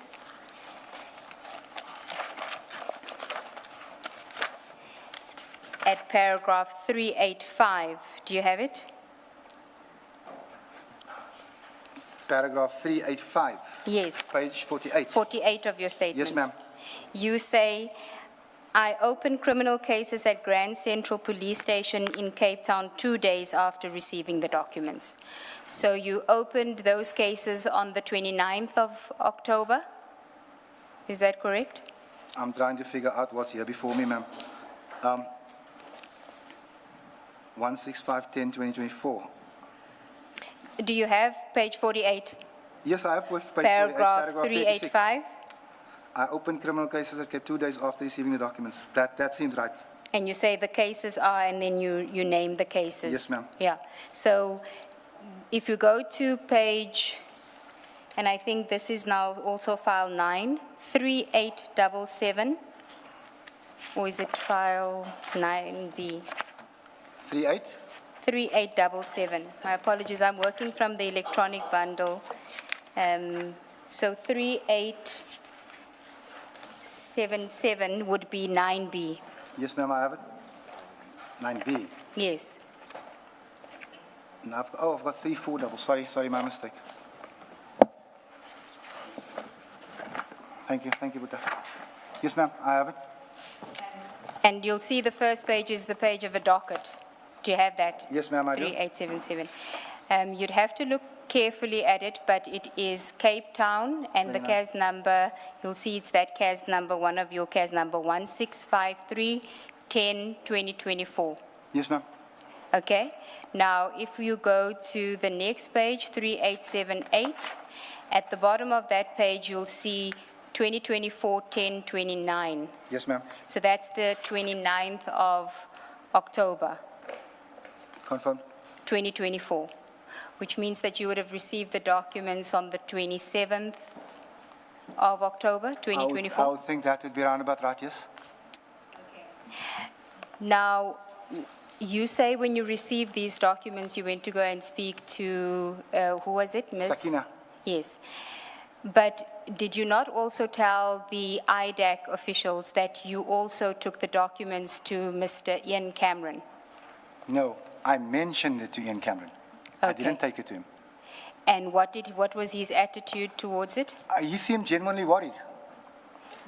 Okay, and when would you have done that? If it wasn't the same day, it would have been the next day, ma'am. Okay, so you take it to Mr. Adams, and what is the reason for Cameron. taking it to Cameron? And what is the reason for taking it to him? He's my portfolio chairperson. I didn't take it to him. I mentioned it to him. I said, I've got these documents. They look pretty serious. I did not take it to him. I did not hand it to him. Okay, and you described it to him, Yes, ma'am. and you say he was serious about it. He looked genuinely concerned. I told him I was going to lay a case. Oh, you did tell him? Yes. Okay, and what did he say to that? He said, no, it's the right thing to do. So you mentioned the contents. Yes, You ma'am. told him what these documents I did. are about. I'm just sorry, man, just because it's 18 months ago. I'm just thinking, did I call him or did I go to him? But I know I spoke to him. I know that, but he seemed genuinely worried. And when I said, I'm going to lay a criminal charge, he said, it's the right thing to do. Okay, so we know now you receive it 2 days before, according to you, and you discuss it with him either that same day or the next day. And you know that you have a duty to report, and that's why you're reporting it to him? Yes, ma'am. Okay. Does he say that something must be done about it in addition to the criminal investigation? He did not, ma'am. He did not, actually. If I think about it, he didn't. Did you not tell the IDAC team that he didn't seem interested in the information No. that you had? I wouldn't have said that. Okay. So I'm just trying to understand why you're opening up a criminal case if you've reported to the head of the portfolio committee. He seems to take it seriously. Don't you follow that process? The head of the portfolio committee, just like me, just like the minister, doesn't have investigative power. Okay, but why? We are essentially glorified administrators. We don't have investigative power. Handing it to Ian Cameron would have still meant it needed to go to the police station. As a matter of fact, handing it to anyone would have been a criminal offense if indeed that document was top secret. But what gave you the impression that it needed a criminal investigation? They didn't come with a note saying, please, can you have this investigated for me? I'm too scared to come forward. Well, if we have paid, what was it, close to R1 million, I'm unsure if I'm wrong, please don't hold it against me, for a forklift, and the forklift is never delivered, that in my mind constitutes fraud or a loss of the SAPs. And also, if the 2IC of crime intelligence fails to pass a polygraph or has a criminal record, then she should not be the 2IC of crime intelligence. And I felt that warranted investigation as well. And then thirdly, with the other document was General Ushaba. If indeed he had staged a break-in and had allegedly defeated the ends of justice, that to my mind constitutes something that is worthy of an investigation. But I must add, advocate, that all I'm doing is I'm laying a criminal charge. The onus to investigate or to make a finding is not mine. Yes, but I understood your evidence earlier to be that you would look at whether there was sufficient evidence or sufficient basis for you to go and lay those criminal charges. So that's what I'm trying to find out. You've reported it now to Mr. Cameron. There's something in it that must say to you that it must be criminally investigated. So that's the route that you decide to take. That's what you say, within 2 days of receiving that information. Yes, advocate. Okay. Or actually within a day, because you speak to General Lincoln that same I spoke to same General day. Lincoln the same evening. And General Lincoln is the general that has passed away. He sadly passed away. Okay. Yeah, he's no longer here. So you then go and you open up 3 cases Yes, ma'am. at Grand Central. Yes, ma'am. Okay. And those cases are opened on the 29th of October, 2024. Yes, according to the records on the 29th, if you had asked me the question without the docket in front of me, I wouldn't be able to recall the date, but yes, on the 29th.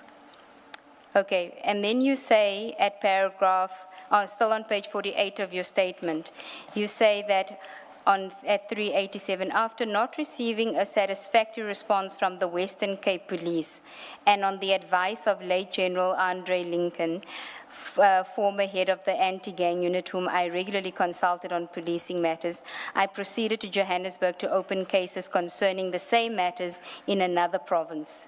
Now, after not receiving a satisfactory response, what was the response, firstly? I called Lieutenant General Patikile, and I also emailed then Minister Sendum Kuno, and I told them my dockets have gone missing. No, you're jumping the gun in terms of the chronology. Don't you send the email to the minister on the 1st of November only? Yes. Yes, but you open up the Johannesburg cases at the end of October, the 31st of October, 2024. Yes. So you couldn't have spoken to the minister before. I sent 2 emails to the minister, ma'am, 10 days apart. Yes. If you will allow me just to check the dates, I can tell you the dates. Okay, the please. 1st of November, that's the first one. So Yes. we don't even need to go to the second one yet. So what was the question then?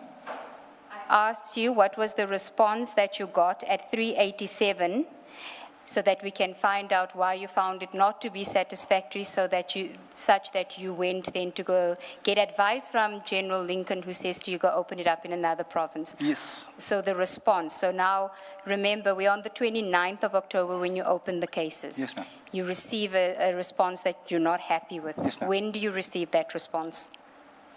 I would not be able to tell you if it was the 30th or if it was the morning of the 1st. But I called, no, I'm just trying to explain to you. I didn't date it. I called General Patikile And I think I may even have emailed him. If I can get my laptop up tonight, I'll see if, and I said that something is wrong, my dockets have gone missing according to General Andre Lincoln. According to whom? General Andre Lincoln. General Lincoln tells you that your dockets are gone, Told me missing. that, yes ma'am. How would he know? General Lincoln knew everything in the police, ma'am. That's why I always consulted with him. Okay. Clear up the confusion for me. The case is opened on the 29th of October. You say by the 30th or the 31st, correct? That you are unhappy because you've been told that the dockets are missing. On 2 days later, a day or 2 days later, you're told that the dockets are missing. My recollection is that the dockets disappeared on the same day. I remember the general calling me. I think it was the same day. And he said to me, they've intercepted your dockets. And I'll tell you, from my mind's eye, I can tell you more or less what the conversation was. I said, General, is this regular? He said, no. I said, what does this mean? He says they're trying to stop this investigation. I think it was on the same day that the dockets disappeared that we knew about it. Can I just clarify what you're saying in relation to your statement? At paragraph 387, you say after not receiving a satisfactory response from the Western Cape Police and on the advice of the late General Lincoln, I proceeded to Johannesburg. So we know that you've laid the charge on the 29th. Yes. In paragraph 387, you tell us that you spoke to General Lincoln after you did not receive a satisfactory response from the Western Cape Police. So at which point do you not get that satisfactory response? Because in the way that you've said it here, the order or the chronology is you laid a complaint, then you didn't get satisfaction, and then you went and spoke to General Lincoln, and then you traveled to Johannesburg. So at which point do you get feedback that makes you speak to General Lincoln? I'm not understanding the question fully, but if I'm giving you a wrong explanation, please just help me along. So on the 29th, yes, I think it's the 29th, General Lincoln called me and told me that my dockets had been intercepted. I would have called General... This is the same day? Same day. That you laid a complaint? As I laid the cases, the dockets were taken. Okay. The next day I called, it wouldn't have been the same day because it was after hours, I called General Patikile, and he told me that an investigation would ensue. I wasn't happy with that answer because all you need to do is find out who collected. That's why there's a chain of custody. And then I called General Lincoln back and said, what now? And he said, we'll lay it in another province. But he also advised me, I must tell you, to walk away. I said I won't. Okay, thank you. So if I can just understand again from what you say in 387, because I don't think it's still clear. After not receiving a satisfactory response from the Western Cape Police, so you inquired from the Western Cape Police? Yes. And what was your inquiry with them? And Western Cape Police, you distinguish from General Lincoln. In your own statement, you say, after not receiving a satisfactory response from the Western Cape Police and on the advice of the late General Andre Lincoln. So he's not the one that you inquired about your dockets? No, ma'am. He's the one that told me that the dockets had gone missing. Okay. So what does the person that you inquire with say to you that makes you not happy with their response? It was a very generic response. I expected a little bit more. It was, yeah, we'll look into the matter. But what was your query? My query was my dockets have disappeared. It's a very serious matter. No, but you see, this is what's the missing link. How do you know your dockets have disappeared? Because in 387, it seems that you engage General Lincoln after you received an unsatisfactory response to a query. It's not that he tells you that the dockets have gone missing. You then inquire with the Western Cape and then go back to him, and he says to you, go to another province. I think the sequence is gone missing, ma'am. Okay, what fix happens it is for us. I've laid the cases in the morning. I'm getting a call early evening or late afternoon to say, they've intercepted your dockets. I asked, who's they? He said, I'm going to find out. I said, is this procedural? He said, not a chance. Does this mean, on this explanation, that after you got the documents in the way that you say you did, you spoke to General Lincoln, told him what is in those documents, and told him you're going to lay a police complaint. Yes, I was. Yes, Advocate Beloy. Commissioner Beloy. That's exactly what happened. And you told him which police station you're going to? No, I did not. So how would you know that your dockets are missing? He called me in the morning and he asked me, are you still laying the charges? And that's the time when I told him where I was. Okay. Thank you. So you spoke to him in the morning as well? Yes, ma'am. Okay. Can I ask you to go to 3877 again, which is in file 9B? 3877, I'm there. In file 9B. Yes, ma'am. Do you have it? 3877, sorry. Is it 3477 or 3877? 3877. Just let me know when you have it. Essentially, It's in file 9B. Somebody will assist you. Oh, this is file 9. One page back. I'm the advocate. Okay. So, if I understand your evidence, then General Lincoln called you later that day, later on the 29th, Yes, ma'am. and says to you your dockets have been intercepted. Yes, ma'am. But, and so if you look at the time on page 3877, where it's got date and time, 20. Where's that, ma'am? So there's a, on the left-hand side, date and time. Do you see that? I don't. It has, I can't see what that Is it is. top or It says bottom? Cape Town. Do you see Cape Town written in manuscript? Yes, I do. Then case docket, there's a cross. You can go 1, 2 lines down. The next line, date and time. I'm still not seeing it, ma'am. Okay, there's a time there that says 14:30. So it was in the morning. 14, I see that, ma'am. yes. 2024, 10:20 I see that, ma'am. at 14:30. So that's at 2:30 in the afternoon. Yes, ma'am. Okay. Now, your docket is processed at 2:30 in the afternoon. So it wasn't in the morning, correct? Correct. Okay. So at 2:30 in the afternoon, that is when you at the police station opening these cases, correct? That is right. It's Okay. actually very unusual for me to still be in Cape Town at 2:30. I'm normally there at 6 and I'm gone by 1:30. But Okay. be that as it may. It was clearly an unusual definitely. day. Yes. So by 2:30, that's when your dockets are processed, and later that same afternoon, you get told by General Lincoln that your dockets have disappeared. Yes, ma'am. Okay. We must.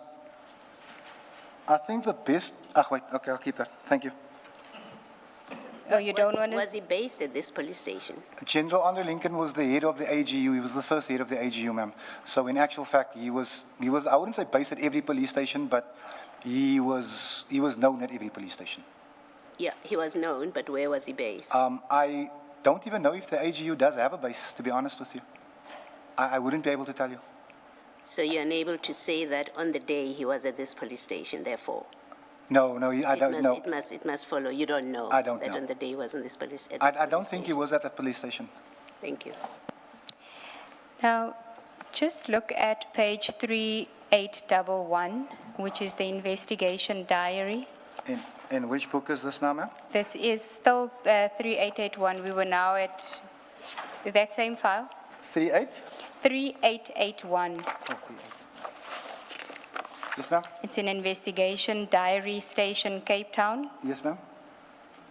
It's got the 2024-10-29, 29, October 2024 at 2:30. Yes, ma'am. It speaks about the statement of the complainant, and then it says modus operandi, talks about your allegations. Then at 8 o'clock, 8:05, charge of nepotism that is reflecting on the docket does not reflect on the ICDMS, which means that the docket cannot be registered. After telephonic conversation with Captain Savi, I think investigating officer, he suggested to change the charge to defeating the ends of justice for the docket to be registered. You see that? So that's at 8 o'clock in the evening. I see that, ma'am. Okay. Now, you're saying between 2:30 and 8 o'clock, you were told that the docket was missing. It was definitely before 8 o'clock, ma'am. Okay. But you can see here that the docket was still being registered. They were saying after telephonic conversation, the investigating officer suggested to change the charge to defeating the ends of justice for the docket to be registered. I see that.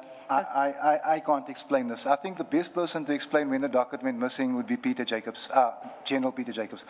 I understand what you're saying, 100%, that at 8:05 they were still working on the docket. That is what this is, and I mean, it's an official document.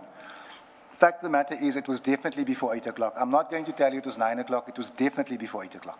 No, but he's not, General Jacobs can't be the best person to explain that. It would have to be General Lincoln who told you that the dockets had gone missing. What would General Jacobs have to do with this? General Jacobs is the one that they found the dockets within Pretoria. That's why I'm saying General Lincoln is not here. So the next best person to speak on the issue would be General Jacobs. I certainly can't speak on this because I wasn't here, if you understand what I'm saying. I'm telling you that my phone call with General Lincoln was late afternoon to early evening. It was definitely before 8 o'clock. That I can tell you. And do you then call the police station to find out whether your docket is in fact missing? I wouldn't call the police station. I called the provincial commissioner. And that was the next day. I said to him, General Patikile, I've been told my dockets have been taken. And I was told that we will look into it. Which to me, the response just wasn't urgent enough. Can I just understand why you say it wasn't urgent enough? You opened this case the day before, the 29th. You get told that same day that your docket is missing from somebody who's not actually stationed at that station. You call the provincial commissioner the next day. You're not happy with what response? When was he supposed to come back to you? What was the, why? Where's the absence of urgency? You're not happy with it. Considering the fact, Advocate, that we are faced, the community I live in, that I serve in, we are faced with the sickness of dockets disappearing. And it's generally just something you hear about. And now this is my own experience. And the information that I had could implicate seniors in SAPS. I was expecting the general to say, come to my office, or meet me at the police station, or meet me at the police station tomorrow. That was the response I was half expecting or hoping for, rather. And then I didn't get that. Now, I don't know. People that know me say I should have rollerblades because I want everything done now, and sometimes unfairly. But in this instance, I did not think it was unfair to expect a swifter response. Can I just get clarity on something? Sorry. When you first found out that the dockets are missing, did you go to the police station and verify that for yourself? No, sir, I did not. Did you ask the investigating officer, I'm hearing rumors that my docket is missing? No investigating officer had been assigned at the time, sir. So you were not given particulars of any policeman? None, sir. Including the one that you spoke to? None, Commissioner. So, but the long and short of it is you never asked the police station whether your dockets are missing or not? No, Commissioner, I did not. You concluded that whoever told you that they have been intercepted is telling the truth? I took the word of a really good man, sir. Okay. Who's not here to tell us whether or not he told you that? I see where you're going, Advocate, and if there's one thing that I'm familiar with is death. Unfortunately, he's not here. Well, let's just understand what then happens. When you speak to General Patikile, do you tell him that General Lincoln told you that the dockets have gone missing? May I? No. Why not? I don't want to compromise General Lincoln at the time because he's an important source of information for me. All the time. All the time. But if he's the source of information of what you consider later on, which you describe as a cover-up, why not say to him, I got this information from General Lincoln? It's credible. It's not as if I'm thumb-sucking this, because obviously as a member of the public, you wouldn't ordinarily know that. Somebody would have to tell you that your docket has gone missing. No, you are 100% right in that regard, but the short answer is if I had to give people away, if I had to give Andre Lincoln away, chances are we'd never get information from within the SAPS again. I wasn't going to take that chance.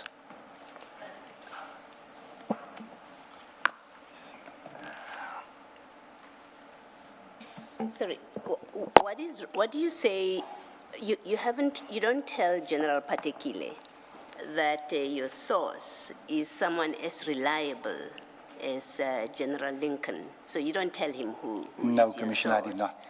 What is wrong with General Patekile saying to you, let me investigate? Because that's the answer he gives you. Why is that not good enough? If I can make you understand, Commissioner Baloy, how few policemen we really trust, there's a reason why I was guarded about my approach to General Patekile and also the source of that specific information.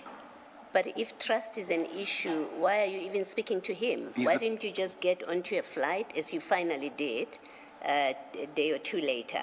Why don't you get into a flight and go to Orlando to lay your charge? Because you have trust issues. What's the point? He's the provincial. He's the provincial commissioner. Exactly my question. What is wrong? You speak to the provincial commissioner, as I would expect. I don't fault you if that's what you did. I'm not saying you did anything wrong.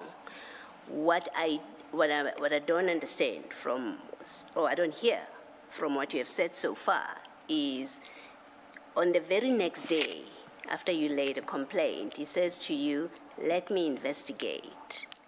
What is so fundamentally wrong in that response from a provincial commissioner who's not at the station, who has no idea who gave you this information? He has absolutely, I'm assuming you would accept that he doesn't have any knowledge of you assume that at least. That. Yeah, he has no knowledge of this. So what is so fundamentally wrong when he says, let me investigate, that makes you say, I have trust issues and therefore I went to a different province and police station? There was actually nothing fundamentally wrong in what he said, Commissioner. Like I said, I just thought I'd get more urgency out of it. If there was something fundamentally wrong in what he said, I would have written him an email or the minister an email. I would have complained because this to me was a serious issue. I just seriously expected just a little bit more urgency, considering who we're dealing with. Now, I understand 100% where this is going. I see the time on this thing, and it actually makes me wonder what's going on here. 8:05. I knew before then. So I don't understand that part. But what I can confirm is the dockets were taken. And General Lincoln at the time wasn't in active service, right? No, ma'am. He had lost both his legs, and movement for him was a little bit restrictive. He had retired in 2021 already. Wasn't it earlier than that, perhaps? Yes. I think it was earlier than 2021, I think. Okay. So you were getting this information from somebody who was not within the police force? Most of our information about what's going on comes from outside of the police force. I'll give you a very short example. You can actually make contact with Brigadier Kaz Gulam. I once called him on a Sunday morning. It was the most impressive police service I've ever received. He's also retired now. And I called him, I said, Brigadier, I got news for you. I said, in Atlantis, at this address, in that yard, right on that spot, you're going to find 1,000 Mandrax tablets and a firearm. Yes. But that information came from outside of the SAPS as well. Yes, but this is different. You are relying on the information now of a retired cop who had been in retirement since 2021. We are now in 2024.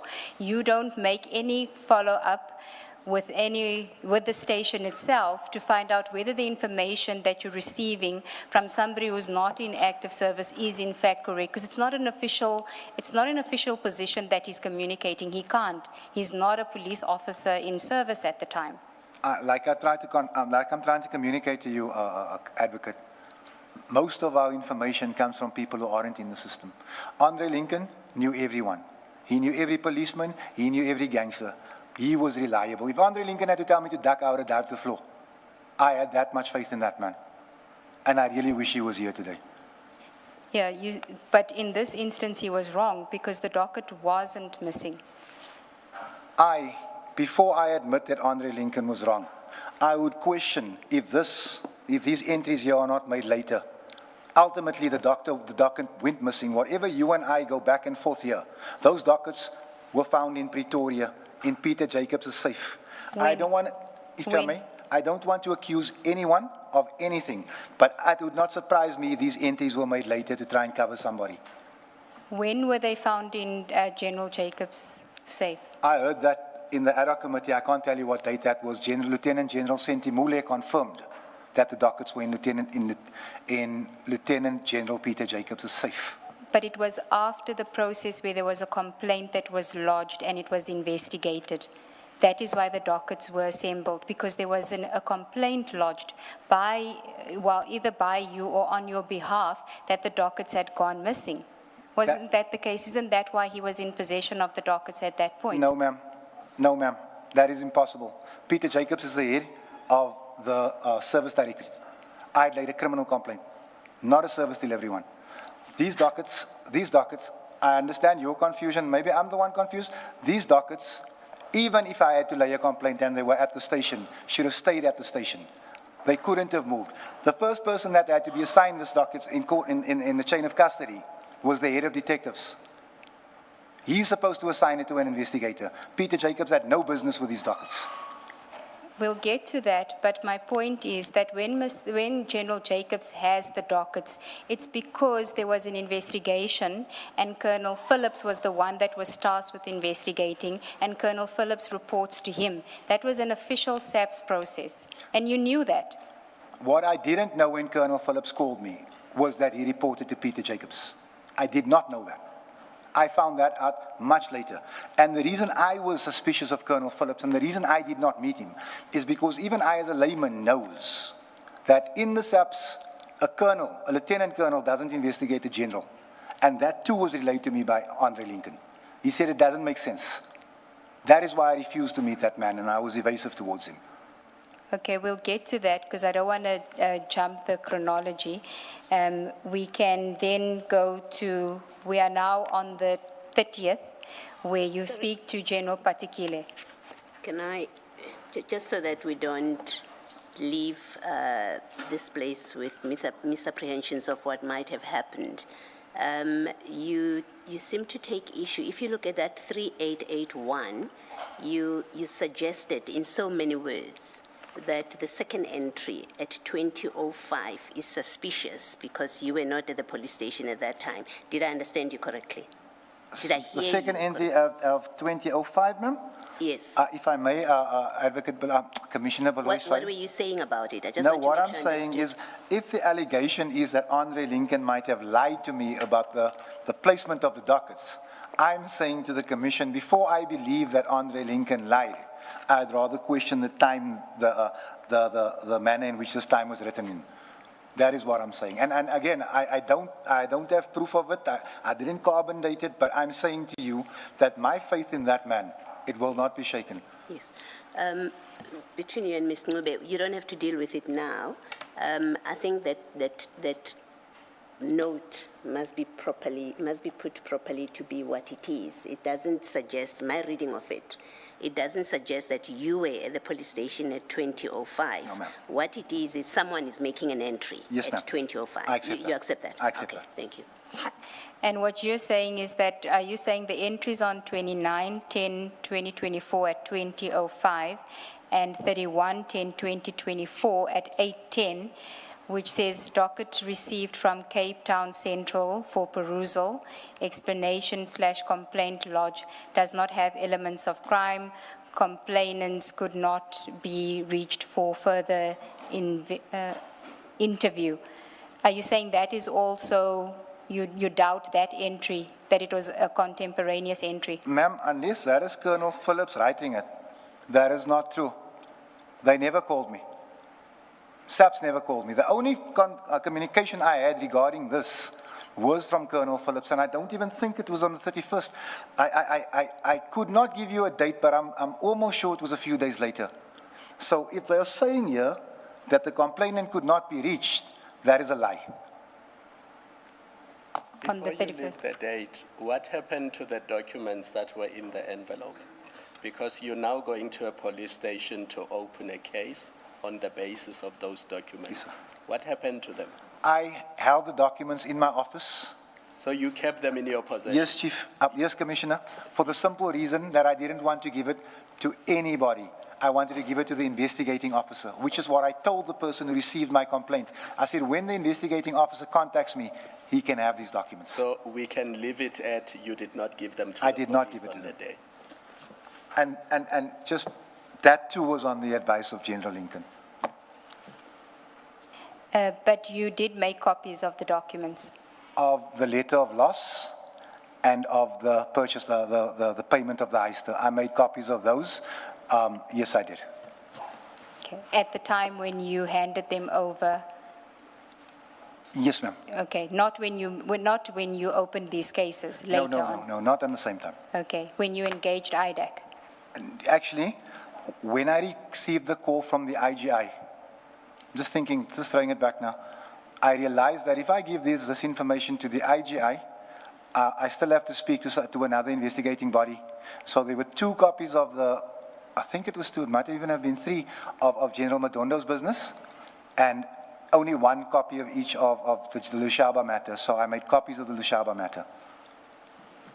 Okay. So then you say you spoke to General Patikile on the 30th. I'm sure it was the 30th, yes. And you're not happy with his response either? I was not happy with his response, ma'am. Okay, which was what? We are going to investigate this. It was just so bland. Look, I must also understand this man deals with a lot. He can't be as enthusiastic as I am all the time, but I just expected more. Okay. And then what do you do? I called up General Lincoln, and we decided that we should lay it in another province. And at first, he wanted us to do it in the Northern Cape. But then I said to him, look, I've got some business in Joburg. I'll do it in Johannesburg. Just explain the more to me. You say you expected more. You approach him. Must my assumption be that he knew nothing about the dockets? Commissioner Madlanga, I'm convinced that he didn't know about the dockets. Yes. I was just... Exactly. Now explain the more. So I'll explain the more. He says he knows nothing about the dockets. He says, I'm going to investigate. You say you expected more. Just explain the more. I will explain the more. I think it's a me problem. If I get a call at 6 o'clock from this gentleman over here, and he needs assistance now, he has a problem now, if at all possible, I will not put it off till tomorrow. I'll come now.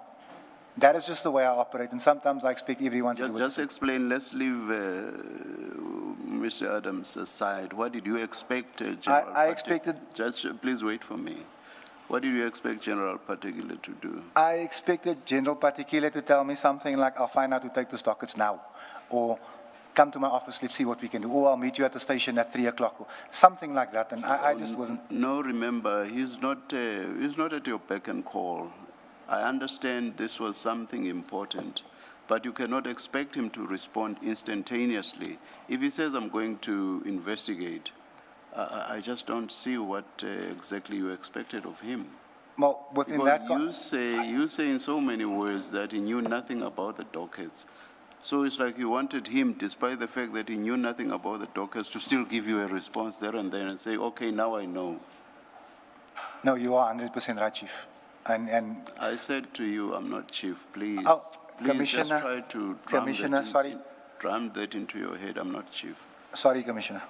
Yes. No, you are 100% right. And in hindsight, I think I got carried away in the moment. That I do. All right. Commissioner, may I request, please, man, if someone can do something about that light, because I literally can't see when you're talking and when you're not talking, and this is causing me to interject. For them to just move the light a bit. Yeah, if they can just move the light a bit, because when you speak and you pause, I literally can't see that. The one at the top. That there. one, yeah. Can something be done, please? I can see Commissioner Baloyi quite fine, but you and Commissioner Kumala was... I'm told a technician is coming. Thank you. Mr. Adams. Thank you. Sorry.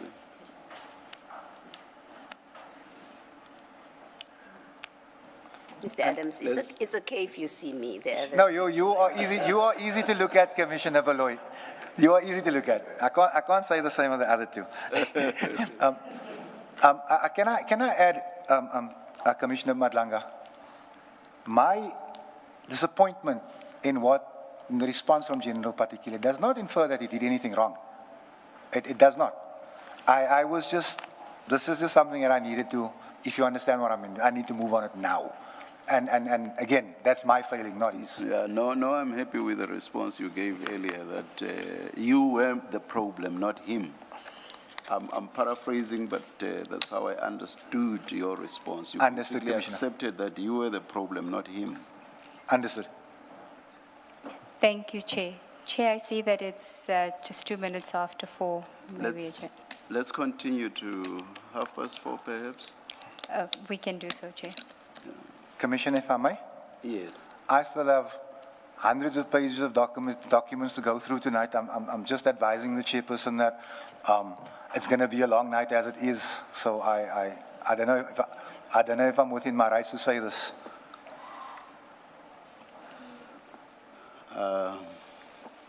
Okay. I will accept your plea, Mr. Adams. And let's adjourn now and resume at 9:30 tomorrow. Thank you, Thank you, Chair.